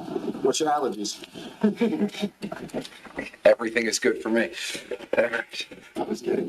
All right, so we're back on the record. The State of New Jersey versus Paul Caneiro. It's indictment 19-020283. Can I have the appearances of counsel for the record? Good afternoon, Your Honor. Assistant Prosecutor Nicole Wallace on behalf of the state. Good afternoon, Your Honor. Chris Decker, Assistant Monmouth County Prosecutor for the state. Good afternoon, Your Honor. Monica Mastalone on behalf of Mr. Paul Caneiro, is present. Good afternoon, Judge Andy Murray for Paul Caneiro. All right, good afternoon, everyone. Good afternoon, Mr. Caneiro. All right, we're ready to continue on with the state's next witness. Go ahead. Thank you, Judge. The state calls Detective Sergeant First Class Chris Clayton. Okay. Thank you. Just watch your step there, if you don't mind. When you're ready, if you can put your left hand on the Bible, raise your right hand. Do you solemnly swear or affirm to tell the truth, the whole truth, and nothing but the truth, so help you God? Yes, Your Honor. Okay, once you're comfortable and seated, can you state your full name for the record and spell your last name, please? It's Christopher James Clayton, last name C-L-A-Y-T-O-N. Thank you. Prosecutor. Thank you, Judge. Sergeant Clayton, can you tell us where you work? I'm currently employed by the New Jersey State Police. Okay, and approximately how long have you worked with the New Jersey State Police? 20 years, 6 months. Okay, and what is your current assignment? I'm currently assigned to the ballistics unit. Okay, and approximately how long have you been with the ballistics unit? 16 years, 6 months. Okay. Now, taking you back to the beginning of your career with the New Jersey State Police, did you have to go to Police Academy, State Police Academy? Yes. Okay. Did you complete that? Yes. And once you completed the New Jersey State Police Academy, can you tell us a little bit about your first assignment? Sure. So after the State Police Academy, it's approximately 6 months long down in Seagard. My first station was down in Woodbine, New Jersey. My second station was at Buena Vista. Then I was at the Atlantic City Expressway. And then I was fortunate enough to get selected into the ballistics unit where I'm currently at now. Okay. And I think you said you've been there approximately 16 years? 16 years, 6 months, sir. Okay. Now, can you just tell us generally what the ballistics unit does? Sure. So the ballistics unit examines firearms, and then we also do microscopic comparisons of discharged bullets and discharged cartridge cases, and trying to identify if they came out of a particular firearm or not. We'll spend a lot of time doing that in my job as a fireman tool mark examiners. But we also test fire weapons to see if they're operable and capable of being discharged, to see if a gun works or not. We can do serial number restoration. We also take in evidence, and then we also obviously do courtroom testimony as well. Okay. Now, your current rank, you said, is what? My current rank is Detective Sergeant First Class. Okay. And when you began your career in the ballistics unit, what was your rank? I was General Road Duty Trooper 1.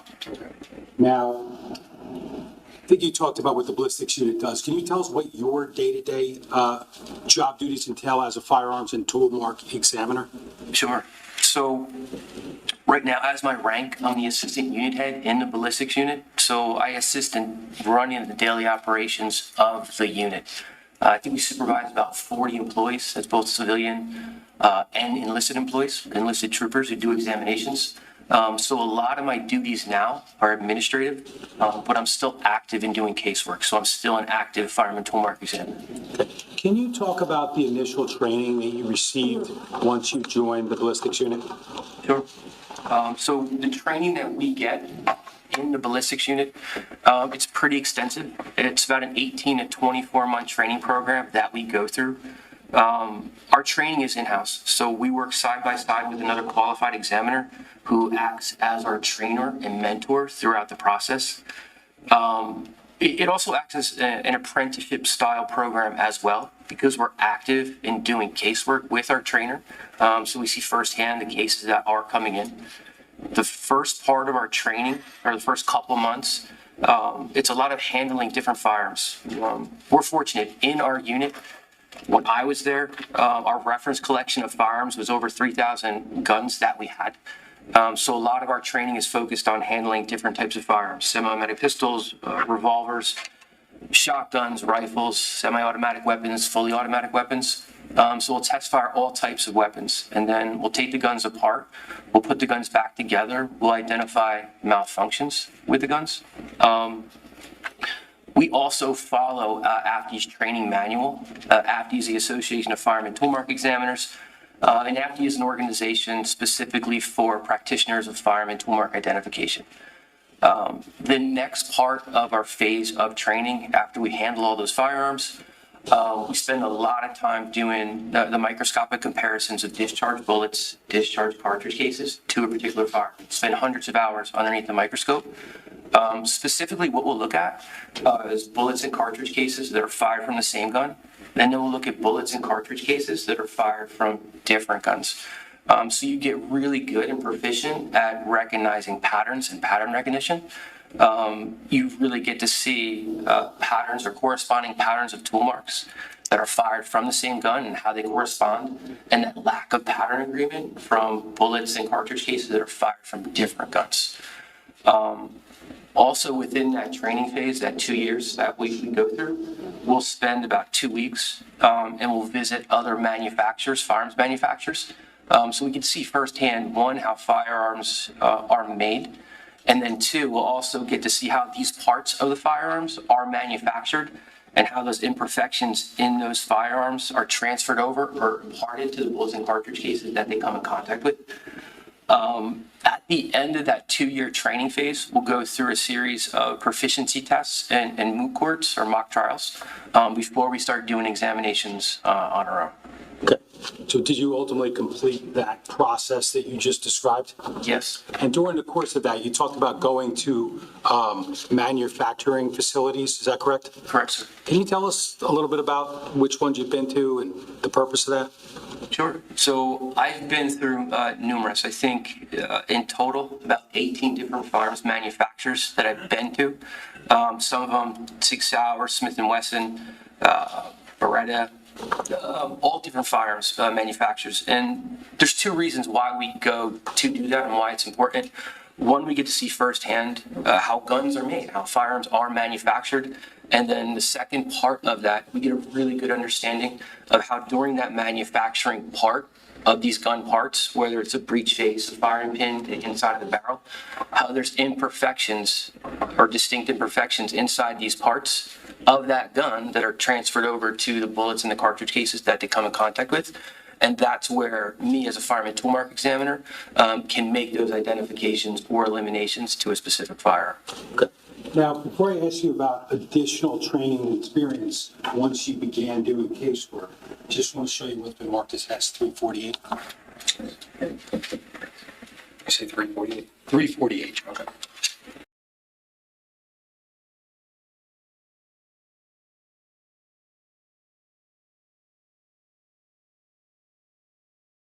Gulp. Feed just froze. That's the court feed. That's not us.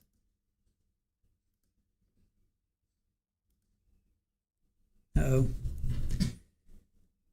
Let's see here. Come on now.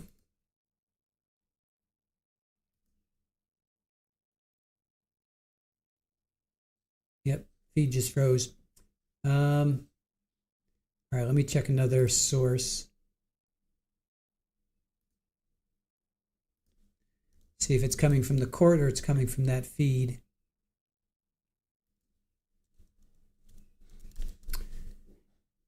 Wonder if somebody tripped over their, did somebody trip over?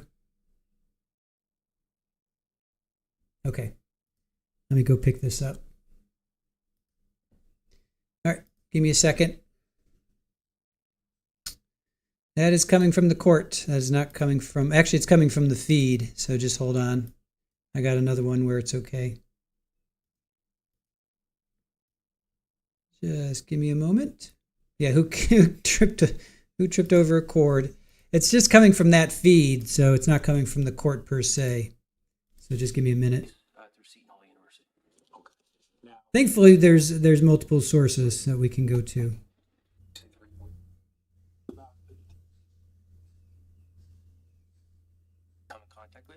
All right, hold on. Just give me a moment. Lisa Parker, 18 months. Wow.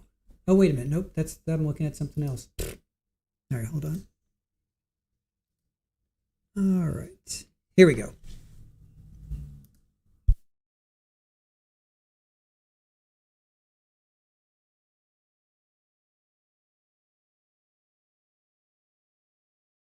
And that's where me as a fireman toolmark examiner can make those identifications or eliminations to a specific firearm. Okay. Now, before I ask you about additional training and experience, once you began doing casework, just want to show you what's been marked as S348. You say 348? 348. Okay.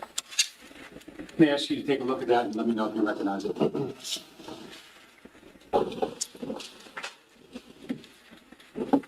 I do, sir. So that state exhibit 348 is a copy of my state police resume. Okay, does that document your educational background and a lot about your career and your training? Correct, sir. Okay. And I guess starting at that point, can you tell us about your educational background prior to joining the state police? I went to Rutgers University, and then I got my master's degree while I was in the state police through Seton Hall University. Okay. Now, whether you need to reference S348 or not, can you tell us about additional training that you've undergone during the course of like the approximate 16 plus years in the unit? Sure. So once we go through that initial training phase, about 2 years or so, and you're starting to do your examinations on your own, the training for us continues. So we're constantly learning and we're constantly going through continuing education in our career. I think in total, I've been to at least, 34 different workshops that I've attended for firearms related courses. Firearms manufacturers, like I said before, I think it's about 18 different manufacturers that I've toured throughout the United States. Training conferences, I think there's at least about 21 training conferences that I have attended, and that would be through AFTE, the Association of Fireman Toolmark Examiners. They have an annual conference that they would do, and then other seminars that I've been to, whether it's the FBI, the ATF, or other law enforcement agencies. So for us as examiners, you have that initial training phase of those 2 years, which it takes. But the training and education for us continues throughout your career. Now, you talked about your current rank being a sergeant first class, correct? Correct. Now, as a result of that, are you involved with training others in the field of firearm and tool mark examination? Yes, sir. Can you talk about how that works? Sure. So throughout my career, I've also trained other new examiners in our unit in the past. I'm currently training 2 examiners now that have been in our unit. And then I assist with training other examiners as well within the unit. Have you done presentations for anyone on the field of firearm and tool mark examination? Yes, sir. Okay, and where? For what? With state police. State police had a crime scene investigation school. I taught or lectured there, and then through other county prosecutors as well, and then also through a high school and some colleges or the high school kids will come to the tours. So lectures and doing that on firearm and tool mark identification will also do that for us. Good. Now, what types of agencies submit evidence to the New Jersey State Police Ballistics Unit? All types. So it's law enforcement agencies throughout the state, local police departments, the state police, also the ATF and FBI. Now, if you could approximate for us, I know it's probably a little difficult, how many cases you've completed throughout your 16 plus years in the ballistics unit? I'd say close to 3,000. And when we talk about that, what types of firearm related evidence are you examining? All types. It could vary. So the cases that we get, it could be one gun, it could be one bullet, it could be a cartridge case. It could be several bullets, several cartridge cases, several guns. So it varies. So with those 3,000 cases I've completed close to, or even over, it's all types of weapons, all types of ammunition that gets submitted to us. As part of your work, I mean, does that involve also test firing weapons for purposes of determining things like operability? Yes, sir. Okay, and approximately how many weapons have you test fired for that purpose? Easily hundreds of weapons throughout my career. And when we talk about microscopic comparisons between bullets and cartridges and things like that, can you approximate how many approximately how many number of comparisons that you've engaged in? Sure. I mean, in over 16 years doing this, thousands of comparisons. Now, when you talk about being under a microscope, both in training but also in the casework, correct? Correct, sir. Okay. Does your work supervising others, does that also involve looking underneath a microscope? Correct, sir. Okay, how does that work? So in our lab, we'll do microscopic comparisons of, like I said, discharge bullets, discharge cartridge cases. So a lot of time is spent doing these comparisons. What we also have in our lab as a policy, once I reach my conclusions, doing a microscopic comparison, all our work is also peer reviewed by another examiner. So not only am I doing my own work of comparisons, I'm also peering other examiners' work throughout my career. Now, specifically, that peer review process, can you explain how that works at the ballistics unit? Sure. So like I said, anytime we do any type of microscopic comparison work, we'll write up our report, we'll have our own conclusions, but then we have another examiner also peer that work that we did. And they're going to look at everything, but they're going to do it in a blind manner where they don't know the results of our conclusions before you give it to them. So they're going to reach their own conclusions. The reason why we do that, one, it's protocol, but two, it's as a safety measure for our lab. I realize that anything that there's a human endeavor or there's humans doing things, there's always a potential that there could be an error. But we take every step that we can as examiners in our unit to ensure that a mistake does not go out. So that's why we have that peer review process set in place. What types of cases are you asked to analyze as an examiner in the ballistics unit? All types of cases. So the cases are going to be obviously firearms related. So there's going to be some type of firearm involved or ammunition, bullet, cartridge cases, or fragments. So it's firearms related.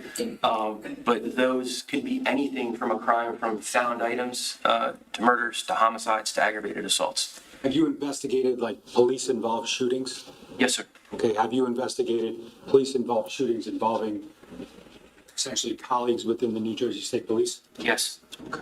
And have you, during the course of those police-involved shooting examinations, have you been able to include things like bullets and shell casings and associate them with a particular gun? Yes. How about exclude?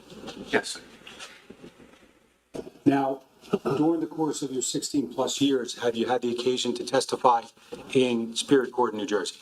Yes. Okay. And during the course of that, have you ever been offered as an expert in the field of firearm and tool mark identification? Yes, sir. Okay. Approximately how many times? 65. That's how many times you've qualified as an expert? Correct. Okay. Now, when we talk about those 65 times, is that just in state Superior Court or other places as well? So it's been mostly in Superior Court, and I've testified down in Salem County, as far south there, all the way up to Hudson County, Passaic County. We testify all over, obviously Monmouth County, Mercer County. That's been the majority of courts that I have testified in, but I've also testified 4 times in federal court as well. Now, during the course of your work, and specifically your casework, have you ever had any of your work re-examined by another outside examiner? It has been. Have you ever had an occasion where someone was retained to look at your evidence and actually physically looked at the evidence? Yes. Okay. Now, based upon your experience, your testimony, and the work that you've done, are you aware of any situations where you have concluded to something, either a match or an exclusion, that has been determined to be wrong? No, to the best of my knowledge, no, sir. And I know you talked about it a little bit earlier, but why is that? I think there's several reasons. I think one, the extensive training that we go through, the training program that we go through is extensive. Like I said, it's about 2 years before you start doing your own casework. Also, the documentation that we do when we do any type of microscopic comparison work through extensive notes, we photograph what we're looking at, and if there is an identification, we'll photograph it, and then we have that peer review process. So I think those are the steps that we take to do the best we can to ensure that an error does not go out. Just this time, the state would offer Christopher Clayton as an expert in the field of firearm and tool mark examination.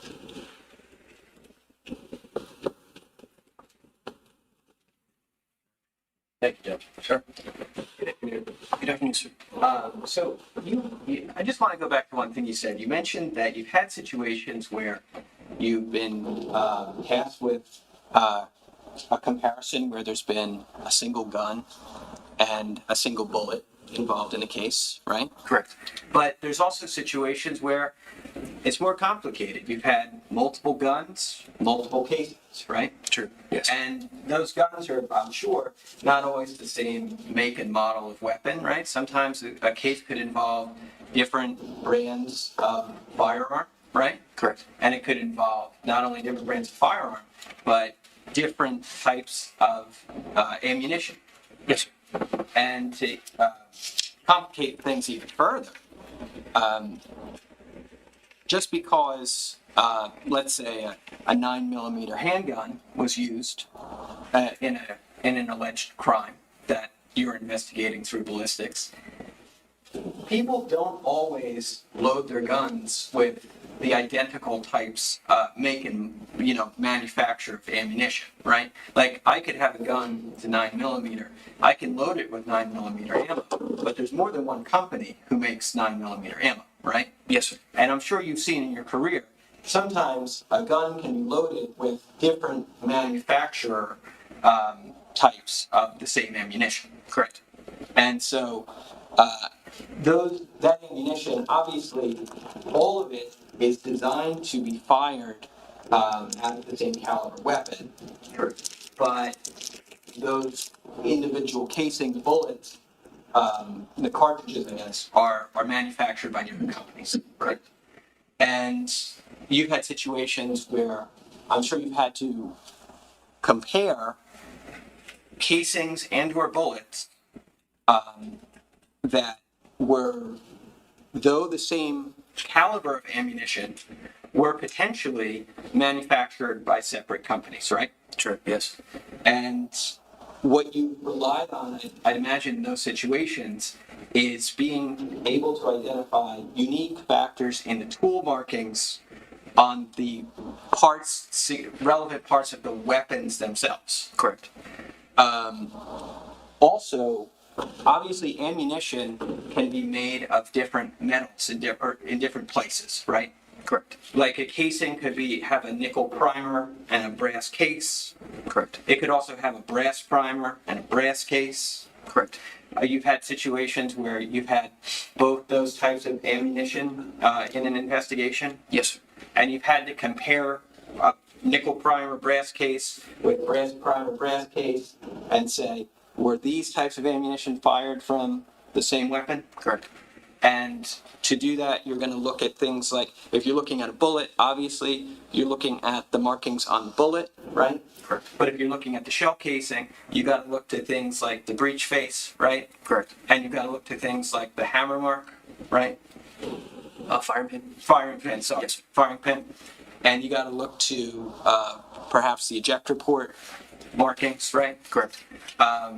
But in those cases, the fact that there was perhaps a different manufacturer of the same caliber that hasn't prevented you from being able to make an identification, right?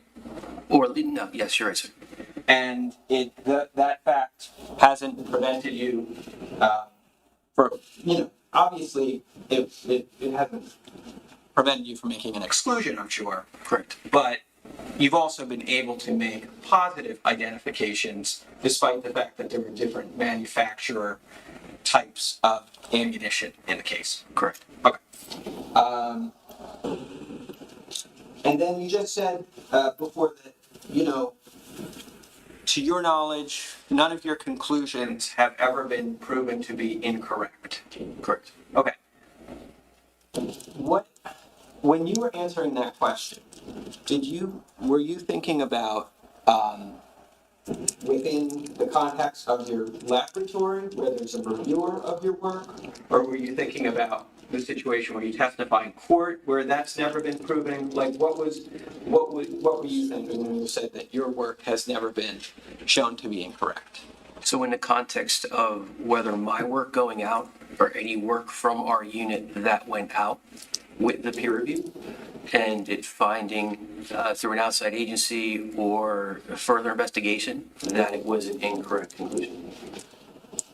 Okay, once your work is peer reviewed and it leaves the lab, what is the next layer of review that would be applied to it? That would be the final review. If there's no other review, it would go to the outside agency, and that would be the final, I guess, outcome of the case. Okay. So, like, the reviewer who reviews your work in your lab is really the last opportunity for there to be a determination of whether your conclusions are correct or incorrect. Yes. Okay. And you're saying that your conclusions, as far as your work in the lab, have never been shown to be incorrect. Correct. And that would mean that the reviewer who's peer reviewed your work has never disagreed with your findings.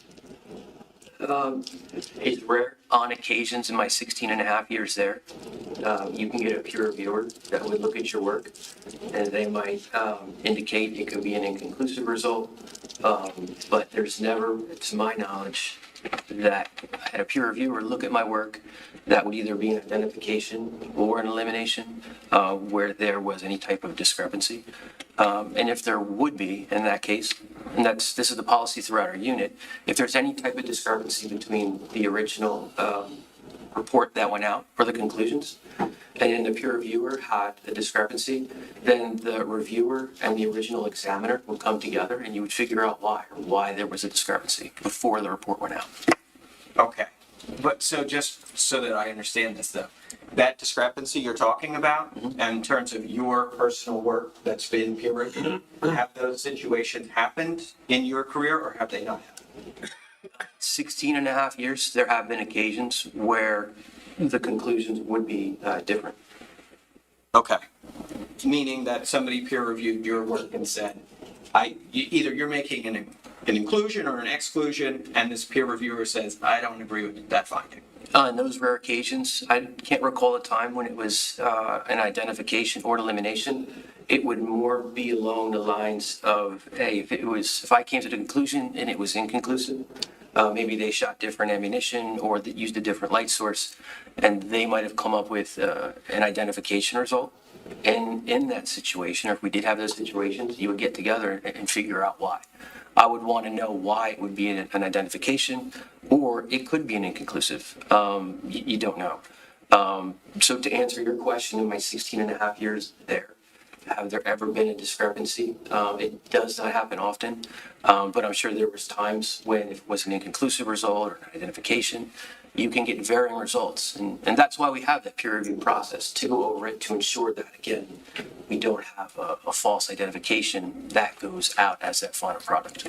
Okay, so that what you're referring to there is a discrepancy, which sounds like it's a bit of a disagreement between the peer reviewer and yourself. Yes, the initial reviewer. When you say that it maybe has happened a handful of times, would you say over 16 years there's that kind of discrepancy has arisen 2 times, 3 times? Like, do you have any way of? No, I can't quantify it, and I wouldn't put a numerical value on it, but it does not happen often. Would it be less than 5 or more than 5? Again, I don't want to put a numerical value on it, but it's rare. It does not happen often. Okay. Would it be less than 50? Yes. Okay. Would it be less than 10? Again, I don't know, sir. Okay.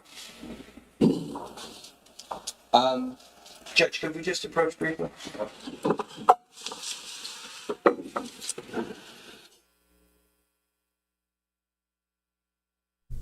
Yeah, I'm thinking that this is voir dire. They didn't say it specifically, and sometimes they do, and sometimes they don't. Meaning, sometimes they'll voir dire a witness, and then sometimes they'll just go right in. They'll say we hand them up as a expert, and the defense will be like, yeah, sure, no problem.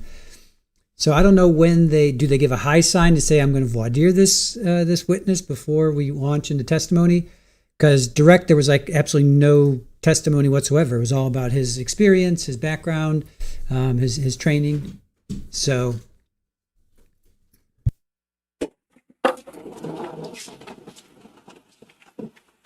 Okay, ladies and gentlemen, the court's going to accept Detective Sergeant First Class Chris Clayton as an expert in the field of firearms and tool mark examination.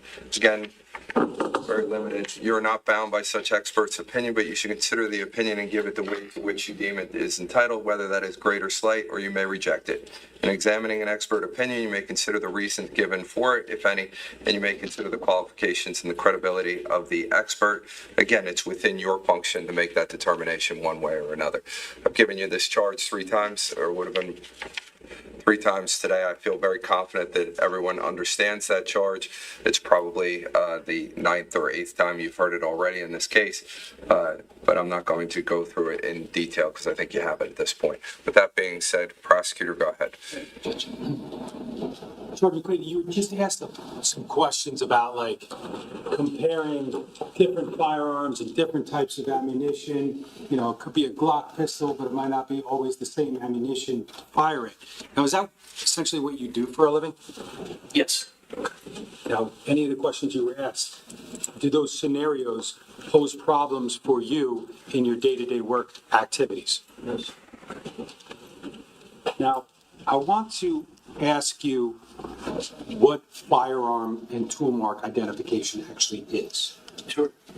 So we have firearm and tool mark identification. So tool mark identification is a discipline of forensic science where the primary objective is to determine if a tool mark was or was not made by a specific tool. And you have firearms identification, which again is a discipline of forensic science where the primary objective is to determine if a bullet or cartridge case was or was not fired in a particular firearm. Firearms identification is a subset of tool mark identification, where a firearm is a tool, and it leaves tool marks on the bullet and the cartridge case that it comes in contact with. She said, I was going to ask you what a tool is. You said the definition of tool includes firearms, correct? Correct. But what's a tool in general? So if we define what a tool is, it's just an object that's used to gain a mechanical advantage over another object. That's the technical definition. But a tool is just like what you would think a tool is, whether it's a hammer, a screwdriver, a pair of pliers, a crowbar. And to me, as an examiner, a firearm is a tool. And a firearm is actually, you have a gun, but it's made up of several parts, whether it's the barrel, ejector, breech face, firing pin. These are different tools. So you have to, the way I think of it as a firearm, it's just a firearm is one gun, but it's made up of several tools. And we'll talk about the parts of the gun momentarily, but what's a tool mark? So tool marks are produced when you have 2 objects that come into forceful contact with one another. Then the harder object is going to mark the softer object. So the harder object being the gun or the parts of the gun, and the softer object would be the bullet and the cartridge case that come in contact with those parts of the gun. And that gun leaves tool marks on these bullets or the cartridge case. Are there different types of tool marks? Yes, sir. Okay, can you tell us about that? So there's 2 main types of tool marks that we look for as a fireman tool mark examiner. One would be a strided mark. So strided marks are just scratch marks. And those are produced by lateral force and motion. And then you have impressed marks, which are just created by compressed force. Think of if you stamp something. So you have strided marks and compressed marks, or impressed marks are the 2 tool marks that we look for. So when a firearm fires a bullet out of the gun, are there actually tool marks imparted on different firearms evidence? Correct. So a bullet going down the barrel would create strided marks or scratch marks on that bullet. And are there different characteristics or types of tool marks? There are, sir. Okay, can you tell us about the 2 main types? Sure. So we can break down tool marks into, I guess, classes of class characteristics. So the first would be, we call them class characteristics, and they're just measurable features of a specimen that would indicate a restricted group source. They're predetermined from the manufacturer. So what that means is the class characteristics of a firearm. One would be the caliber of the gun, which is just the size of the barrel of the bore. What else is inside that barrel of a gun? You would have lands and grooves, and we'll talk about that a little later. But you have a specific number of lands and grooves that are inside the barrel of a gun, and then those lands and grooves twist either to the right or to the left. And the reason why you have that twist, it spins the bullet better trajectory. A good analogy I can give you is if you look at the barrel of a gun, if you think about a candy cane, that red ribbon that spirals, it's very much like the barrel of a firearm. So those are all class characteristics. And I'll break it down like this. If me as an examiner, and I just have a bullet, and we're talking about a fireman tool mark examiner, if I just have a bullet, well, the possibility could be I have this amount of tools in the world that could have marked that bullet. Well, I know it's a gun. So now you go from this pool, now you're looking for a gun, it's smaller. And then I look at that bullet, or I measure that bullet, and I can measure it as a 38 caliber class. That pool shrinks, shrinking even more. And then I just count the number of lands and grooves on that bullet, 6 lands, 6 grooves, and it has a right twist. Now my pool, that restricted pool, goes from this now to this of the possible guns that could have fired that bullet. That's where that restricted group source comes in.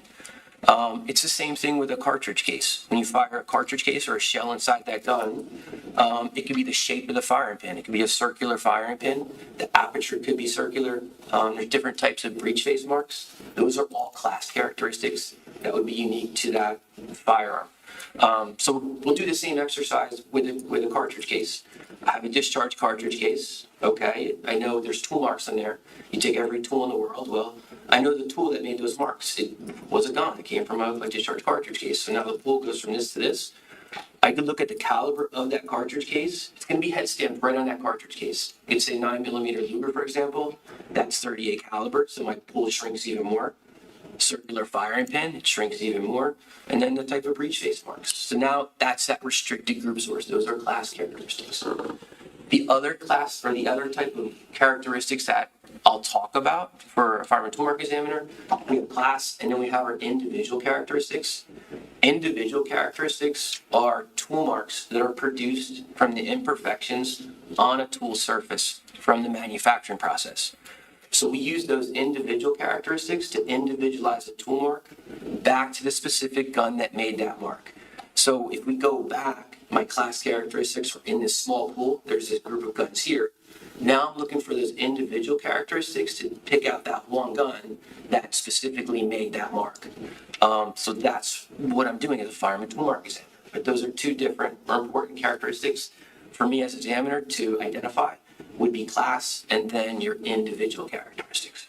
We'll get specific in a moment, but with respect to determining, like, you referenced like a bullet. With respect to trying to figure out the class characteristics of a specific bullet, do you do that visually? Do you do it under a microscope? How does that happen? So if I just have a bullet, visually for those class characteristics, you don't have to go underneath a comparison microscope to look at these class characteristics. You could just look at it a regular microscope. You can count the number of lands and grooves on the bullet. It's small, but you can count them. And then they're going to twist rather to the right or to the left. And you can see that visually with your naked eye. To get the caliber of a bullet, if the bullet's in good condition, you just measure the base of the bullet, and that will give you the type of caliber size of the bullet and the type of gun that's meant to fire that class of bullet. And when you receive like bullets in a case, do you individually examine each item, each bullet, in order to measure it, determine number of lands and grooves, determine caliber and things like that? Yeah, so the first step of my examination process is going to be examining the bullet or the cartridge case for its class characteristics first. And you mentioned lands and grooves a few times. Can you just tell us specifically what a land is and what a groove is? Sure. So most firearms, there's rifling inside most firearms. And the reason why there's rifling in a gun is to impart a twist on a bullet for accuracy. So what rifling is, you have these spiral grooves that are cut inside the barrel, and then in between those cuts for the grooves, we call them the lands. That's the metal that hasn't been removed, so they're raised. So again, those are manufacturer specs as far as how many lands and grooves they want inside their barrel. And then the lands and grooves can either twist to the right or to the left. That twist spins the bullet for accuracy and trajectory purposes. Now, maybe I should ask earlier, but when we talk about like a semi-automatic handgun, have you encountered those during the course of your career? Yes, they're very common. Okay. Now, is that, specifically, is that like something you actually carry as a member of the New Jersey State Police? Yes, sir. Okay. Can you just tell us, generally speaking, how a firearm actually shoots a bullet and what actually happens? Sure. I'll run down the whole process. So typically, the most common handgun is a semi-automatic pistol. That's just a repeating firearm that requires a single pull of the trigger for each shot fired. And then it uses a portion of that energy to cycle the action and repeat it again. That's the technical definition. But how it works is this. You would have your ammunition magazine, and then you would take cartridges and load your cartridges inside the ammunition magazine. That ammunition magazine gets loaded inside the grip of the gun or the magazine well. Once that ammunition magazine is inside that grip, the gun technically isn't loaded yet. You have to have some type of action to put one of those cartridges in the chamber of that gun. So magazine ammunition is in that grip of the gun. The top part of the gun is the slide. It's under spring tension. So you just pull that slide back. That slide comes forward and it's going to pick up one of those cartridge cases, load it into the chamber of the gun, and it's also going to cock that gun. So now the gun is ready to be fired. It's loaded. Pull the trigger. When you pull the trigger, it trips a hammer or a spring mechanism, and there's a striker, the firing pin, that hits the primer of that cartridge. It detonates that cartridge, and then there's pressure that builds up from that burning gunpowder or propellant. The pressure builds up, it pushes that bullet down the barrel of the gun. There's pressure that goes forward, and then there's also pressure that's coming back. So there's pressure that's coming back, right? And that slides under spring tension again. Slide comes back because that pressure's pushing it back. There's an extractor and ejector piece inside that gun, which automatically extracts and ejects that cartridge case. Slide comes back. The cartridge case is ejected from the gun. The slide comes forward again, and it's going to pick up another one of those cartridges, loads it into the chamber, and then the gun is ready to fire again. Now when you pull the trigger, it's just going to repeat that cycle. That's how a semi-automatic pistol works. Now, can you talk a little bit about the process of comparing bullets and cartridges? Are there evaluation steps that are undertaken? Yes. So the steps for us, it's common. It's always the same process. Whether we have a bullet or a cartridge case, the first thing we're going to do is evaluate that bullet. If there's two bullets or two cartridge cases, evaluate the specimens for their class characteristics. If the class characteristics are the same, meaning it's the same caliber, the same number of lands and grooves, the same direction of twist for a bullet. For a cartridge case, same thing. Is it the same caliber? Does it have the same breech face marks? Does it have the same shape of the firing pin? If the class characteristics are the same, then we'll go and we'll do a microscopic comparison of these two specimens, and we'll look for those tool marks to see if there's corresponding marks or not. If at that first part of the evaluation, looking at those class characteristics, if I have two bullets and the class characteristics are different, one twist to the left, one twist is to the right, I know they didn't come out of the same barrel. They're different class characteristics, different numbers of lands and grooves. I could do an elimination right there, meaning that these two bullets did not come out of the same gun. You don't have to take it to a microscopic comparison level. Same thing with the two discharge cartridge cases. If the class characteristics are different, maybe the shape of the firing pin, one is a circular shape, one is a square shape, different, your evaluation or examination can end right there. They did not come out of the same gun. Class characteristics are the same. It's the same process. We'll go to that next step or that next level, and then we'll do a microscopic comparison to see if these two bullets or these two cartridge cases were fired in the same gun or not. When you talked about athlete before, correct? Correct, sir. And Does AFP have any documentation regarding identifications and tool marks in the field? They do. Can I just approach, if that's okay? Show S500. Just going to show you what's been marked as S500 for identification. You recognize what that is? I do, sir. It's State Exhibit S500, and it's AFTI's theory of identification as it relates to tool marks. Okay. And what is the purpose of that document? So AFTI's theory of identification is their theory of identification of what you would need as an examiner to reach a same source conclusion. A same source conclusion meaning that these two tool marks share the same source. If it's two bullets or two cartridge cases, that they were fired in the same gun. Now, that theory of identification, does it talk about what you need to see as an examiner in order to conclude a match or in order to eliminate? It does. So it breaks it down. It is lengthy, but it breaks it down and gives guidance as far as what you would need to render a same source conclusion, meaning an identification. Now, are there two conditions that need to be met under the AFT theory of identification in order for you to make a conclusion or an identification? There is, sir. Can you talk about those two things?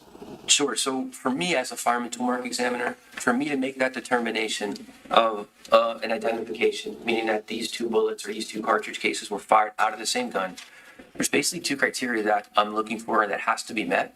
And then one, when I'm looking at these tool marks and comparing them and evaluating them, that this is consistent with what I would expect to see from two bullets or two cartridge cases that were fired in the same gun. The second criteria, the second point would be that when I'm evaluating these tool marks, that I would not expect to see this type of agreement from two different bullets or two different firearms that were fired in two different guns. So one would be it's consistent with, and the other part would be it exceeds the agreement from two different firearms that I would expect to see from two different firearms. Is there a range of conclusions under the AFT theory? Yes, sir. Okay, what are those? So basically there's four different ranges of conclusions that we can come up with when we're doing a microscopic comparison. And the first one would be when you're looking at two specimens or a specimen, it can be unsuitable. Unsuitable meaning that there's no tool marks to really evaluate. So you really can't do anything with it. It might be a piece of metal, a piece of lead, but there's no tool marks on there for comparison purposes. So we would just call that specimen unsuitable for microscopic comparisons. The other conclusion that we can reach would be an identification.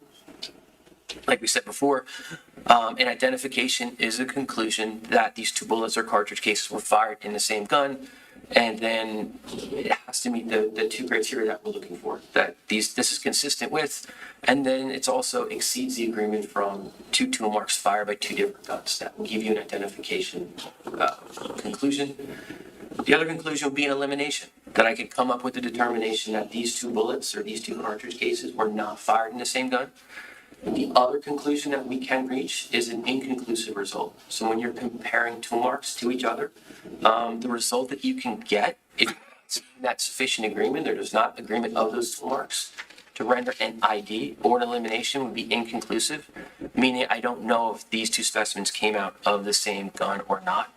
For me as an examiner, if there's any doubt in my mind whether these two bullets or cartridge cases could have come from the same gun, or maybe these bullets or cartridge cases could not have come from the same gun, if there's any doubt in my mind, it would be an inconclusive result. I think you mentioned it earlier, but are there times when you receive, just bullets in a case for purposes of comparison? Yes, sir. Okay, and if you just receive bullets, no gun, no shell casings, what are you doing with those items?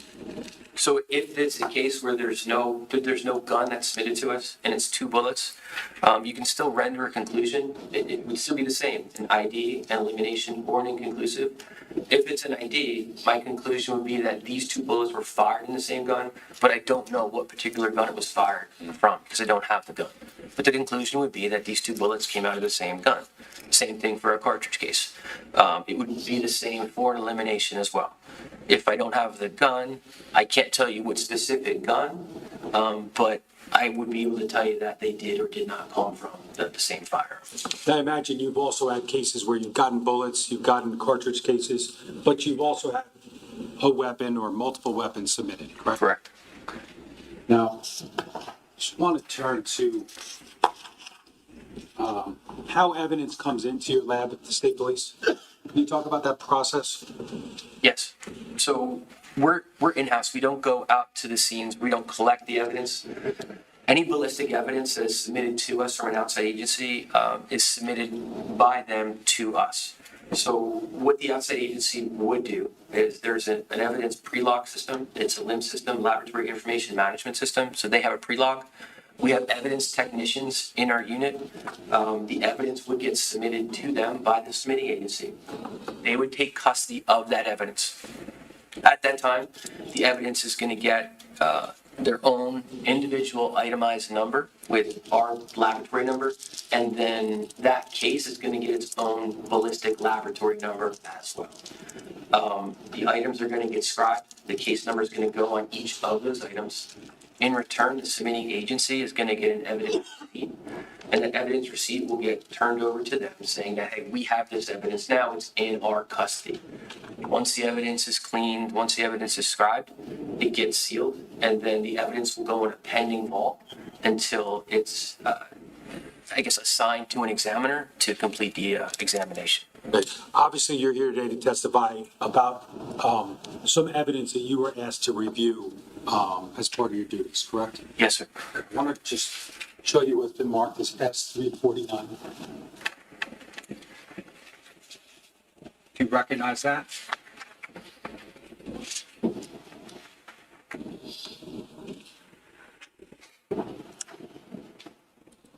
I do, sir. This is an evidence receipt, state exhibit S349. Okay.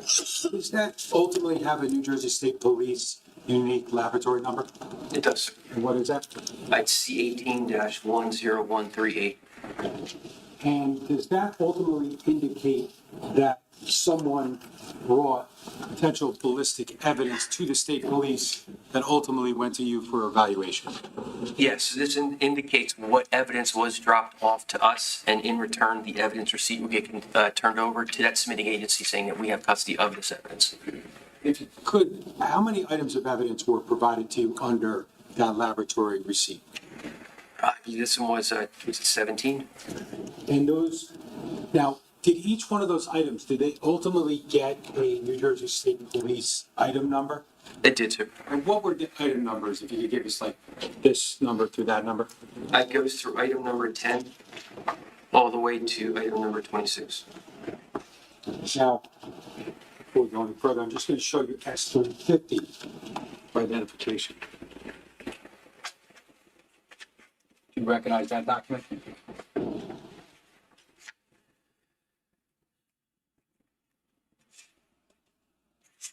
I do, sir. Okay, what is that? So it's another evidence receipt.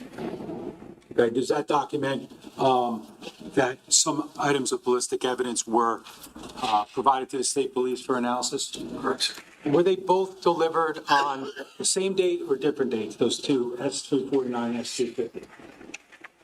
So state exhibit S349, that was received at 11/26/2018. And then state exhibit S350 was delivered on 11/26/2018. Were they delivered by the same detective? They were, sir. And that second one, S350, how many items were listed on that receipt? Looks like 11 items, sir. Okay. And were those also assigned New Jersey State Police item numbers? Correct. And what were those item numbers? Item number 9 through 19. Now, specifically starting with S349, that's case number C18-10138. Yes. Ultimately, do any analysis upon those items, that's New Jersey State Police 10 through 26, and then draft a report at a later date regarding your analysis? I did, sir. I'm just going to show you what's been marked as S352 for identification.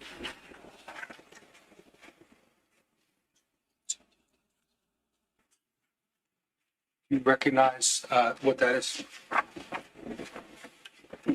I do, sir. So State Exhibit S352, it's a copy of my laboratory report. Okay.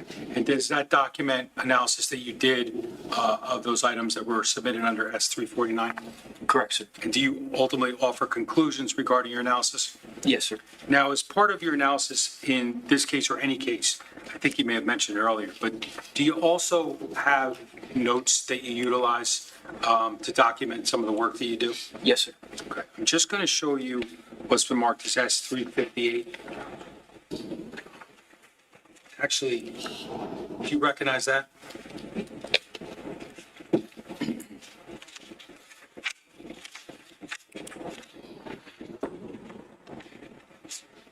Yes, sir. Okay, and is that notes related to the work under C18-10138?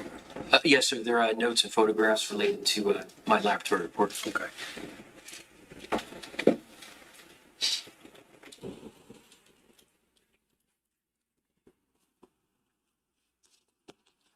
And Sergeant, I'll leave those there. If you do need to refer to them at any point, just please let us know. Yes, sir. Now, with respect to the first part of your analysis under that case, I just want to show you what's been marked as S327, S328, and S329. First, I'm going to show you what's been marked as S327 for identification. Do you recognize anything on there?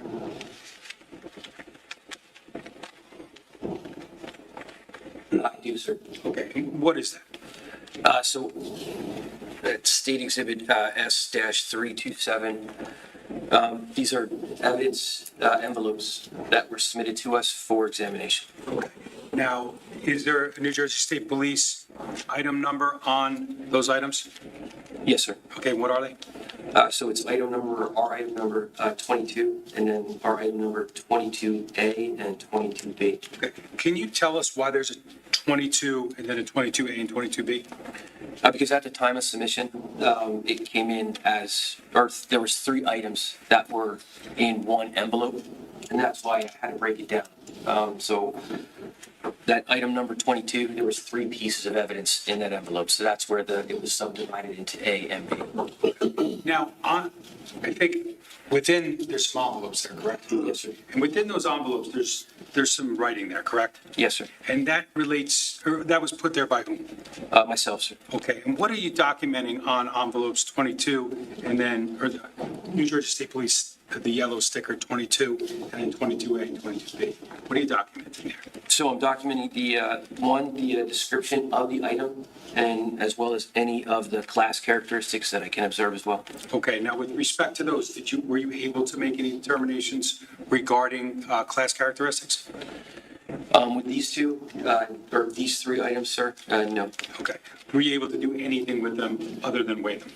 I was able to weigh them and then do a description of what they are. Okay, and when we go back to, sorry, I'm just going to take you back to S349.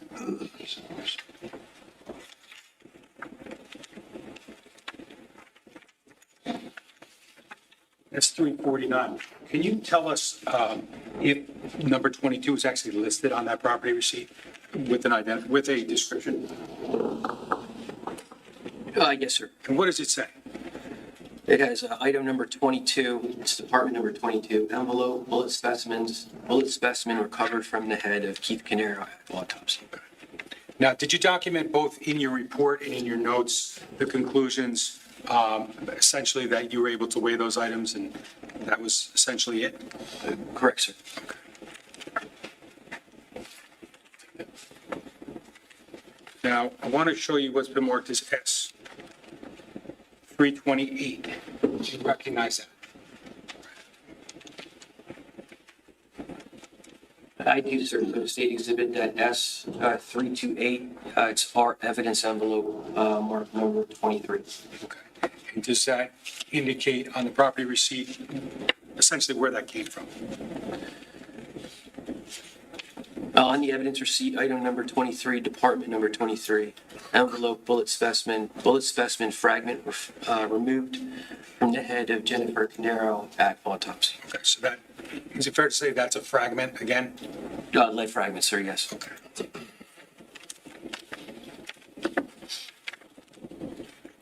I'm going to show you what's been marked as S329. Can you tell us if you recognize that? I do, sir. So State Exhibit S329, that's our evidence envelope mark number 24. And were you able to individually evaluate that item for purposes of trying to, just determine the class characteristics? I couldn't determine any class. I could just do the weight, which is 12.9 grains, and this is a lead fragment. Now, these three items that we just talked about, S327, S328, and S329, were you able to ultimately, do any analysis or comparison with these items to other ballistic evidence? So the only analysis I could do with those items was weigh them, describe them, what they were, and then I would evaluate them to see if there was any tool marks for comparison purposes. But with those items, they were just too small. So there was no tool marks for me to do any type of comparison work with. I want to move on to S330. Do you recognize what S330 is?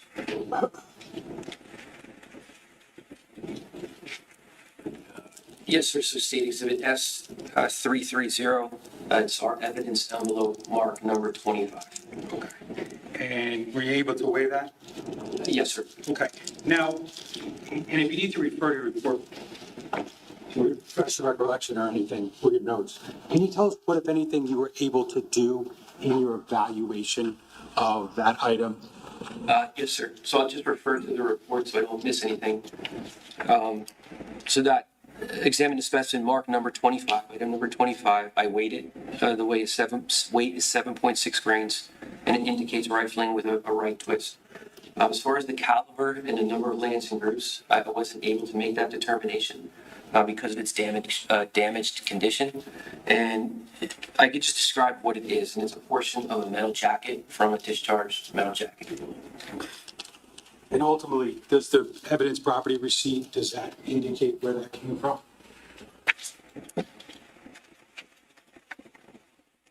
So on the evidence receipt, item number 25, department number 25, it's a bullet specimen fragment removed from the head of Jennifer Caneiro at autopsy. Okay, if I keep you there for one more moment, I'm going to show you next what's New Jersey State Police number 26, which is S331 for identification. Is that the next item listed on that property receipt in front of you? Yes, sir. So State Exhibit S331, it's our item number 26, and it's the next item on the evidence receipt, number 26. Okay.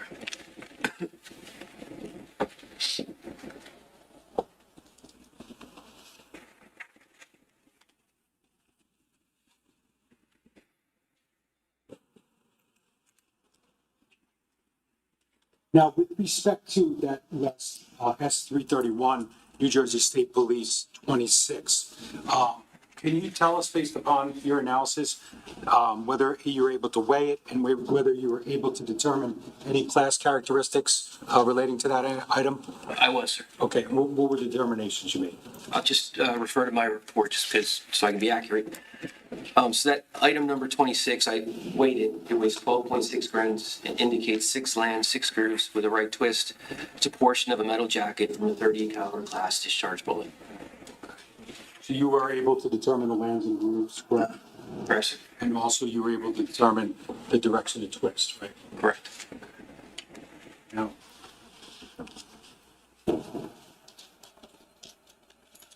did you also receive under C18-10138, did you also receive 4 bullet specimens that were kind of less damaged than some of the ones we discussed already?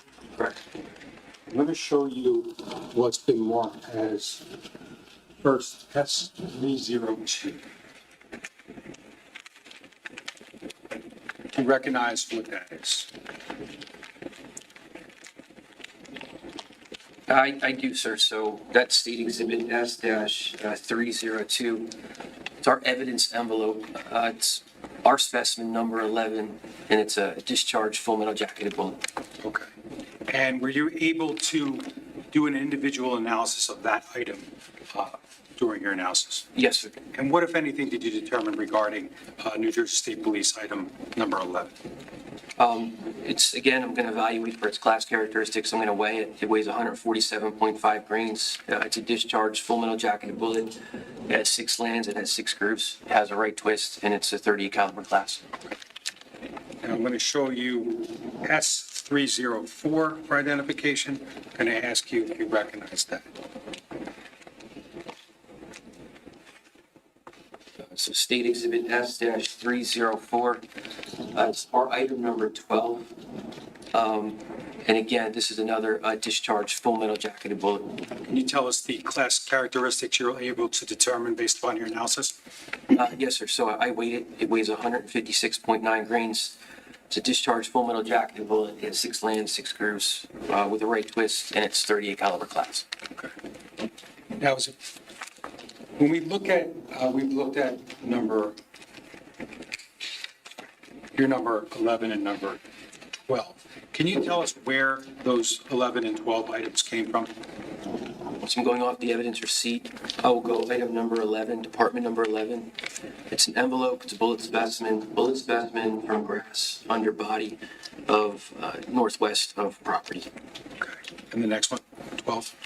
Number 12, or item number 12, department number 12, envelope, bullet specimen from grass south of body, near feet on northwest of property. And you're reading from S349, correct? Correct. I'm going to show you what's been marked as S309 next. Can you tell us if you recognize it? State Exhibit S-309. It's our item number 17. And again, this is another discharged full metal jacketed bullet. Okay. Did you determine the direction of twist? That's right direction. How about the number of lands and grooves? 6, sir. Okay. And is this another item based upon the evidence property receipt that would have came from the scene at Colts Neck, New Jersey? Correct. Okay. I'm going to show you S325 for identification and ask you if you recognize what that is. You have State Exhibit S-325. Okay. It's our number 20, specimen number 20. And it's, again, this is another discharged full metal jacketed bullet. Okay. Were you able to determine the direction of twist of the bullet?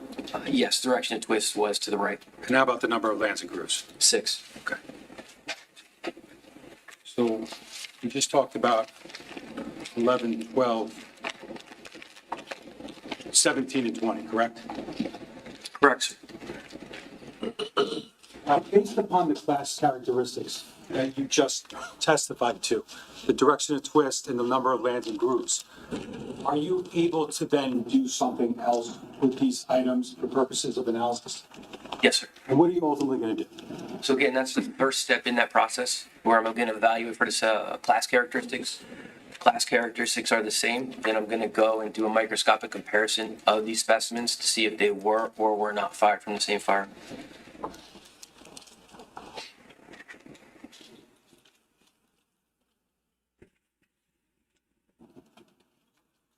Now, in order to make a comparison between these 4 bullets that you just talked about, how do you go about actually doing it? Can you explain that process? Sure. So the process is always the same, evaluate for the class characteristics. Class characteristics are the same, then I'll take 2 specimens, 2 of the bullet specimens, and we utilize a comparison microscope. What a comparison microscope is, they're just 2 microscopes that are connected by an optical bridge, and it allows you to see both of the specimens, both of the bullets at the same time, using the same magnification. So what I'll do as an examiner, I'll look at one specimen, one of the bullet specimens, and I'll evaluate and examine for tool marks on that bullet, on that discharged bullet microscopically. And then what I'm looking for is a pattern or group of patterns of those tool marks. Once I find a pattern or group of patterns, I'll look at my other specimen, the other bullet specimen, and I'll compare them to see if I can see a similar corresponding pattern or not. And then from that, I'll do my evaluation, I'll do my examination, and then I'll come up with conclusions based on looking at those tool marks, those corresponding marks. Now, when you look at two of these items under a microscope, do you ultimately document anything in your notes about what you see? Yes, sir. Do you also take photographs? Yes. Now, I just want to show you again S302 and S309, and these are State Police 11 and 17 respectively. You just testified about these, correct? Yes, sir. Okay, did you ultimately do an evaluation of these two items underneath the comparison microscope? Yes, sir. Okay. And did you document that in your notes? I did. Okay, and did you ultimately photographically document that comparison? Correct, sir. Can we have the back table, please?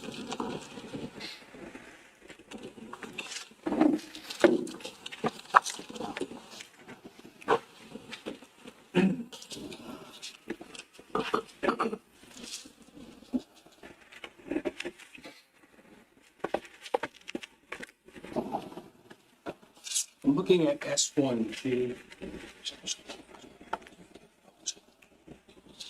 Just going to, before we get I'm just going to show you what's been marked as S1G, slide 3 here.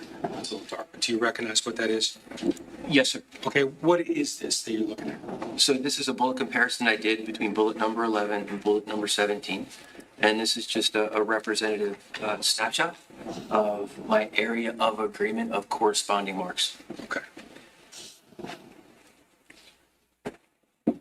Just ask that you put up slide 3 of S1G.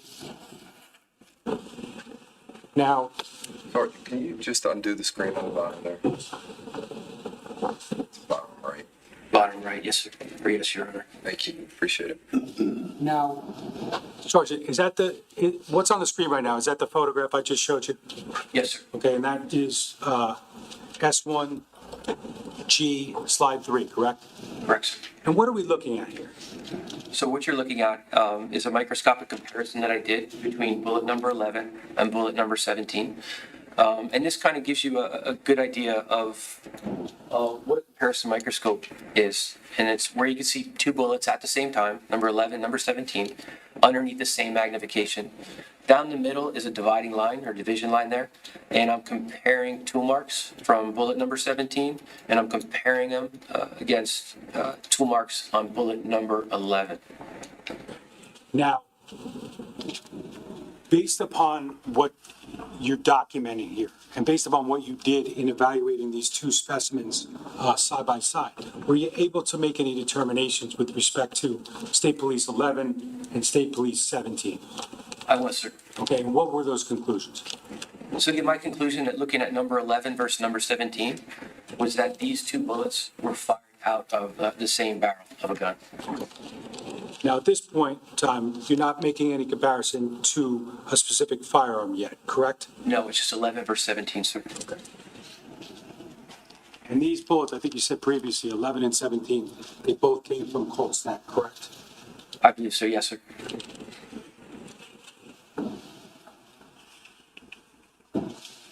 Now, you talked about your notes earlier, and you talked about documenting areas of agreement, correct? Correct, sir. I'm going to show you, you have S358 up here, correct? Yes, sir. Okay, so, That's better. Thank you. okay. In S58, do you actually document in those notes your observations and your conclusions with respect to what we just saw on slide 3? Yes, sir. Okay, what do you document about what it is that you saw in this photo? So document what was compared, number 11 versus 17. I'm also documenting my conclusions, whether it would be an identification, an inconclusive, or an elimination, and then my areas of agreement, where I found that agreement. And the area that this agreement that I'm seeing is in one of the land impressions on those two bullets. When you talk about a land impression, is that something, that agreement, is that something that we can see within that photo, which is page 3 of 10 of your notes, correct? Correct, sir. Okay, can we see it there? It's boxed out, highlighted in an area. That's the area that I used that I did my comparison, I found sufficient agreement, and you see those corresponding marks. Okay. So it was your conclusion that those two bullets came from the same gun? Correct.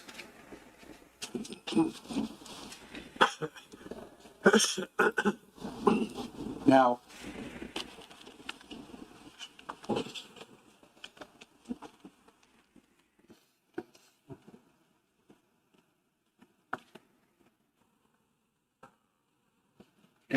I'm going to show you what's been marked as S309. I believe you've already indicated that this is one of the items that you evaluated for class characteristics, correct? Yes, sir. And that's a bullet identified as State Police item 17? Correct, sir. now,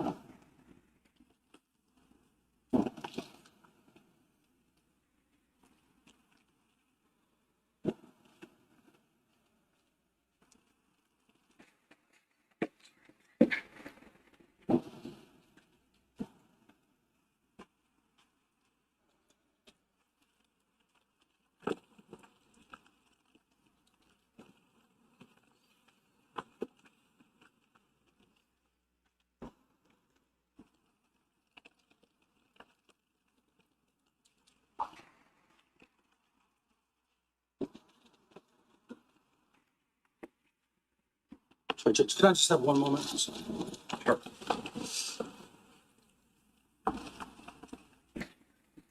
Jurors have been going at it for an hour and 15 minutes. Can we turn the lights back on? I'm going to give everyone their afternoon break at this time. Come back out about 5 minutes after 3. Don't discuss this case. Don't do any research. Thank you all.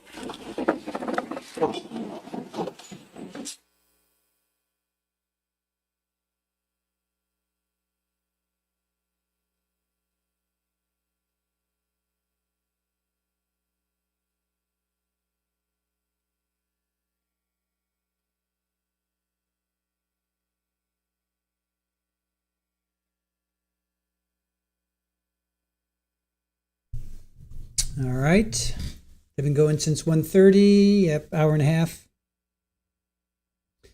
Give them their afternoon break.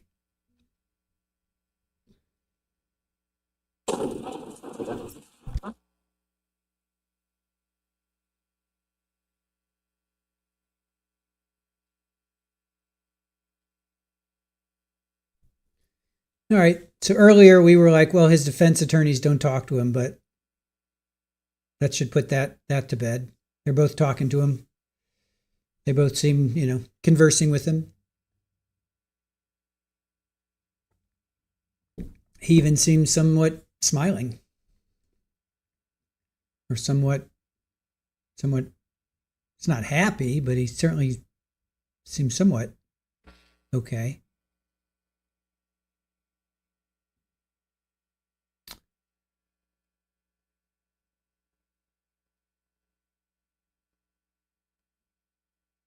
All right. So Paul's going to stay in the court.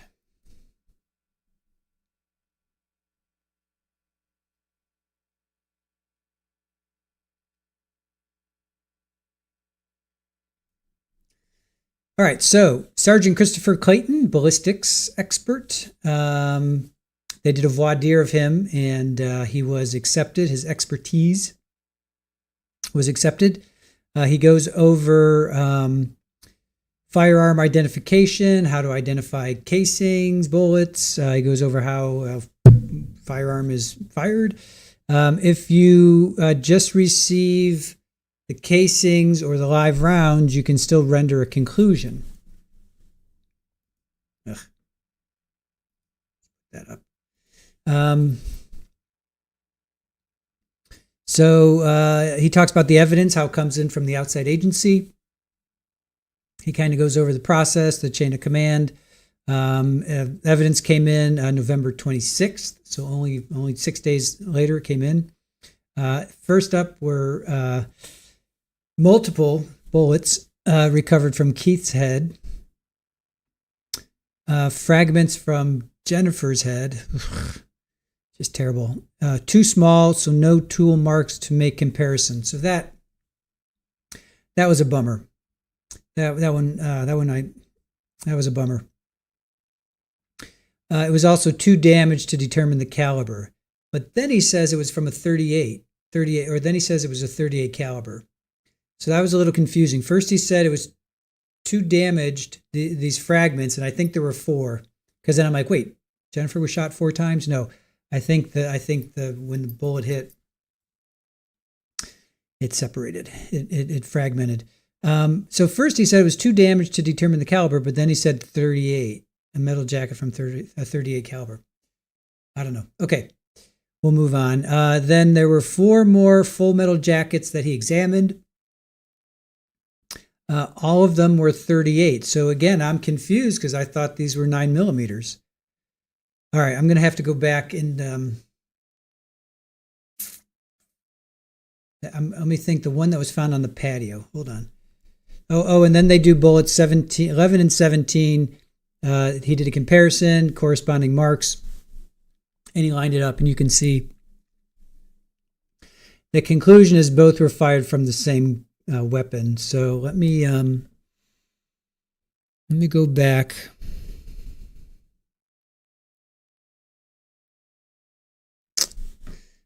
I could have sworn Okay, so in his backpack there was a 9mm silencer. In the basement he had a 9mm. Case under the mattress contained 9mm ammunition. They showed the 9mm. So why are they making such a big deal out of the 9mm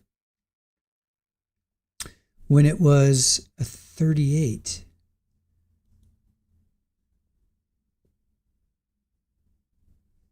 Ah, okay. So the cone on the porch was a 9mm cartridge.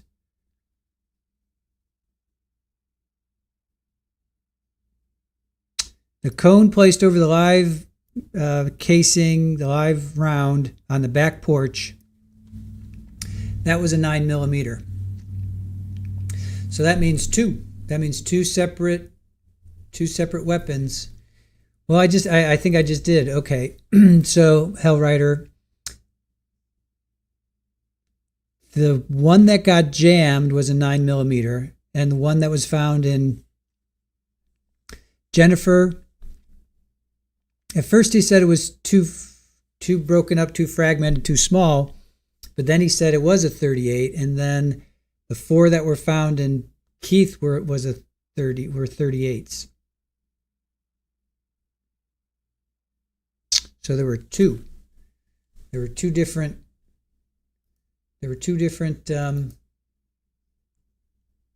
firearms used. After his 9 jammed, he pulled out his backup piece. But the 9mm was on the porch by the kitchen. Wouldn't that have been after? I think that would have been after. Because why would he be shooting into the kitchen area?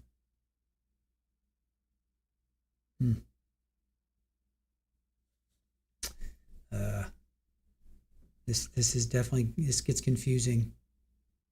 Or he loaded it with both similar size accidentally. Are 9mm and 38s the same?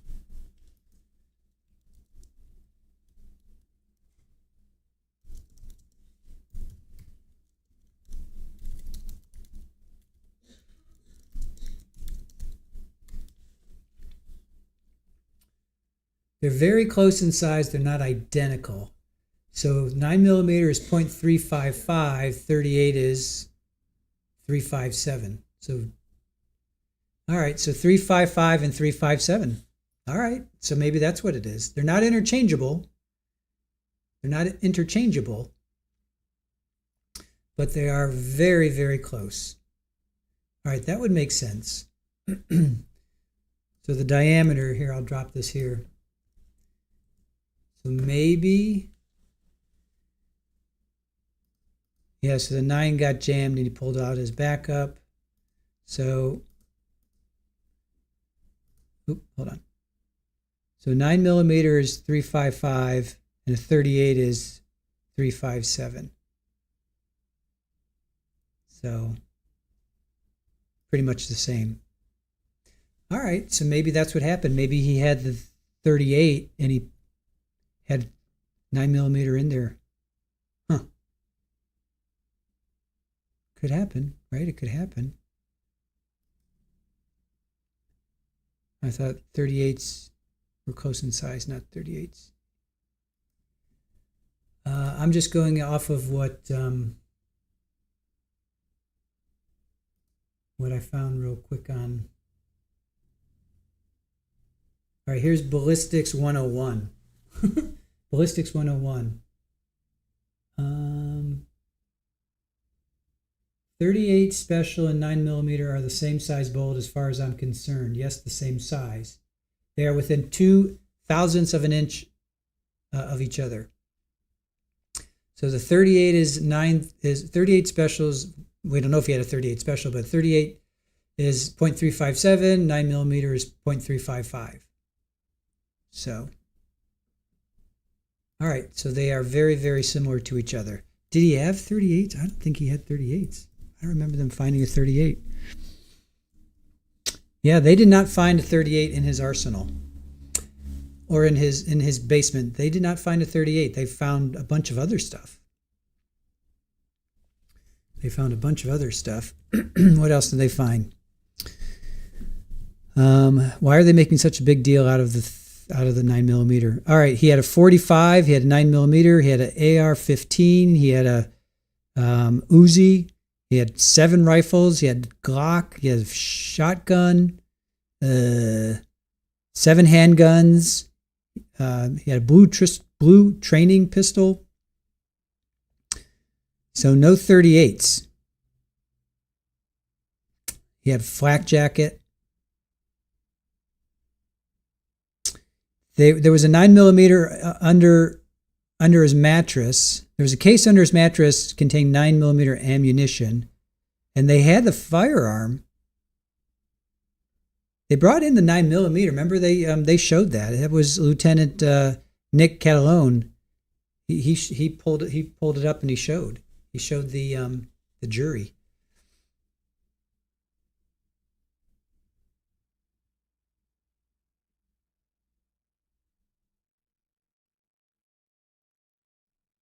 I'm just going through what else. Yeah, it was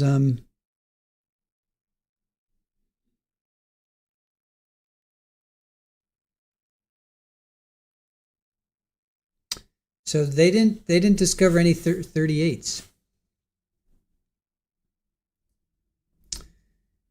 So you can use a 38 to shoot a 357. The Glock would be the 38. Okay. Oh, okay. All right. I didn't know that. What didn't he have? Except morals and integrity. So the 38 and the you like the Sabres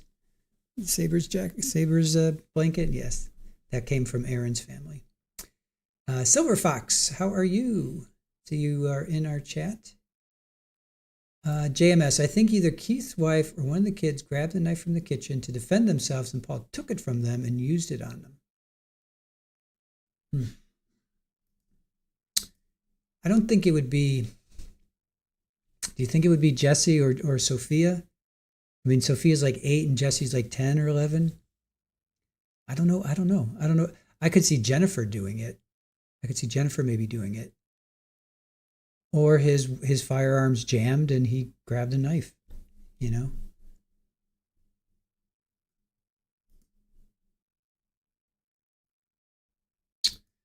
All right, so Brett says, anyway, they matched the casings to the body and to the other barrel, so they know that was used, whether or not he mixed ammo.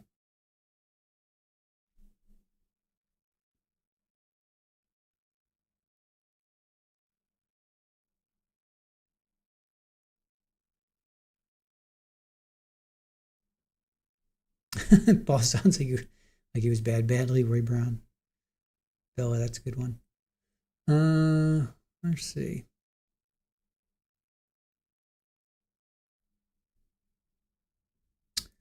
Oh, you think it was Jesse because he was trying for the door?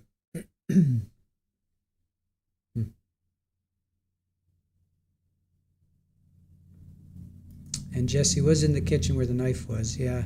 Well, so was Sophia, as we found out today. Sophia's DNA was on the kitchen cabinets. So Sophia was in that kitchen too, which supports Claire's theory that the kids were in the kitchen together. Kids were in the kitchen together.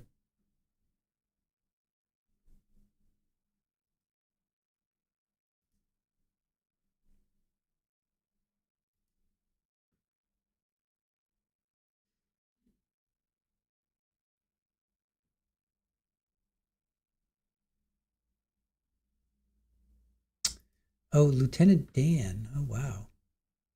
Yeah, what's that guy? What's that actor's name? I should know that actor's name. Who is Lieutenant Dan?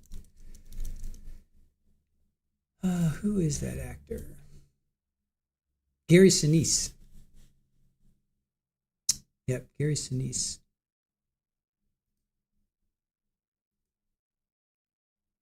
So he was at Balboa Hospital in San Diego this past weekend. Oh, interesting. That's cool. Yeah, Gary Sinise. Definitely.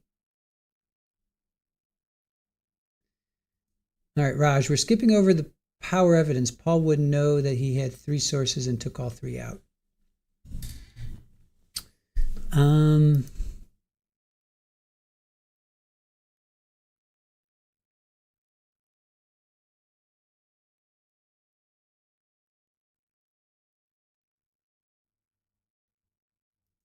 Sophia's blood could have transferred. Let me double check all that. Let me see where her DNA was like all over that kitchen. That was today. We heard that today.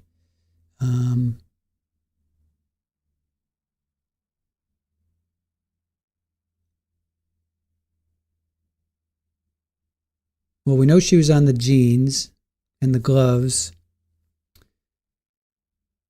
So she was on the lower kitchen cabinet and the pull-out drawer below the sink. So she was in 2 spots, 2 out of the 3 spots in the kitchen. Jesse was also on 2 on the 3. So Jesse was by himself, Sophia was by herself, and then the 2 of them were together. So Jesse was the kitchen island, south kitchen island. Jesse and Sophia were on the lower kitchen cabinet, and then Sophia alone was on the pull-out drawer below the sink. Could that have been transfer? Yeah, that could have been transfer. And she was found on the stairs. Yep. She was found on the stairs going upstairs. So Jennifer's on the basement, like right as you come up in the basement. Jennifer's right there. And then Sophia was up on the landing. So she had gone up and then up on the landing. So, yeah.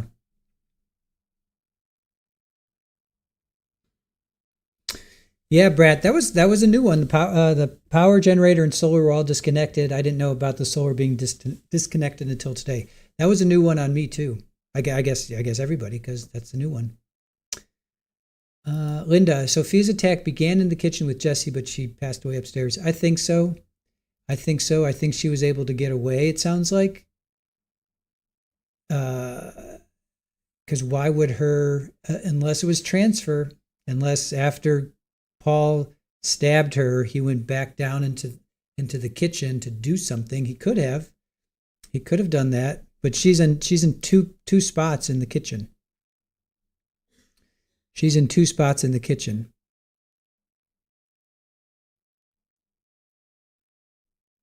She's let me just make that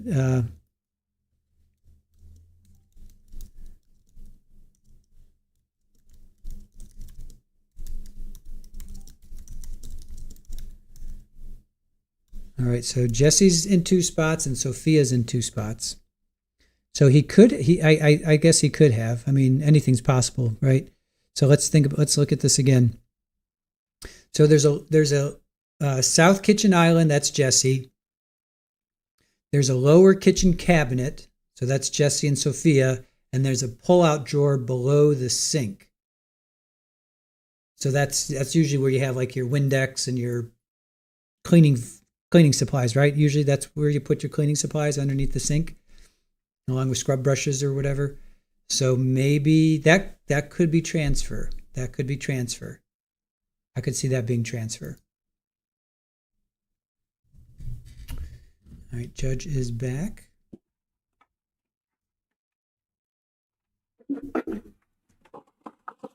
See when you're ready. Thank you, Judge.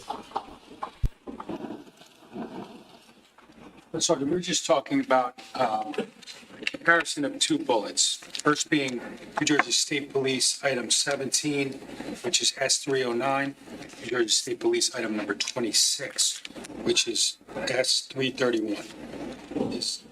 Are these two items that you ultimately microscopically compared to one another? Yes, sir. Okay. Now, when we talk about 17, we talk about it coming from where? 17, according to here, a bullet specimen from kitchen floor. Okay, and with respect to item number 26 from State Police, item number 26, does that indicate where it came from? On here, it has a fragment of jacket, right side of brain. Okay. Can I have slide 4 of S1G? Now, in front of you is page 4 of your notes, correct?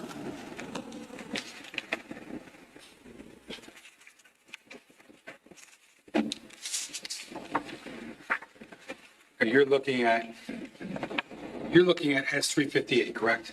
Correct, sir. And what's on page 4 of your notes? Is that what's on the screen right now? It is, sir. Okay, and what is that photograph? What does that photo depict?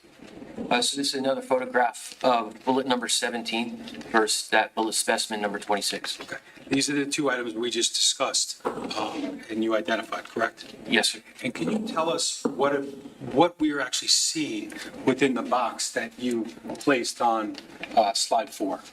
So within that box, you're looking at a pattern or a group of patterns of tool marks, and they correspond with one another.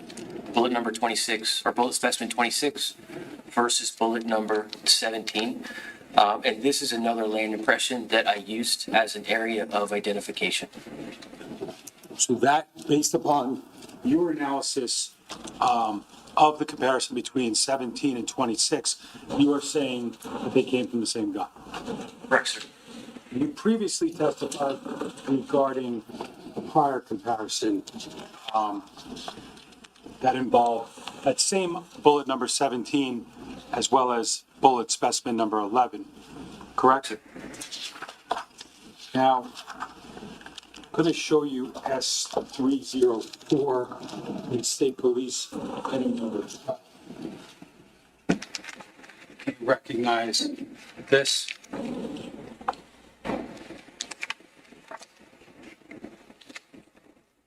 Yes, sir. Okay, and does it say where that came from?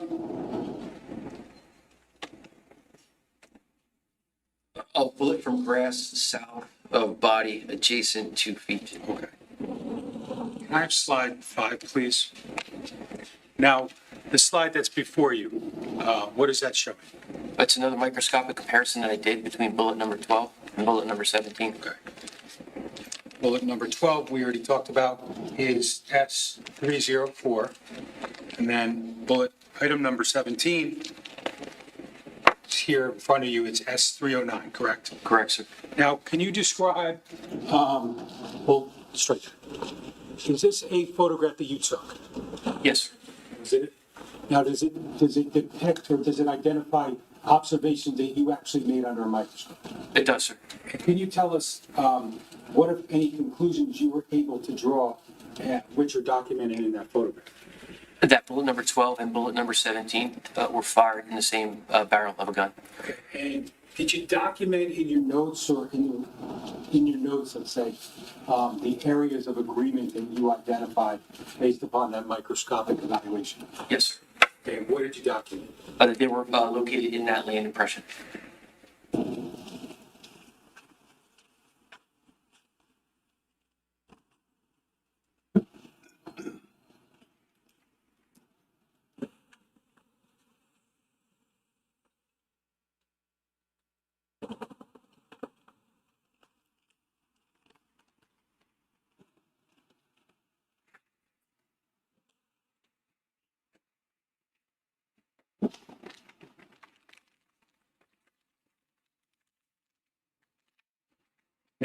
You have S304 already, correct?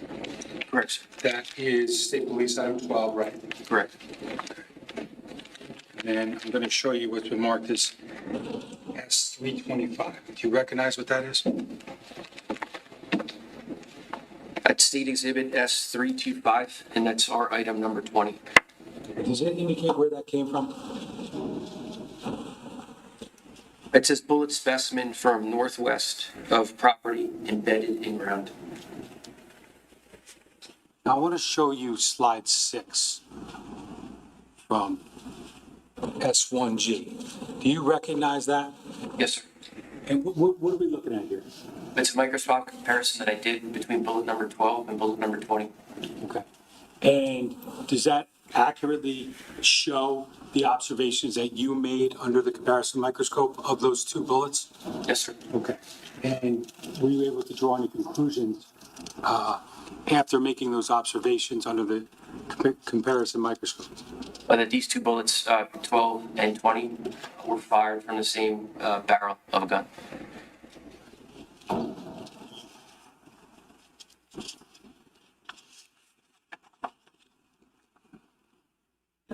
Did you, again, in your notes, did you document any areas of agreement between those two specimens, bullet 12 and bullet 20?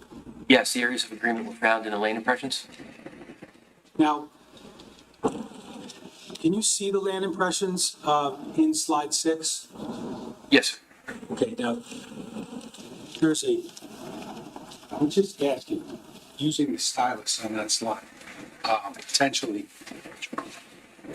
if you could kind of just mark what it is we're looking at and where you see those areas of agreement. Yes, sir. So if we look at the bullet as a whole, I don't know if I can draw on here. This area here that I'm marking, that's the groove impression on the bullet. And this area, pretty much starting from here on down, would be the land impression.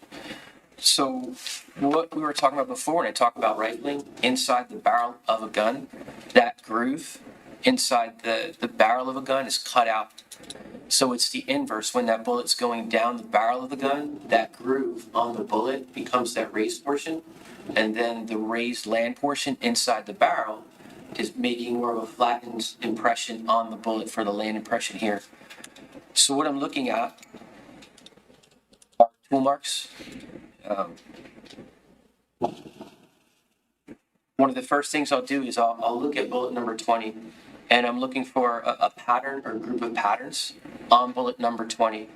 And this is the area that I found. For me as an examiner, it's a pattern or group of patterns of tool marks, striated marks, being created from imperfections on the land impression inside a barrel of a gun. Once I find that pattern, then I'll go over to bullet number 12, and I'll see if that pattern is repeating or corresponding on bullet number 12. When I was looking at bullet number 12, this is the area here of corresponding marks that I found, and they're corresponding, they're blending together, they match. And when I see this type of agreement on two bullet specimens, this is telling me or showing me as an examiner that these two marks were produced by the same tool, meaning it's a bullet, so these marks were produced by these two bullets being shot out of the same barrel of a gun. And based upon what you just described in your observations under the microscope, you document in your notes and also in your report that you believe that these two bullets came from the same firearm. Correct. So this is slide number 5, it was? Just confirm. I believe it's number 6, Your Honor. 6, yeah, you're right, 6, so it's 6.1. Thank you.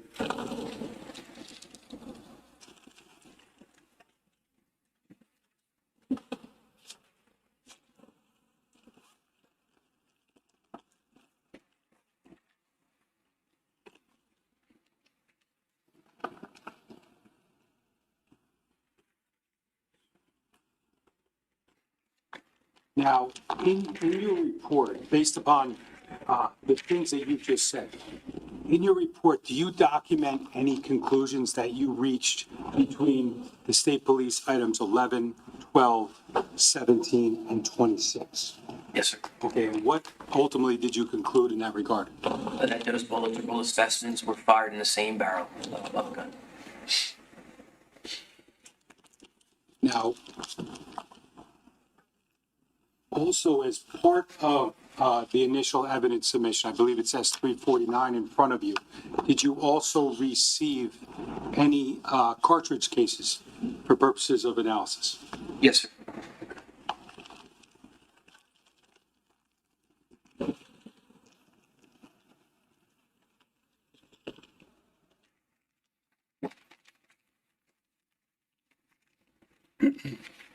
Now I'm going to show you what's been marked as S305, S306, S307, S308, S311, S312, S326. Can I ask you if you recognize these items?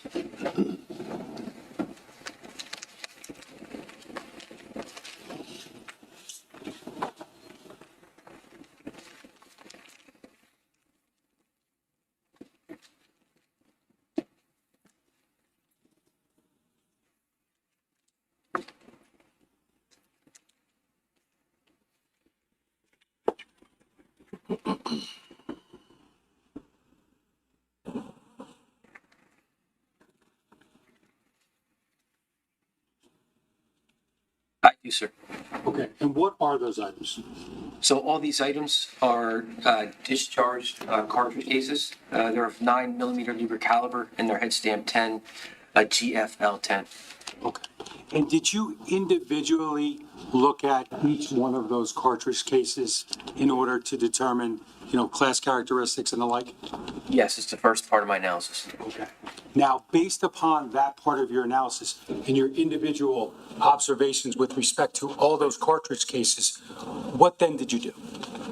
So again, because they have the same class characteristics, I would go to that next step or next level of analysis, which would be a microscopic comparison of these cartridge cases to see if they were or were not fired in the same gun. And how do you go about doing that with respect to all of those? It's the same as I would do with a comparison of discharged bullets.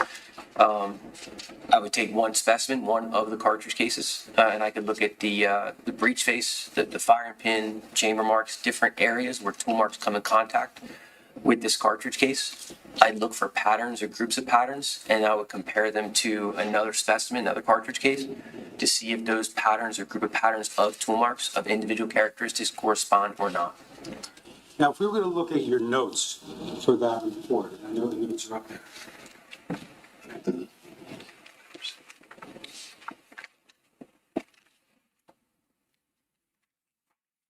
Now, do you document your evaluation of all those cartridge cases in, I believe it's part 3 of your report? I do, sir. And do you write anything specific with respect to characteristics of those cartridge cases that they all share? So the class characteristics that they share are that 9mm Luger. The head stamp is the same, which is that 10 GFL 10. But then I'll also do additional notes and observations where each one of these specimens have a brass case, a nickel primer, hemispherical firing pin. There's extractor, ejector marks, and there's chamber marks present.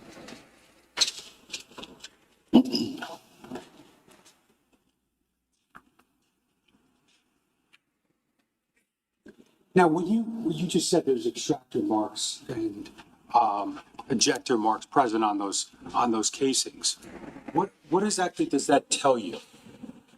One of the things that tells me is that these cartridge cases, without absent of a gun, that they were fired in a semi-automatic pistol, because those are characteristic, an extractor mark and ejector marks of parts that you would see in a semi-automatic pistol. And does the presence of marks, does that tell you that you can then go and place each one of those under a comparison microscope? Yes, sir. Okay, there's things to compare to one another? Right, so there's tool marks that are present for comparison purposes. Now,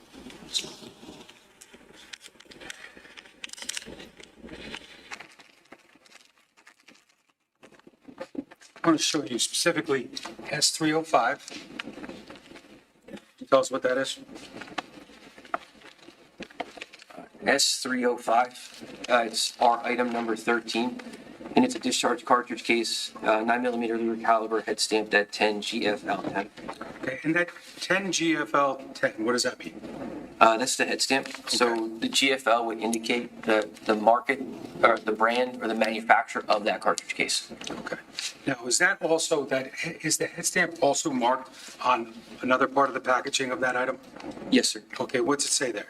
There's another evidence envelope, cartridge casing, GFL 10, 9x19 on grass near paved deck on northwest of property. Okay. And then S307, do you see that? Yes, sir. Is that another casing? It is, sir. And is it marked with the state police number? It is, number 15. Okay. And does it indicate where that was found? Written on the envelope, it's cartridge casing, it says GFL 10, 9x19 on grass near paved deck on northwest of property. Okay. And just in case we didn't ask, with respect to all the cartridge casings that you've identified thus far, did they all share the same head stamp? They did, sir. Okay. And ultimately, we still have it. Can you undo that? Or can we preserve that if we didn't do it already? I'm sorry. Did it. We did. Yeah. Can you just undo that then? Can I have slide 7, please? Now, what are we looking at there, Sergeant? It's another photograph that I took of my comparison between cartridge case number 15 versus cartridge case number 13. Okay. And what area of those cartridge cases are we looking at right there? You're looking at the tip of the firing pin impression, which struck the primer. Okay. And what, if anything, were you able to determine based upon not so much the photo, but your observations under the comparison microscope? So based on my observations, I'm doing the same analysis or the same microscopic comparison where I'm looking at cartridge case number 13 and I'm finding a pattern of tool marks within that firing pin impression. And then I'm comparing that pattern to the cartridge case number 15 and seeing if that pattern corresponds or not. What I'm looking at, again, these are those individual characteristics. These marks are made from when the firing pin hits that primer.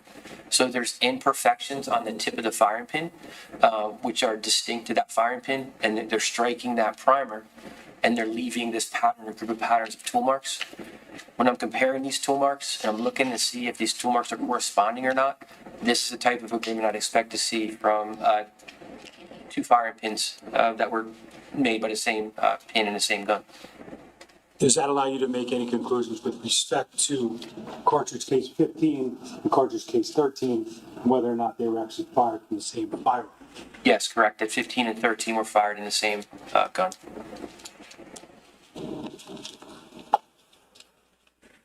You have 307 up there. Correct? Correct, sir. Okay, and that's NJSP number what? Number 15. And then I have, I'm going to show you S308. Do you recognize what that is? Yes, sir. State exhibit S308. It's R number 16, and it's another 9mm Luger caliber discharged cartridge case, head stamp 10 GFL10.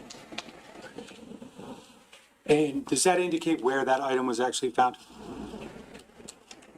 This item number 16, cartridge casing, GFL10, 9x19 on grass, near reddish stain on northwest of property. When we talk about property, we're talking about Colts Neck, correct? Correct, sir. Can I have slide 8, please? Now, what are we looking at in slide 8? So again, it's another photograph between cartridge case 16 and then cartridge case number 15. Okay. And does that accurately depict or show your observations that you made under the comparison microscope when looking at cartridge case 16 and cartridge case 15? Correct. And based upon your training and experience and your observations, what, if any, comparisons or conclusions were you able to draw? So the same conclusions as before, that based on this area, these are breech face marks, so this is different than your firing pin impression. These marks are created when that cartridge case is getting pushed back against the breech face of a particular gun. It's leaving an impressed mark, like we were talking about before. So when comparing number 15 and number 16, looking at these breech face marks, and again, you're looking at, I'm comparing one pattern of surface contours, comparing them to the other pattern on number 16 and 15. And again, this is the type of agreement I expect to see from two cartridge cases that were fired in the same gun, coming in contact with the same breech face. So it was my conclusion, based on these observations, that these two cartridge cases were fired in the same gun. Now, in your notes, because I think you've talked about different areas thus far, correct? Correct, sir. Different areas of agreement between two cartridge cases? Correct. Now, do you document the identifications in your notes? Yes, sir. And do you document the areas of agreement in your notes? Yes. Okay. And what exactly did you document with respect to the comparisons that you made between the cartridge cases?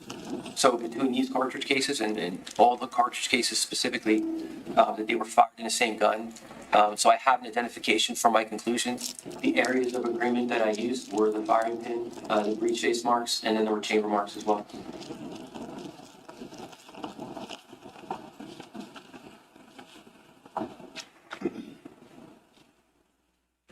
Show you S306 and see if you recognize that. So state exhibit S306, it's our item number 14, and it's again a 9mm Luger caliber discharge cartridge case, head stamp 10 GFL 10. Does it indicate where that was found? This was found as cartridge casing on the paved deck on northwest of property. And then S326. Do you recognize that? Yes, sir. Okay, what is it? It's state exhibit S326. It's our item number 21. It's a 9mm Luger caliber discharge shell, head stamp 10, GFL 10. Does it indicate where it was found? Yes, sir. Cartridge casing from northwest of property, embedded in ground. Can I have slide 9, please? What are we looking at there? This is cartridge case number 21 against cartridge case number 14. And we're specifically looking at chamber marks. So this is another area of a firearm, separate from the firing pin and the breech face. What chamber marks are, when that cartridge casing gets loaded inside the chamber of a gun, there's 4 walls that where that cartridge case is at. What happens is when you fire a gun and that cartridge casing gets discharged, that pressure builds up, that casing will actually swell up like a balloon, and it's going to come in contact with the chambers, the 4 chambers, I guess almost like a room, walls. It's going to come in contact with that. And then when that cartridge casing is going to get ejected and extracted from there, it's causing striated marks, scratch marks, as it's getting ejected and extracted from that chamber. And then again, I'm comparing a pattern, a group of patterns on number 14, and I'm seeing if that pattern repeats on number 21. And that highlighted area there is those corresponding marks. And again, this is the type of agreement I'd expect to see from 2 cartridge cases that were fired in the same gun, specifically the chamber area of that gun. I would not expect to see that type of agreement from 2 cartridge cases fired in 2 different chambers. So based upon your evaluation of the 7 cartridge cases that you received, their state police item numbers 13 through 16, 18, 19, and 21, what, if any, conclusions did you draw regarding all 7 of those cartridge cases? And all 7 of those cartridge cases were fired in the same weapon.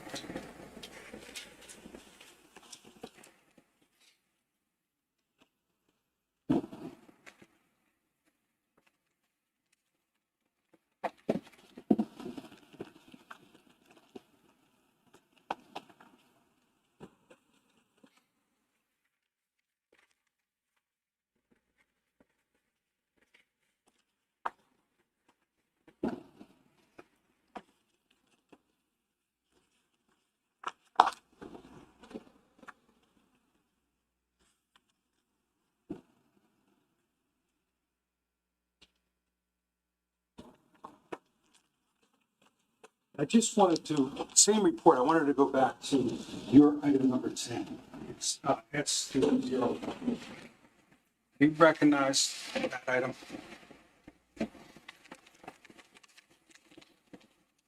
Yes, sir. So state exhibit S301, it's our item number 10, sir.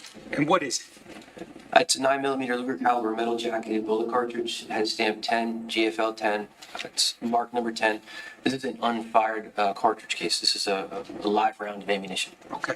Do you make any notes regarding whether or not it's got any identifiable markings on it? We would, sir. So I would identify the type of primer and then also what is on the head stamp as well. Okay. And ultimately, in your report, which is, or in your notes, S358, do you draw any conclusions regarding number 10 and any other mark, and any marks that you could ultimately compare to something later? Yes, so number 10, it wasn't fired in because it's an unfired round, but it was chambered in and extracted from the same gun as those other 7 cartridge cases. Okay. And how did you go about determining that? So what I would look for is there's an extractor mark is where I made that identification. So what would happen if you have a live round of ammunition that's unfired? You can load that round inside your firearm, and then there's an extractor inside that chamber, which hooks around the rim of the cartridge case. So if that gun is loaded, and there's a cartridge case inside the chamber of that gun, and you don't fire it, but you just bring that slide back, which is under spring tension, that extractor is going to pull back on that cartridge case, and then it's going to hit, there's an ejector, and it's going to get extracted and ejected from that gun without being fired. So I could look at that extractor mark, from the extractor of the claw, because it's marking it, and then I would compare it to extractor marks from any of the cartridge cases that were fired.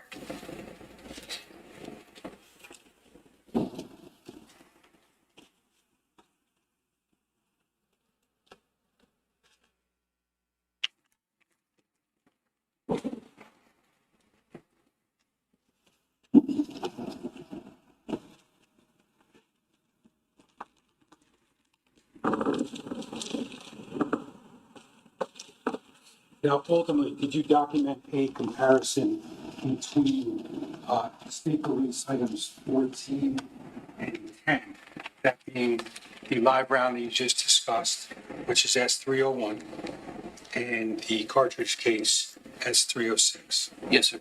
Okay.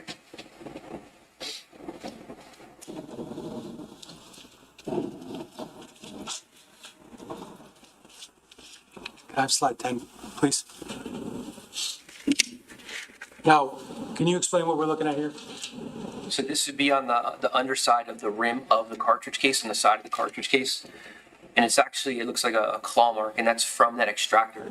So when that cartridge case, number 14, again, is being discharged from that firearm, it's that claw is leaving a tool mark on that rim. So again, I'm looking at a tool mark and a pattern, a group of patterns of tool marks, and I'm comparing them to that live round number 10. And I'm seeing those corresponding marks. So what that's telling me as an examiner, that at one time that live round number 10 was cycled through the same firearm as the cartridge case number 14. Now, with respect to, obviously you photographically document the conclusions you just talked about in slide 10, correct? Correct.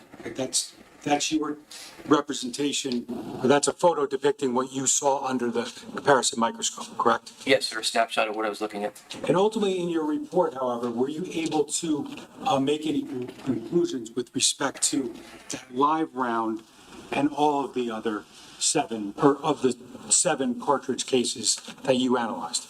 Yes, sir, that live round at one time was cycled through the same firearm as those 7 other cartridge cases.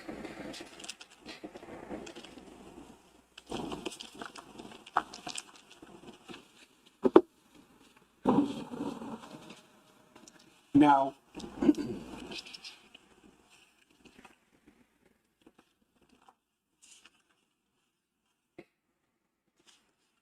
the receipt up there, I believe it's S-350.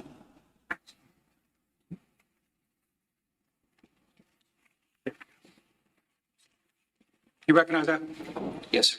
You referenced that earlier, correct? Correct. And based upon receiving that, that request there, were you asked to Were you asked to look at some other ballistic evidence under a different case number? Yes, sir. Okay. And what's the case number, to be clear? It's our case number, laboratory number C18-10139.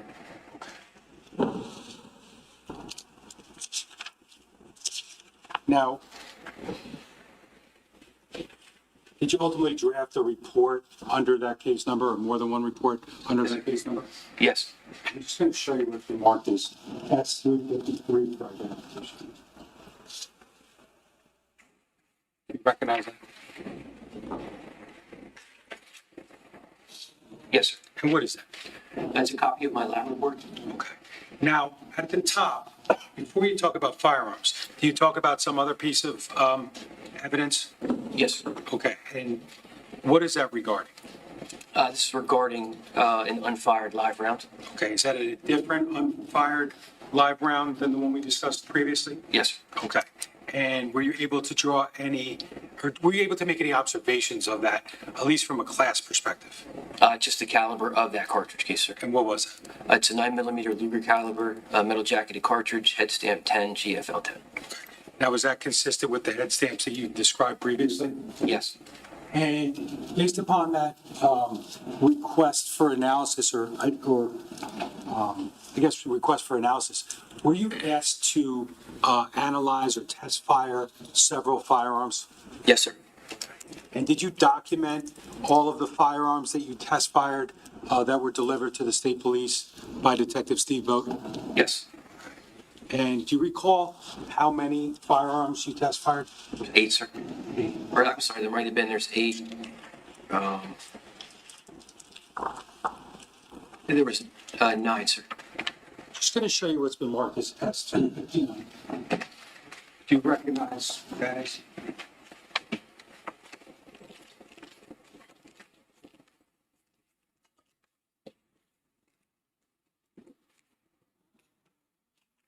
Yes. Okay, what is it?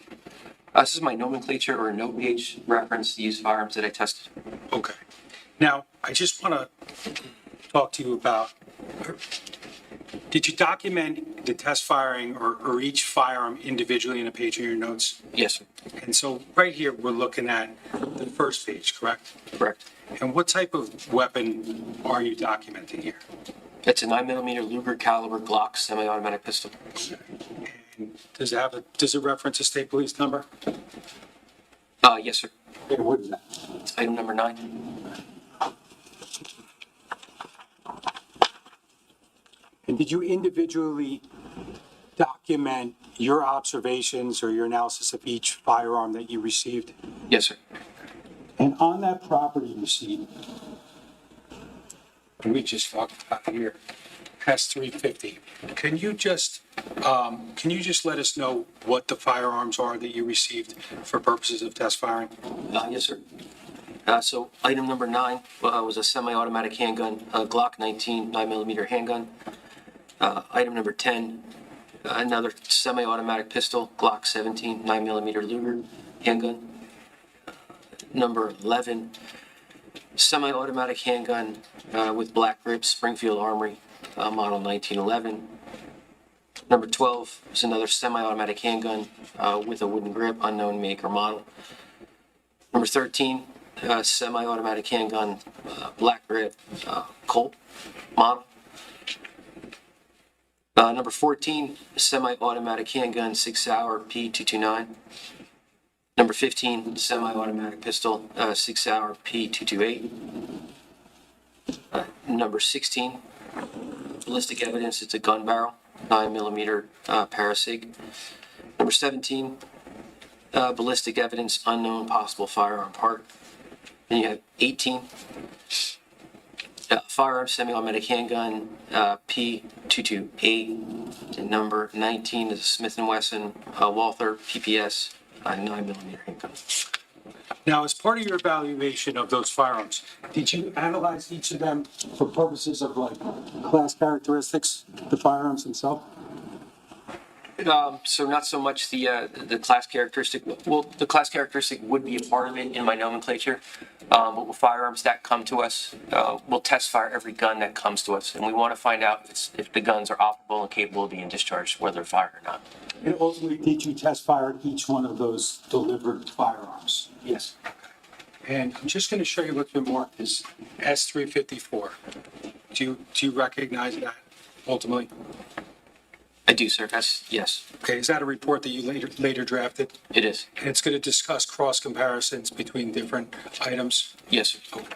But as far as what we were discussing on S353, your 2/4/2019 report, do you document the test firing of the weapons? I do, sir. Okay. Now, based upon that, were you able to determine whether each one of those weapons was ultimately capable of being discharged? Yes, sir. Okay. Now, the next part of that report is part 3, correct? Yes, sir. And what does that talk about? Which item does it talk about? So it's item number 16. And what is item number 16? That's a gun barrel.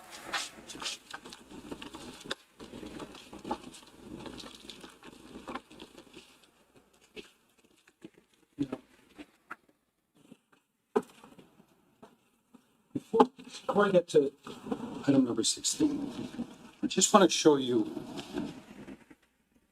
item number 18. I'll show you item number, State Police number 18, which is S-181. Yes, sir. Do you recognize what that is?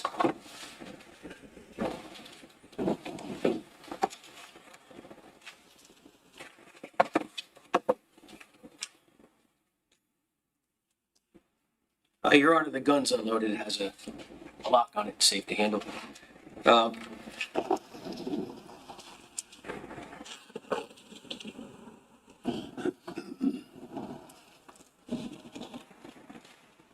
I do, sir.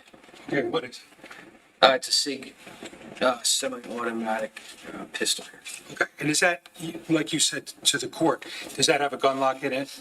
It does, sir. Okay, and it's safe, correct? Correct. Now, did you document in your notes how you found that weapon, or anything about the weapon, the way that it was delivered to you? Again, you just reference the note page so we don't miss anything.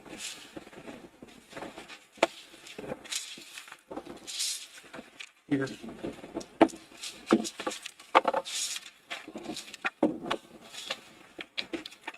So my notes, I'll do a description of the firearm, as well as test firing the gun. Description is 9mm Luger caliber SIG Sauer semi-automatic pistol. There's a serial number of B341027, models of P228. Has 6 lanes, 6 screws with a right twist. That's semi-automatic pistol. As far as the observations made with this, it has a green tritium dot front sight. When I received it, inside the chamber was a red dot laser bore sight, unknown brand or manufactured, marked 9mm Luger. And then it was submitted without any type of ammunition magazine. Now, that red dot laser bore sight that you said was in the chamber, correct? Yes, sir. Now, I'm just going to show you as part of the item here, still marked NJSP item number 18. Can you open that up? What is that that we're looking at? So this is a mechanism or a device which you would put inside the chamber of the firearm. It's inert, so if you fire it, it's not going to detonate anything. It's not a live round. There's no bullet, there's no propellant or anything like that.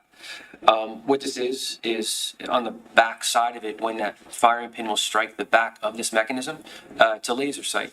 So you can use this for test firing or practice your accuracy with a gun.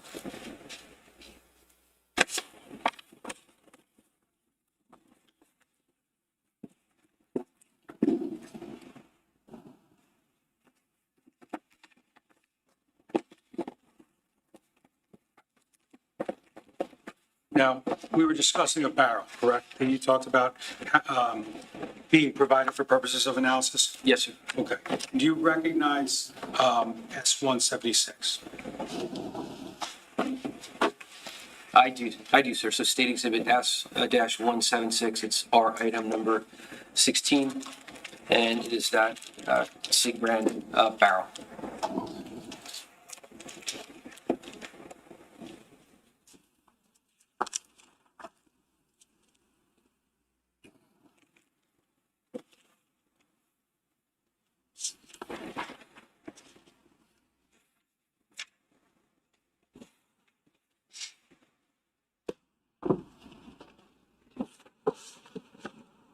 To show you what's been marked as S-177 identification. Ask you if this is an additional item that you received for purposes of evaluation. So State Exhibit S-177, it's our item number 17. And it's also labeled with a sticker as well, with our laboratory number, that's C18-10139, and number 17. What is that? That's a homemade silencer device. Now, did you ultimately compare it to see if it fit and functioned with any of the firearms that were submitted? Yes, sir. And do you recall which ones it fit and function with? Yes, sir. Which ones were those? Again, just so I'm accurate, if I could refer to my report.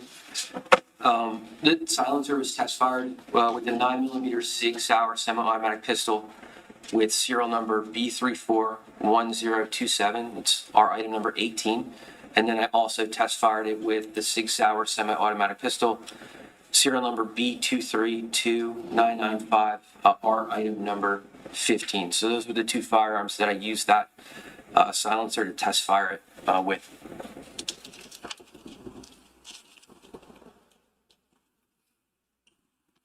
Now, I'm talking about New Jersey State Police item number 16, which is S-176. Can you tell us what ultimately you did with this barrel? So again, with that barrel, I'll identify it for its class characteristics because there's rifling inside that barrel. 6 land, 6 screws with a right twist. And then I would take that barrel and I would test fire that barrel with the 2 SIG pistols that were submitted for examination. And ultimately, did it fit into both of those SIG weapons Right. submitted to you? Yes, sir.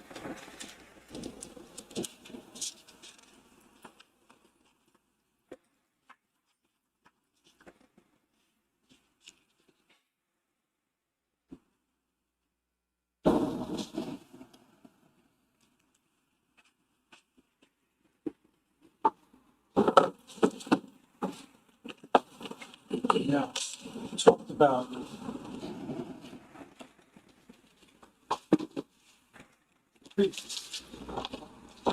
previously identified S-181. This was the 6 Sauer that had the laser in the chamber, correct? Yes, sir. And I'm going to show you what's been marked as S-193. Do you recognize what that is? State Exhibit S-193, that's our item number 15.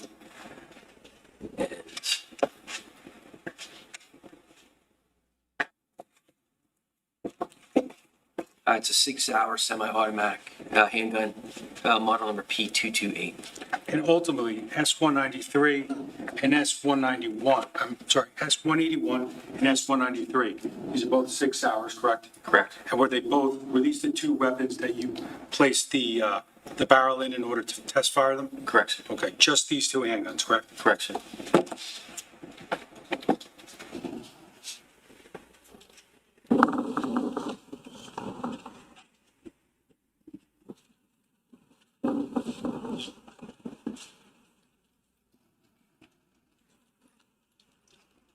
Now, as far as like how you went about doing it, like is that switching barrels? Is that hard?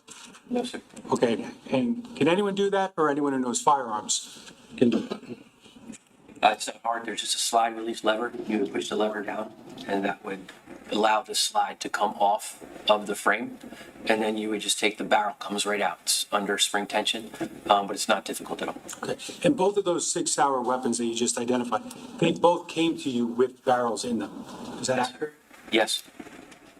Did you fire them with the barrels that they came with? Yes. Well, yes, sir. and then also with the barrel that was submitted under State Police item number 16. Correct. Now, I want to talk to you about ultimately whether or not you were involved in doing any cross comparisons. Yes, sir. You had items that were submitted, bullets and shell casings, correct? Correct. Then you also had some weapons, right? Correct. Some firearms in the barrel, right? Yes. Okay. Can you tell us, just generally speaking, how you go about actually doing comparisons between ballistic evidence and the firearms? Sure. The process is always the same. You look for those class characteristics on the bullets and the cartridge cases, and then I'll just compare them to the class characteristics of the firearms that were submitted. The class characteristics are different on the bullets and cartridge cases to the submitted firearms, but you don't have to do any type of microscopic comparison. The class characteristics are different. For those firearms where the class characteristics are the same as the bullet and the cartridge case, then you would do a microscopic comparison of those. How we do it when we have a gun that's submitted to us and it has the same class characteristics, I would take one of the Sig Sauer guns, and we have a range. So I'd fire 2 shots into our water tank. So I have my known test standards. I have known bullets and known cartridge cases that were fired in that gun. And then I'll take those test standards, my 2 known bullets, my 2 known cartridge cases, and I'll look at them microscopically and see how they're marking, or the 2 marks are marking. So I have my knowns from that gun. So I'll take my knowns and I'll compare them to my unknowns. And I'm looking for patterns and see if those patterns correspond or not to try and determine if they were fired in that particular gun or not. So ultimately, you're firing the weapons, and then you're maintaining the test shells, correct? Or test bullets? Both, yes, sir. Okay. And then ultimately, you use those to make comparisons? Yes, my knowns to my unknowns. Okay. Now, was there a point in time when some additional ammunition was provided to you for purposes of test firing these guns? Yes, sir. Okay. Now, can you tell us why you utilized ammunition that was provided to you by the Mountain County Prosecutor's Office? Sure. So you want to use like ammunition when we're test firing. In our lab, or pretty much our policy is we use our own ammunition. We don't typically use ammunition from the outside because we don't know where that ammunition comes from. So we have a reference collection of ammunition that we'll use to test fire, to do any test fires or microscopic comparisons. The one issue in this case, the test fires that we had were different ammunition than the items, the bullets and the cartridge cases that I did my initial examination. And it mattered. One of the things that was unique with this 9mm Luger ammunition from the scene, or that was submitted from the scene, was a bigger bullet. It was a heavier bullet. It was a longer bullet. We didn't have that type of ammunition. So when I did my test fires, and I compared the tool marks to the tool marks from the casing, or from the bullets from the casing, it wasn't marking as well. The marks weren't repeating as well. So it really helped me to use that same ammunition because we didn't have it in reference collection, and the Monmouth County Prosecutor's Office was able to provide that ammunition to me for test fires so I can shoot like ammunition, and I can get a best representative sample to do my comparison on. Okay. And I'm going to show you what's been marked as S351. Do you recognize that? Yes, sir. What is that? So State Exhibit S351, it's another evidence receipt, and it's the box of ammunition that was submitted to us from the Monmouth County Prosecutor's Office for test fires. Okay. And ultimately, did you use that for test firing purposes? Yes, sir.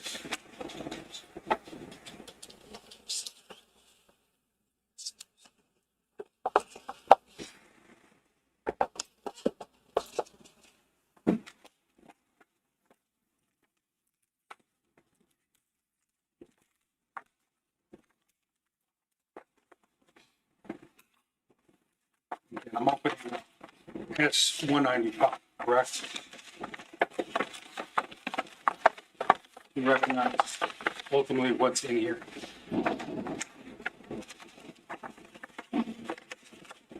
Yes, sir. So State Exhibit S-195, that's our item number 21, and that's that box of Fiocchi ammunition that I use for test fires. Okay. And ultimately, does it indicate where this actual Fiocchi box of ammunition came from? The location says here, 27 Tilton Drive in Freehold Township, Paul Caneiro. And ultimately, did you utilize this ammunition to test fire the 2.6 hours as well as both with the barrel number 16 in them? Correct, sir. These have this box, what's marked as NJSP, item number 21, States Exhibit 195. Does it have the same head stamps as those, the shell casings that you previously identified? Yes, sir. Sir, before you put that away, you said S-195 came from where? Your Honor, the location was 27, it's like Tilton, Tilton Drive in Freehold Township. In Freehold Township? Yeah. Okay.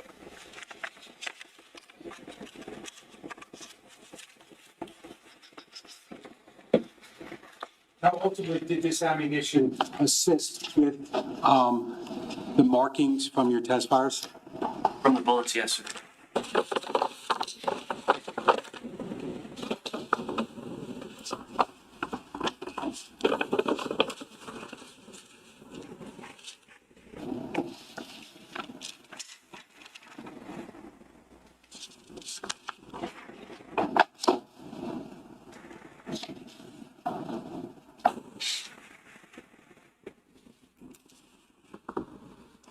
Now, you have your 2/7/19 report up in front of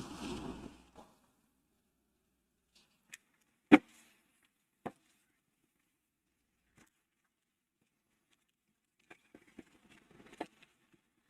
Now, we talked about looking at those weapons and determining like which weapons could fire which types of ammunition.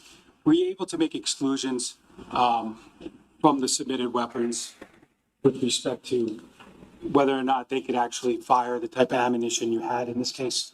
Yes, sir. Okay, and did you exclude all guns except for those 2.6 hours? Yes, sir.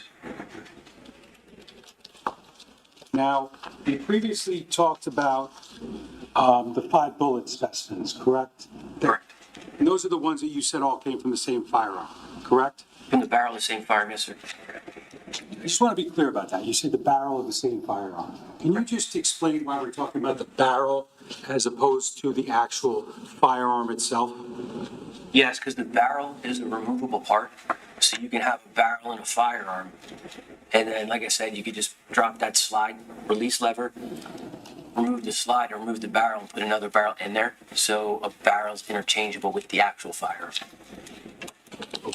Now, with respect to your 2/7, February 7, 2019 report that's in front of you, S354, did you ultimately make any conclusions regarding New Jersey State Police items 11, 12, 17, 20, and 26? Yes, sir. And those are 5 bullets that came from Colts Neck, correct? Correct. Okay. What, if any, conclusions did you draw with respect to those cross comparisons? That those 5 were discharged in that one submitted barrel. I think it was no submitted. So when we talk about S-176, this is New Jersey State Police item 16, the barrel, correct? Yes, sir. And ultimately, you made a conclusion that all 5 of those bullets were fired from this barrel? Yes, sir. Now, did you ultimately do any comparison work with respect to the shell casings that had also been recovered at the Colts Neck scene? Yes, sir. And we talked about all 7 of those earlier, correct? Correct, sir. How they all matched each other? Yes, sir. Now, with respect to the comparison that you ultimately were able to make, was that with respect to one of the 6-hour firearms? Yes, sir. And again, you just talked about the bullets and the barrel. Now we're talking about the cartridge cases and a firearm, correct? Correct. And can you just explain that difference? Yes, sir. So in that slide portion of a gun, the firing pin, your breech face, your extractor, your ejector, the firing pin aperture, that would be contained inside that slide of the gun. And in your report,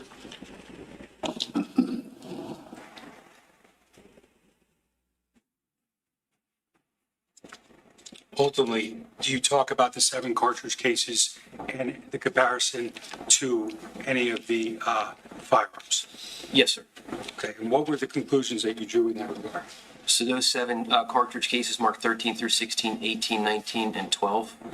I compared them to test cartridge cases that were fired in the 9mm Luger caliber SIG semi-automatic pistol, serial number B233959, and those cartridge cases were identified as having been discharged in that submitted pistol. So when we're talking about those comparisons, we're looking at S193. That's the 6-hour serial number ending in 959. Yes, sir. And you indicate your conclusion in S54 regarding all the submitted shell casings and the comparison to that weapon, S193. Correct. And your determination, just to be clear, was what? That those were fired in that submitted pistol.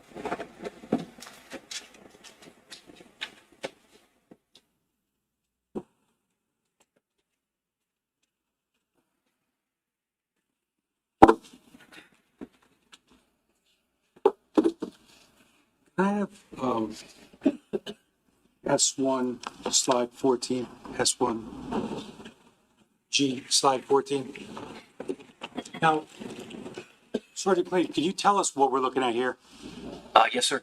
What are we looking at? So it's another snapshot of the comparison that I did between bullet number 17 and then one of the test bullets that I fired out of that barrel, number 16.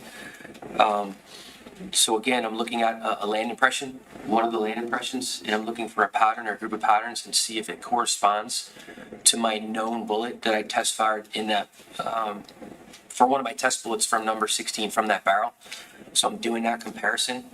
And then what I'm looking at is those corresponding marks between bullet number 17 against one of my test bullets that I fired in bullet number 16. And I'm seeing those corresponding marks. So what that's telling me as an examiner, seeing that level of agreement, would be that bullet number 17 was fired in the same bullet, my test fired bullet out of that barrel, number 16.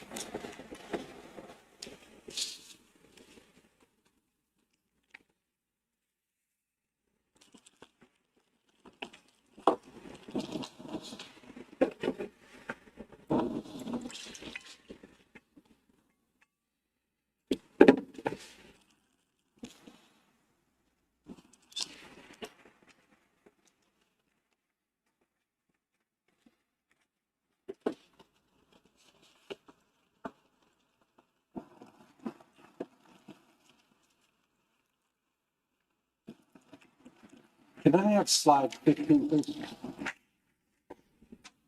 Now, what are we looking at here? So it's the same bullet, bullet number 17, and then I compared it again to that same test bullet that was fired in that barrel, mark number 16. And this is another land impression. So there's 6 land impressions on this bullet, and this is a different land impression where I'm finding that agreement between bullet number 17 and that test bullet that I used that was fired in number 16. So it's just another area of agreement on that bullet that I'm using to make an identification. So now there's 2 land impressions that you're finding that type of agreement. Okay. So there we're talking about, those last 2 photos were test bullets fired using this barrel number 16. Correct, and comparing them to bullet number 17. Which is one of the 5 bullets from the Colts Neck scene. Correct. Now, can I have slide 16, please? Now, what are we looking at here? So here is I'm looking at cartridge case number 13, and I'm comparing it to a test cartridge case that I fired in that SIG gun, number 15. So on the left side is a test fire from that gun, and I'm comparing it to the cartridge case number 13. And specifically what I'm looking at is that firing pin drag mark. What that firing pin drag mark is, when that firing pin hits that primer to detonate that primer, when that slide comes back and the pressure drops, that pin's not getting in a way out of the way in time, so it's dragging across a portion of that primer, and it's creating these firing pin drag marks. So again, within that firing pin drag mark, I'm looking for a pattern or a group of patterns, and I found a pattern, and I'm comparing that pattern to the pattern that's on that test fire cartridge case that I fired in that SIG gun number 15. And again, you're seeing those corresponding marks. And what that's telling me as an examiner, that these two cartridge cases, based on that firing pin drag, they were fired in the same firearm. So number 13, my unknown, I compared it to my known, which I fired in that one SIG gun. I'm seeing those corresponding marks, and that's telling me that number 13 was fired in the same gun as that submitted gun number 15.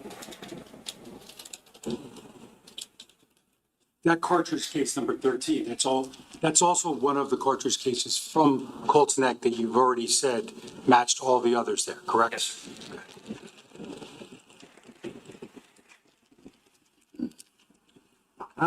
Can I just ask you on slide 16, does it indicate the level of magnification there? 28 times. Okay. Now, can I have slide 17? Now, what do we see here? So number 17, this is a picture of a snapshot of the firing pin impression. So again, I took number 13, my unknown, and then I compared it to one of the test cartridge cases that I fired in that same gun, that gun number 15. And I'm seeing agreement within that firing pin impression again, and that's telling me that number 13 was fired in that gun number 15. I'm comparing my unknown to my known sample from my test fire. Can I have slide 18, please? What are we looking at here, sir? Again, this is I used cartridge case number 13, and I compared them to another cartridge case, another test fire cartridge case that I fired in that gun, number 15, and I'm looking at those breech face marks. And again, I'm seeing a corresponding pattern on number 13, and I'm comparing them to the pattern that I found on one of the test fires from number 15, and I'm seeing those corresponding marks. And again, what that is telling me that, again, number 13 was fired in that cartridge case that came from gun number 15. And is it your expert opinion that all of those cartridge cases that you previously examined and compared to one another, that they all came from that gun number 15? Yes, sir. Just to be clear, when we talk about gun number 15, Is this S-193? S-193, yes, our number 15, sir.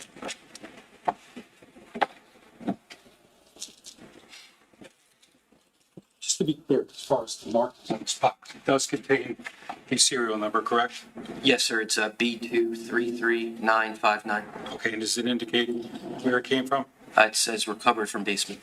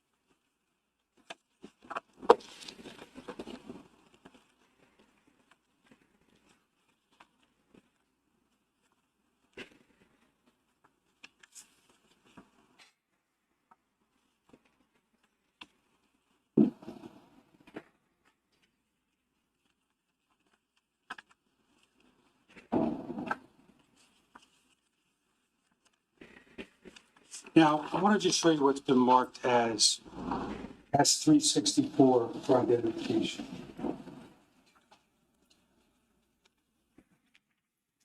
You recognize that? Yes, sir. And what is that? That's another cross comparison that I did. Okay, well, what is it that you were cross-comparing in that report? So what I cross-compared was bullet cartridge mark number 10, and that was in our laboratory number C18-10138. And I compared that against one of the test cartridge cases that were discharged in that Sig Sauer semi-automatic pistol, serial number B233959. And if you look back at your earlier receipt, can you tell us what NJSP 10 is? GSP would be that live or unfired cartridge case.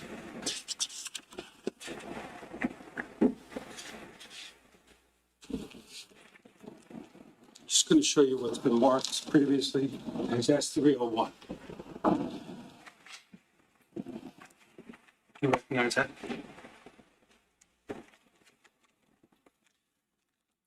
State Exhibit S-301, it's R item number 10, and it's a 9mm Luger caliber metal jacketed bullet cartridge, head stamp 10, GFM 10.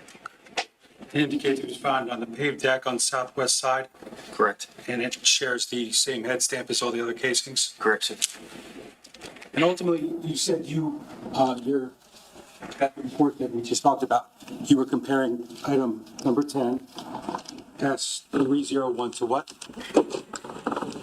It's item number 10 from one of the test cartridge cases that I fired in that SIG semi-automatic pistol, serial number B233959. Can I have slide 19, please? What are we looking at there? So this is one of the test cartridge cases that I fired in that gun, and I compared it to that bullet cartridge number 10, and we're looking at that extractor mark again. And again, I'm looking at the corresponding marks from the extractor marks from both the test cartridge cases to that bullet cartridge cases, and you can see the agreement corresponding marks. What that's showing me as an examiner that bullet cartridge number 10 was chambered in and extracted from that firearm at one point in time. Okay. And can I have slide 20, please? What are we looking at here?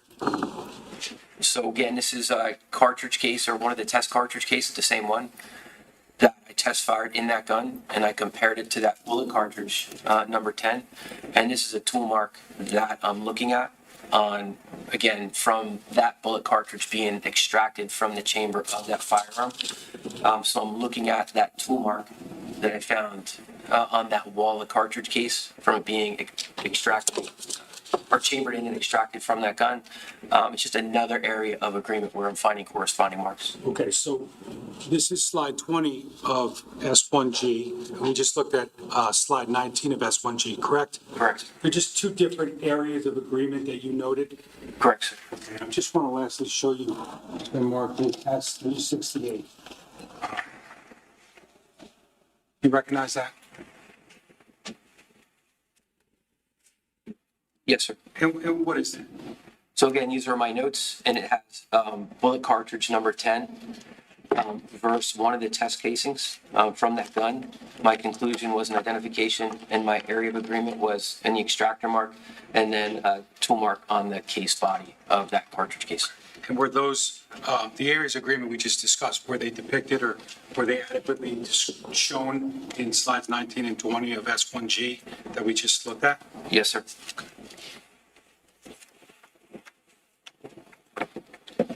And again, ultimately, the conclusion was that your state police item 10, the live round, was chambered in and extracted from this firearm, state police item number 15.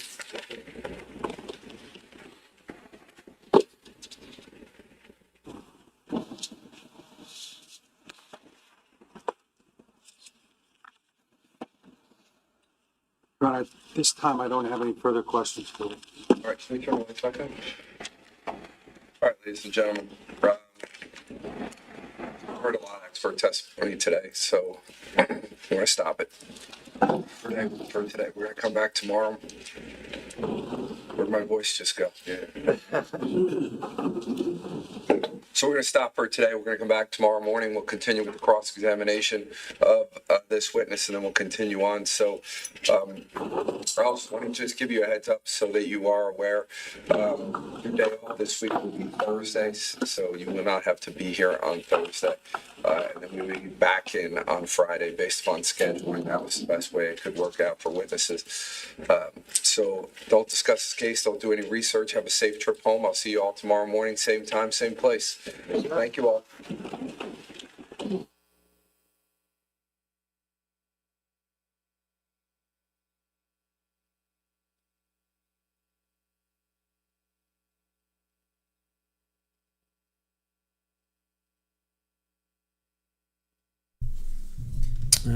right, just want to make sure that they don't come back on the record.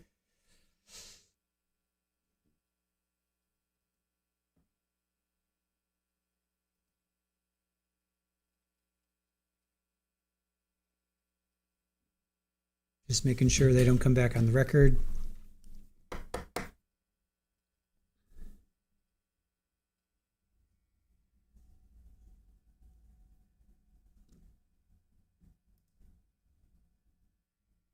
Who's trying to identify?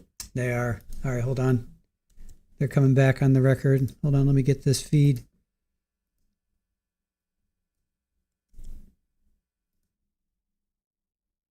So we have to in 7 on page. Sorry, guys. That was loud. Sorry. Let me just rewind a little bit. So they did come back on the record.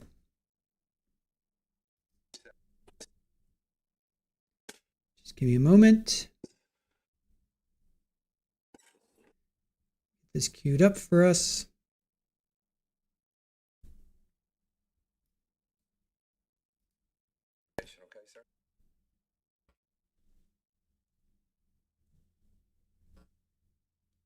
Okay.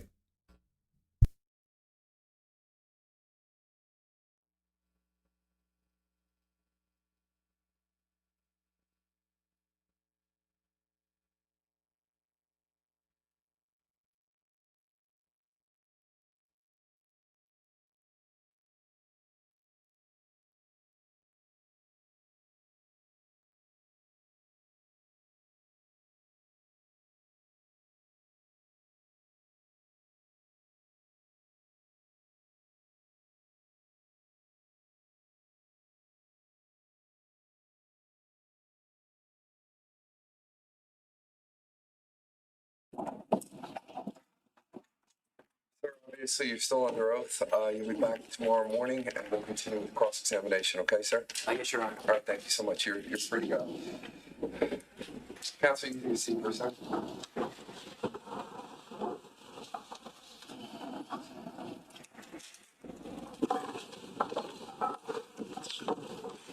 Just get one thing. I'll be right back.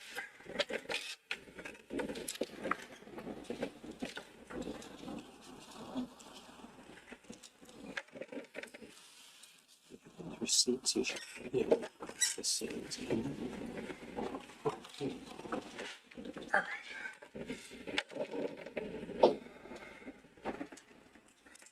This is not a formal charge conference, but the attorneys and the court have gone back and forth as it relates to the jury charge, especially when it was previously scheduled for trial in September. We've gone through a couple of drafts. We are now embarking on draft number 4. As mentioned a little bit earlier, this was the court had requested for these input from both counsel to provide any other edits and or any additions or deletions that they may have to the charge. I did receive something from the state. The defense then added their thoughts as to the charge. I have that. What I'm asking for now, if the prosecutor, if you've had time to take a look at where we are with the charge, and if you have any other concerns, if not, I would put this in a draft form number 4, send it back to you in this version. I have some minor things that I would take a look at myself, but I just wanted to hear from the state first. Judge, I looked at it previously, but I printed it out over lunch. Okay. Was trying to identify the areas. We would just have to, since on page 9, add Michael Abraham in the expert portion. Let's go back. So we have to, in 7, on page 7, I think we need to add the stipulation. Yes. From Petrozzillo. We also had a stipulation with Paul resigning from the trust. Yes. So we need to put that in there, and also the stipulation regarding certain business records, correct? Yeah, those are the two, correct? I believe it. Right, the Business Petrozello records and the and- trust are the same one. Yeah, that's what. Okay, as long as we're good with that there's nothing else there. I did advise the state via email, there's a third stipulation that, or something maybe potentially we'll discuss with them and then we'll Sure. revisit it. Okay, we can always add to it. All right, so, and I know you probably can't see it from there. I know I wouldn't be able to see it if I were you. But I believe, the stipulation that both sides have agreed to as it relates to Petrozello. So you guys can take a look at it if you want. But do I have the other stipulation? Not the one that may come up, but the other one. Dealing with, The business records. yeah, the business records. No, I think the way it was discussed previously, Mr. Murray drafted it, we've looked at it, we certainly agreed with it. I think we had discussed previously that it might not need to formally be read, correct? Because I don't know that every business record came up.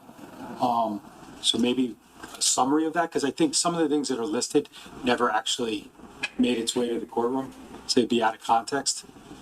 Look, I mean, I'm sorry, Mr. Murray, you talk first, and then I'll tell you what I was going to say. Yeah, I'm sorry, Judge, but I was just going to say, like, it was really a stipulation to the admissibility of evidence between the parties rather than a stipulation about facts that were before the jury. So my impression of that would be, it is not something that needs to be within the charge itself. Mr. Decker's right. Many of those records were not even referenced over the course of the trial. It was just about them being trustworthy in the sense of being kept in the regular course of business. Okay. Well, if we want to leave it alone, I can leave it alone. Or what we could do is, after the state moves in its evidence, if at that point, now we're looking at the evidence all at once, if there's something there, then at that point, the defense can propose something to me.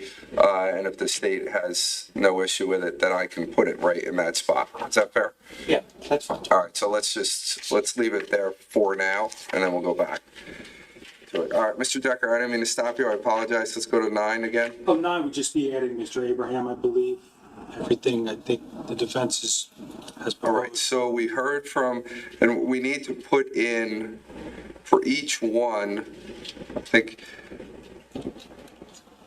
we just have to confirm. I have to look through my notes exactly the way that each expert, how they were titled. Yeah, I was going to say, I didn't remember, I don't have any notes on Lindsay Sani. Lindsay Sani, Catherine Korecki, and there was one more. Erica Hunger. Okay. That's exactly the notes that I had. So good, we're on the same page with that. Obviously, we'll add Judith Link. And then if, again, assuming that if the defense has an expert, if they decide to call, then we would add that also. Okay. So we'll make that change. Page 10, I'm going to take the underline out. There's no reason for that to be there. You all look at that. I'm not even sure why it was underlined. But I just think in one of the earlier drafts, things that were added were underlined. That might be why. that may be why. Okay, all right, fair. So we're going to take that out because I don't want there to be any issue there. Page 11, good with witness pretrial prep, because it's in highlight, and there's no, I don't see anything from the defense, so we'll add in, it's just the prosecutor's names and the 2 leads. We'll clean it up to make it look a little bit better, but Right, I mean, I don't know what the cross-examination of any defense witnesses will be, but obviously that. both sides of it.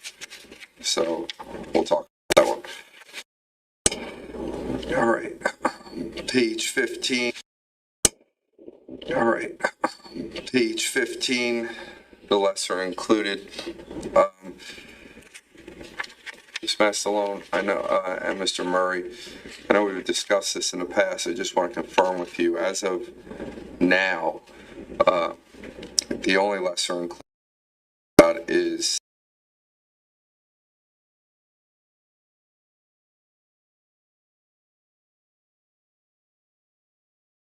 All right, this feed is having issues again. Hold on. This feed is having issues again. Just give me a second. Let me go back. Let me go back here. Just a moment.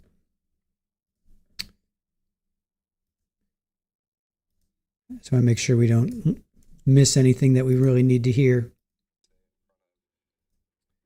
So let me go back. Let me just go back just a bit.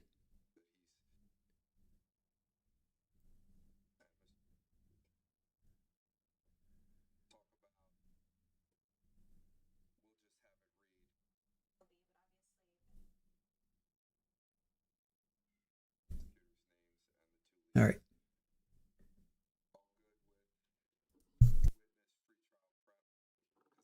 highlight, and there's no, I don't see anything from the defense, so we'll add in, it's just the prosecutor's names and the two leads.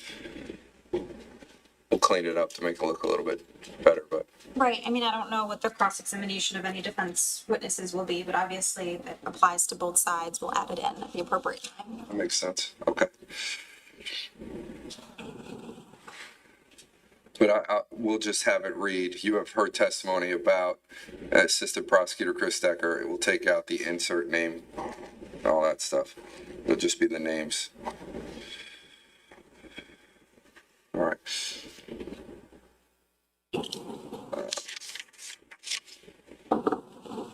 We'll talk about line 20 a little bit more later. Let's just leave that for where it is. But we know that you want it, and we have that charge. So we have both sides of it. So we'll talk about that one. All right. Page 15, the lesser included. Ms. Mastalone, I know, and Mr. Murray, I know we've discussed this in the past. I just want to confirm with you, as of now, the only lesser included that we're talking about is the arson to an aggravated arson. There's no other requests for any other lesser included. Is that correct? As of right now, no, Judge. Okay. That's something that, as we get into next week, that I'm going to ask for you to make sure that you've spoken to your client about that. And I'm going to ask him that question on the record to make sure that he's comfortable with that. As long as he's good, also, then we'll be good on that. But again, that's, you let me know on that. As I mentioned, and also to say it in front of Mr. Caneiro. Mr. Caneiro, you've read this, the jury instructions, right? Okay. All right. So just for the record purposes, the way that the court's going to read the murder charges, counts 1 through 4, it will be, I'm going to read it once for all 4 of the alleged victims here, and I will go down and I will go through count 1, count 2, count 3, count 4, so it's very clear to the jurors. What I will do when it comes to this, which is not normally what we do, is when it comes to counts 1 through 4, because we have the issue of the secondary questions, if the jurors were to find Mr. Caneiro guilty of any of the 4 counts of murder, there's subsequent questions that need to be answered. So I'm going to show them the verdict sheet at that point just to talk about this area, and then I'm going to take the verdict sheet away from them so that they don't focus on the verdict sheet instead of focus on what I'm saying. So just, does anyone have any issue with me doing it that way?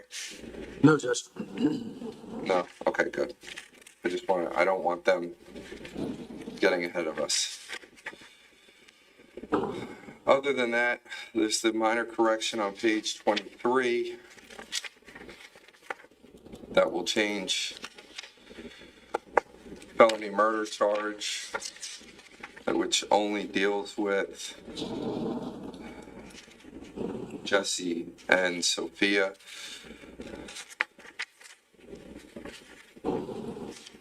It'll be read once. And again, we will take out the underlines. So there's no emphasis anywhere in this.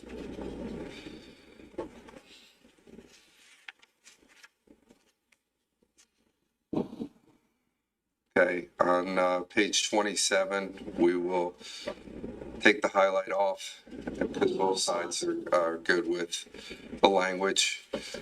So thank you both for agreeing on that.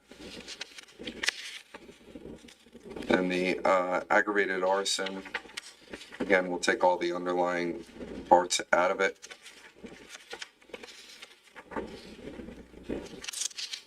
And then we'll go into the lesser included of arson.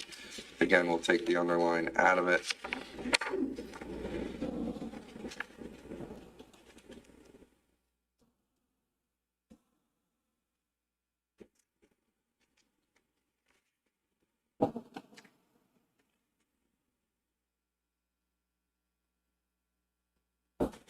As it relates to the possession of a weapon for unlawful purpose in count 9, which includes all 4 victims,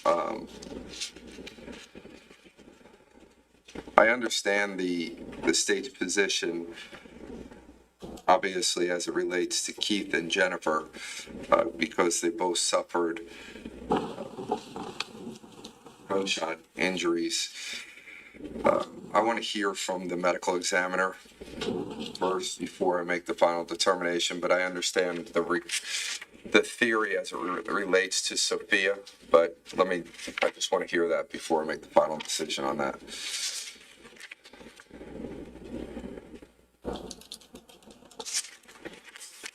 Okay.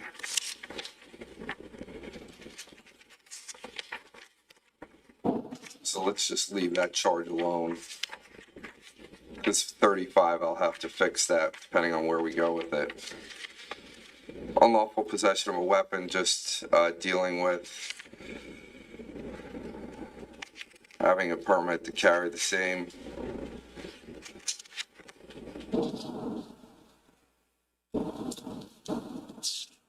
Talk about, in this case, defendant legally carrying or legally having guns in his home. Is the state alleging that he does not have a permit as it relates to the gun used in this case? The item number 15? I think that's why the language was changed to permit to carry as opposed to possess. Because he has permits, not permits to carry. Okay. All right, well, I'll wait to hear as to count 10 because as it relates to the elements of that charge.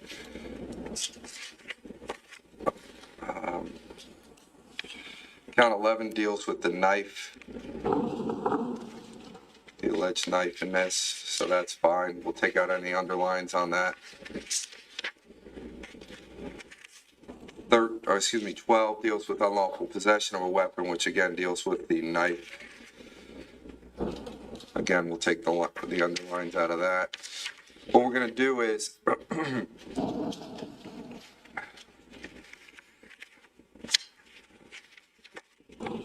me say this. As it relates to count 11, possession of a weapon for unlawful purpose, the exhibit number is what number for item 15? Just remind me, 306? Is that what it was? I just want to add that into the... 193, Judge. 193, I'm sorry. So it's exhibit, that's what you're alleging in count 11? 193? No, this is the knife, no. Not 11, I'm sorry. Count 9. Yes. Okay. 193.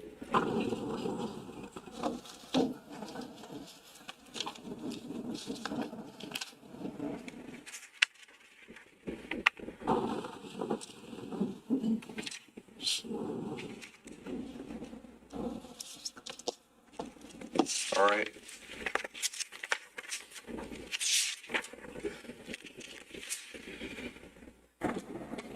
Count 10, I'll just put it in here for now. Again, it'll be addressed later, 193.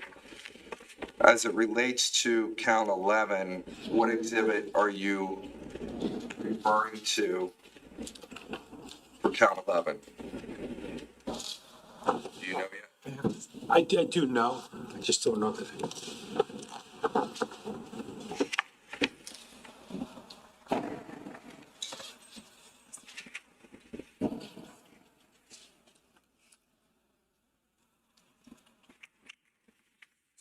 S313.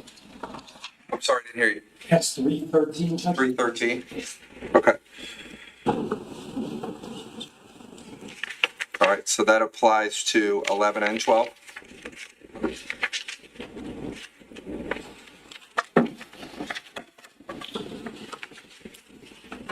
Yes, Judge, I believe so.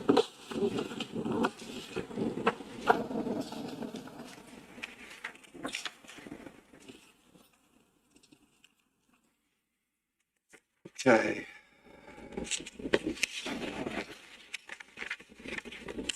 Okay. This just goes to show that I missed page 43 where you're alleging 316. Yeah, I know. That's why I walked back over there. I wrote 316 in the charge, but it's 313 on the list. 313? 313. All right, so I'll change. I think our list change after I tweak this, maybe. All right, so it's 313. We'll fix that. 313. And when you say and or another knife, you're just not saying which one that is? Correct. Okay.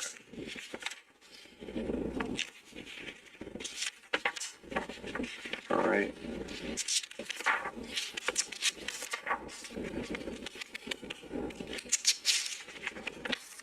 So no issues with the additions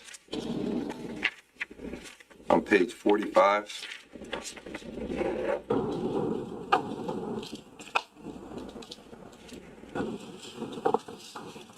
I didn't see any issues with that, Judge. Yeah, Ms. Barcelona, I'm assuming that if she disagreed, you would have put that in blue next to, on page 45, right? Correct, Judge. I think that's been in there for a while.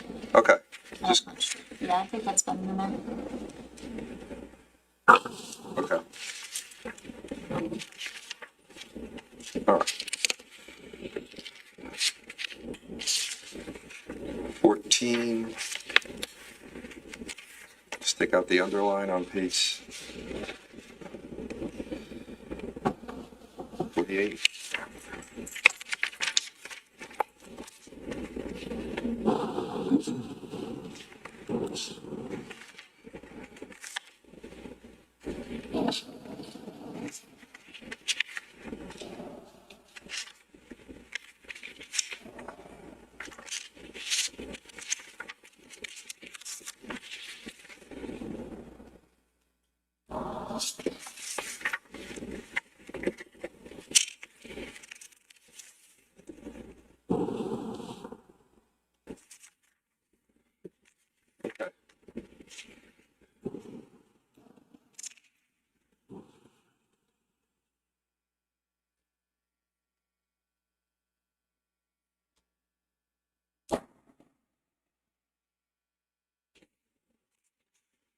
I normally don't add anything about sidebar.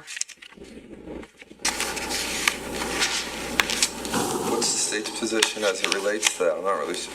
I mean, obviously they know that I have to make decisions outside their presence as it relates to certain issues, but go ahead, I'll hear it from you. I've just never seen it before. I don't know that it's necessary. So I'd be a little nervous to add something that is not contemplated in the model. Yeah, I'll look at it again, but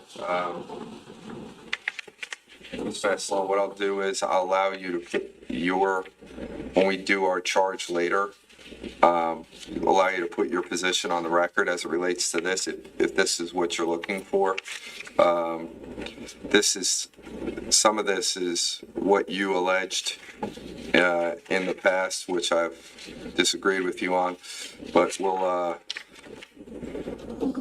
put that on the record so that you have the opportunity to protect the record as you see fit.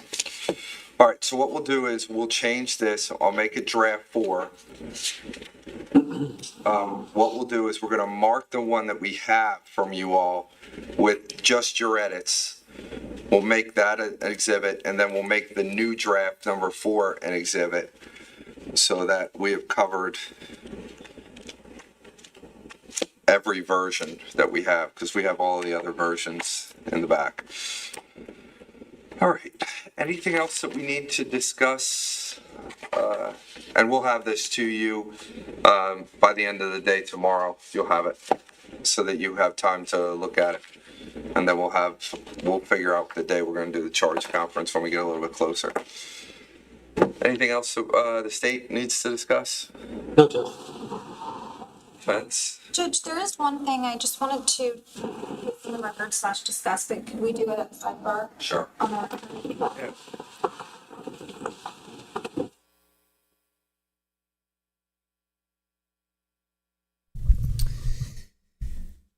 All right. So it's not an official charging conference, which is just them going over the jury's instructions and the charges and jury instructions. So they call that the charging conference. So they're not officially doing that, but I think I'm getting a sense that state's gonna rest. I think maybe that's why we're off Thursday. I'm just gonna go out on a limb right now. I think the state's going to rest tomorrow with the medical examiner. And then the defense had some scheduling issues. Remember, they said they had some scheduling issues last week with this coming week. So I'm going to go out on a limb and I'm going to say state's going to rest tomorrow with the medical examiner. They're going to take Thursday off, and then the defense is going to come back Friday.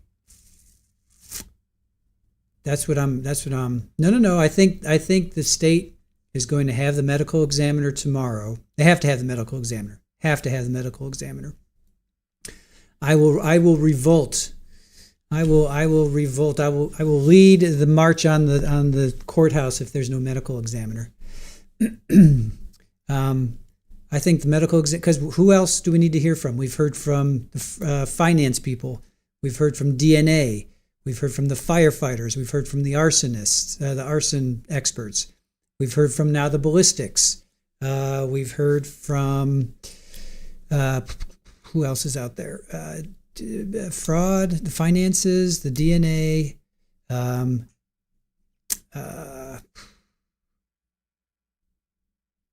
arson, ballistics. Oh, GPS. We've heard from GPS and cell phone data. We've seen video. The surveillance. Yeah, I think it's the medical examiner. That's it. And then mic drop it. 4, they're going to go through, I'll probably save Sophia for last. That's going to be an image, right? That's going to be an image, a lasting image for the jury. Yeah, the squeegee revolt. Exactly. What about Corey? We go back and forth with that. We go back and forth with Corey. What can Corey bring to the table? What can he say? He can introduce. That would be a mic drop too, but I think the medical examiner would be stronger. I think the medical examiner, because what can Corey bring was it an email, right? Didn't he showed an email to law enforcement? I think you guys were saying that earlier, and I don't remember that. I'm trying to remember what Corey told law enforcement. See, this is where I have so much in my mind. I don't quite remember what Corey told law enforcement. It should be like, let me see if and I got Super Bowl right here, literally. Oh, hi. Well, hi. Yeah. Yeah. Hi. What's up, kiddo? She's like right in my grill here. Yep. See hello. Hi. Yeah. That's a good girl. Oh. Yeah, Super Bowl. Matt, the GPS, so cell phone, so more cell phone and GPS, so they weren't able to get any data from his SUV, and they did show that it was the text messages. I guess I should have said digital data. I should have said digital data instead of GPS. So to me, GPS is tied into the digital data. So they weren't able to get any data from his SUV. They didn't say why. They didn't say it was unplugged. They didn't say it was factory reset. They didn't say anything. They just said that they couldn't get any information from his SUV. So digital data, meaning he left his cell phone at home, the text messages between the two brothers, Keith texting, 3:15, 3:16, 3:18, all that. Paul's Apple Watch, Dreamhorse says. Chat's brought up Paul's Apple. Did he have an Apple? Did he have an Apple? Did he have an Apple Watch? Corey's doing his best trying to keep companies up and employees working. Yes. Yeah, I think we've heard from everything. We've heard from everybody but the medical examiner, in my estimation. I can't really think of anybody more or anything more. Maybe more ballistics, maybe, but this guy's pretty solid. He's pretty much matched the weapon, the firearm, the bullets that were found on scene. He's matched them to Paul. Now, what the defense is going to say, well, prove that. No, hold on. Are they coming back? Hold on. We'll start back up tomorrow morning at 30. Thank you, everyone. Thank you. So you can take my copy. Put everything that was said. You guys know what to do if you want. Yeah. But we have to preserve. All right, so now they're done. So the defense is going to say the same thing that they said with the SUV. The defense is going to say, well, it was the windows were tinted. How could you know who was driving, and then how many people were in the SUV? So the defense is going to say the same thing, I'm sure, for the ballistic match. Well, how do you prove that Paul actually pulled the trigger? Can you prove it? No, you truly can't. You can't. There's no video, there's no audio, so you can't really prove that he pulled the trigger. But what are you doing? What are you doing? No, get down. Come on, get down. No. You should not be doing that, sir. Thank you. All right. Rebellion in the ranks over here. So defense is going to do the same thing. I would expect them to do the same thing. I would expect them to be like, "We'll prove that he pulled the trigger." So, all right. What else?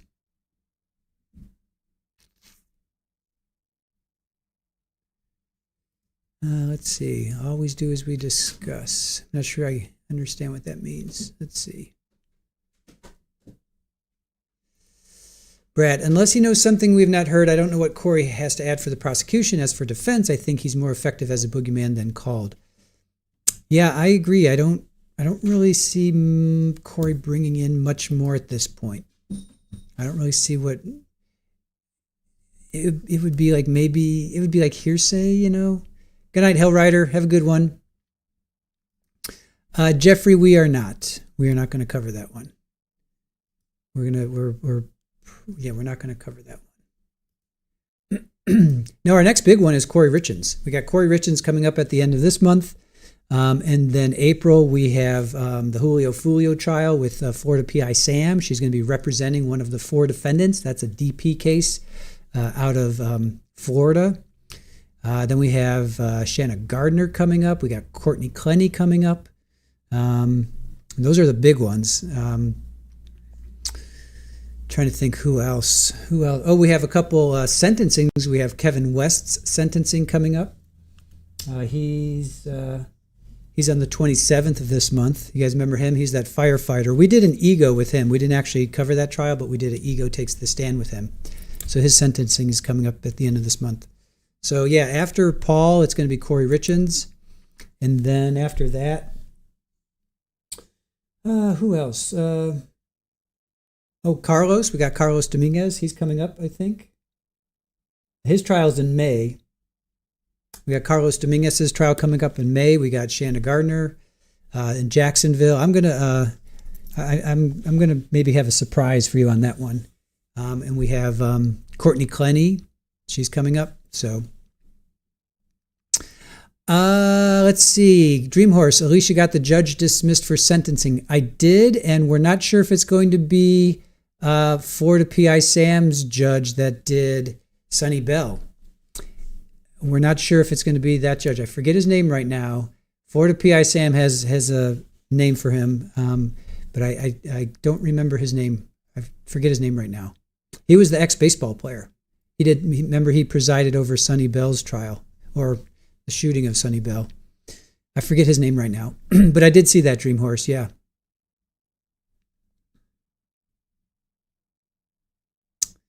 All right, Richard, go and cook. Sherry, I want to thank Chris, Aaron, and all the mods before we sign off. Still here, though.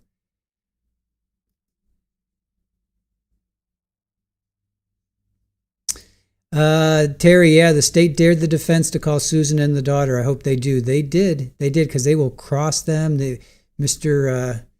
Oh gosh, what's his name? Forgot his name. Decker, Mr. Decker. Christopher Decker was like, oh, I would love the chance to cross-examine them. Yeah, I really want to do the Rex Human? Yeah, Gilco Beach. Oh, I would love to cover that one. But, New York has the capability. They just don't do it. They have the capability of streaming trials. They just don't do it. And I'm really kind of bummed. Jeffrey, yeah, Raul. We got Raul Valley coming up too, if he does go to trial this year. Because Raul couldn't afford another attorney. So he was kind of scrambling around. Kevin Smith, we kind of talked to Kevin a little bit. Aaron talked to him a little bit, and he doesn't know why other than just finances. That Raul just didn't have the finances. Alice, much love to you, C. Gilmore. Yeah, I would love to do Rex. That would be a really interesting trial for sure. Even if Corey were a co-conspirator, I don't believe for a second he was. It wouldn't diminish Paul's guilt. Agreed. Jazz DX. Linda says, excuse me, I don't think defense would call Corey. It would blow their reasonable doubt narrative. I don't see them. I don't see them. I don't see them calling him. Red Snap, catch you on the side, guys. Love to you all. I hope you feel better, Red Snap. Right? I hope you're feeling better. Jeffrey, when is Nick Reiner's trial? Well, he's got new lawyers, even though there really wasn't. It's only that wasn't a big deal that Jackson begged off of that. I don't know. We'll cover that one. That'll probably be next year. But we'll cover that one. I would like to. I would like to cover that one for sure. Is Care Bear with us? Where's Care Bear? Did I miss Care Bear coming in? There you are. Hey. I guess you guys are answering her question, I should say, or their question. I'm thinking Charlie, the Charlie question. Yeah, both sides made their arguments, change of venue issues, some evidence that was excluded. Court's going to rule later. Thank you, Brat. That pretty much sums it up. Judge Fuson, yes. Thank you, Barry. Yep. The 4-5, Sunny Bell, Judge Fuson. Yep, that's it. Thank you for that, Barry. And yeah, the Care Bear, it was 20 minutes for both sides, but the judge, it was a 3-panel judge, and they allowed, I think, an extra 6 minutes. So it was 20 minutes for each side, plus an extra 5 or 6 minutes. So it's well under an hour. Well under an hour. You want to go check that out. Let's see here. What else? All right, C. Gilmore, have a good one.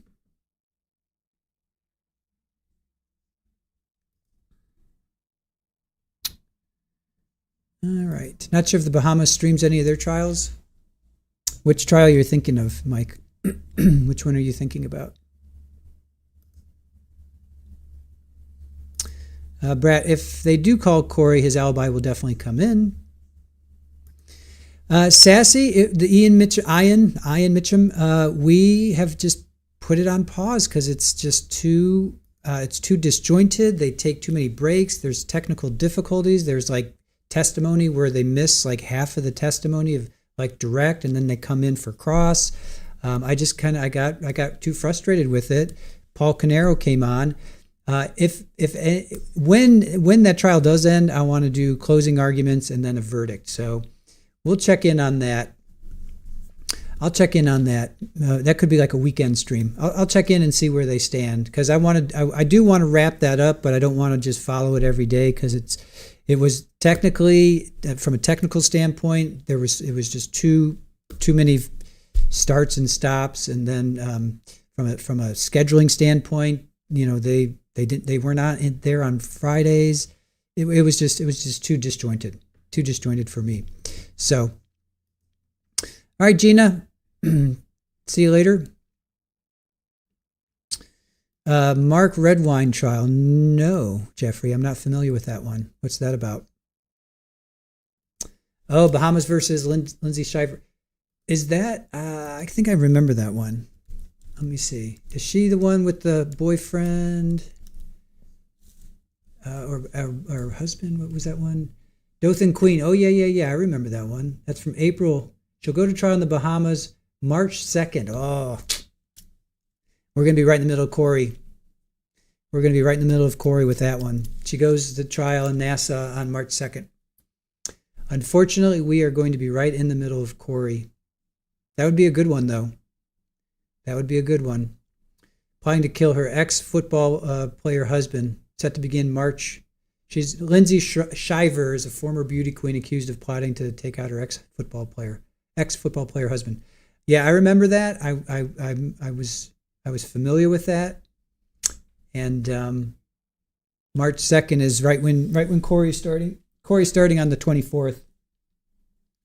So we're going to be right in the heart of Corey Richins.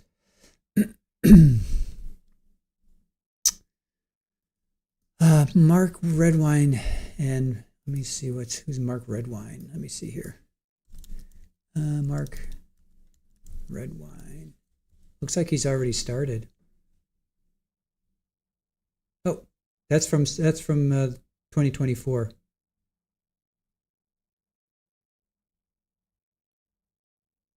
That seems like it's wait, I see it already went to, is it a rewatch? Oh geez, he beheaded his kid? Oh my, wow.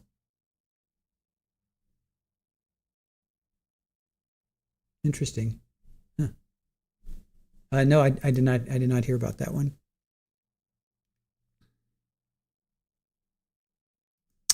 Claire, you've been waiting on the Shiver one as well. Yeah. It's gonna be right in the middle of Corey, so we're tucking in on Corey. So he was already found guilty. Okay, good. I didn't want to say anything. All right, Betty, have a good one. Barry Morphew, again, not sure there'll be cameras. Oh, come on. It was a while ago back in Colorado. Yeah, I see that. I see that. JMS, I want to see Corey Richens. Yeah, we're locked in with Corey. Oh, come on. Get out of there. Stop. Get. Go on. Yeah, we're locked in with Corey. We're definitely locked in with Corey. I know everybody's going to be streaming Corey, but we're going to have Paul Caneiro on one side. We're going to have Corey on the other, and hopefully, fingers crossed, Paul Caneiro will be over. We still have 2 solid weeks of Paul Caneiro left, so fingers crossed, Paul Caneiro will wrap up. If not, we'll dual stream.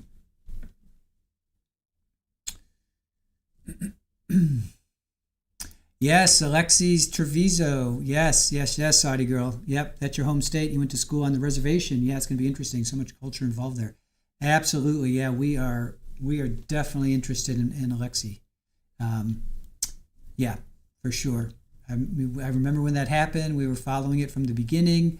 I think the state is it's still under appeals or something. I haven't checked in a long time. Yeah, definitely Alexi. That's going to be a very, very interesting trial as well. Very, very, twisted, convoluted. Claire, they are really ahead of schedule. Yeah, Claire, we'll have to talk about it on Friday. But who else can they call other than the medical examiner?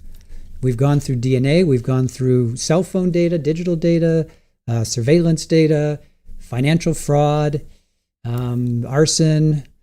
Law enforcement, right? I mean, who else is left other than the medical examiner?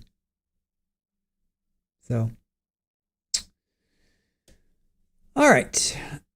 We have lots to talk about on Friday, you guys. Thursday, they are off Thursday. Don't forget, they are off on Thursday. So we'll do an ego. We're going to do an ego takes the stand. And I'll check in on Ian Mitchum. I will do a check-in on him just to see where he stands. If that's wrapping up, we'll do something over the weekend. We'll do closing arguments and verdict if that's wrapping up. So I'll check in. Thanks for that reminder. I'll check in on Ian Mitchum. So, all right, you guys, have a fantastic evening, and I will leave you with Super Ball. Hi. I got a little Super Ball here. That's for you, Dwayne. And I got Roger over there. What's up, kiddo? Roger over there. I got kitties back there. Got kitties all over the place. All right, time to go feed them and make sure that they're taken care of. Super Bowl. All right, guys, thanks for joining us. Really appreciate it. Thanks for spending your day with us. And thank you to our mods. We dual stream today, so really appreciate your efforts helping us. Barry, thank you for the notes. Jenny G, thank you for your notes. And thank you to Erin. For all that she does. She's putting together the ego for Thursday. We're going to do an ego. I'm not going to tell you which one yet, but we're doing an ego takes the stand on Thursday. So be sure to join us. And then tomorrow we pick up on day 14. Day 14, week 4, day 14, New Jersey versus Paul Caneiro. So with that, have a fantastic evening. I will again leave you with my little Pearl Eagle here. Super Ball. Make sure you guys go do something positive for yourselves. I know we watch a lot of really intense emotional stuff, so just make sure you take care of yourselves and go do something good for yourselves. All right, we'll see you tomorrow at 8:15 Eastern. Take care, guys. Bye.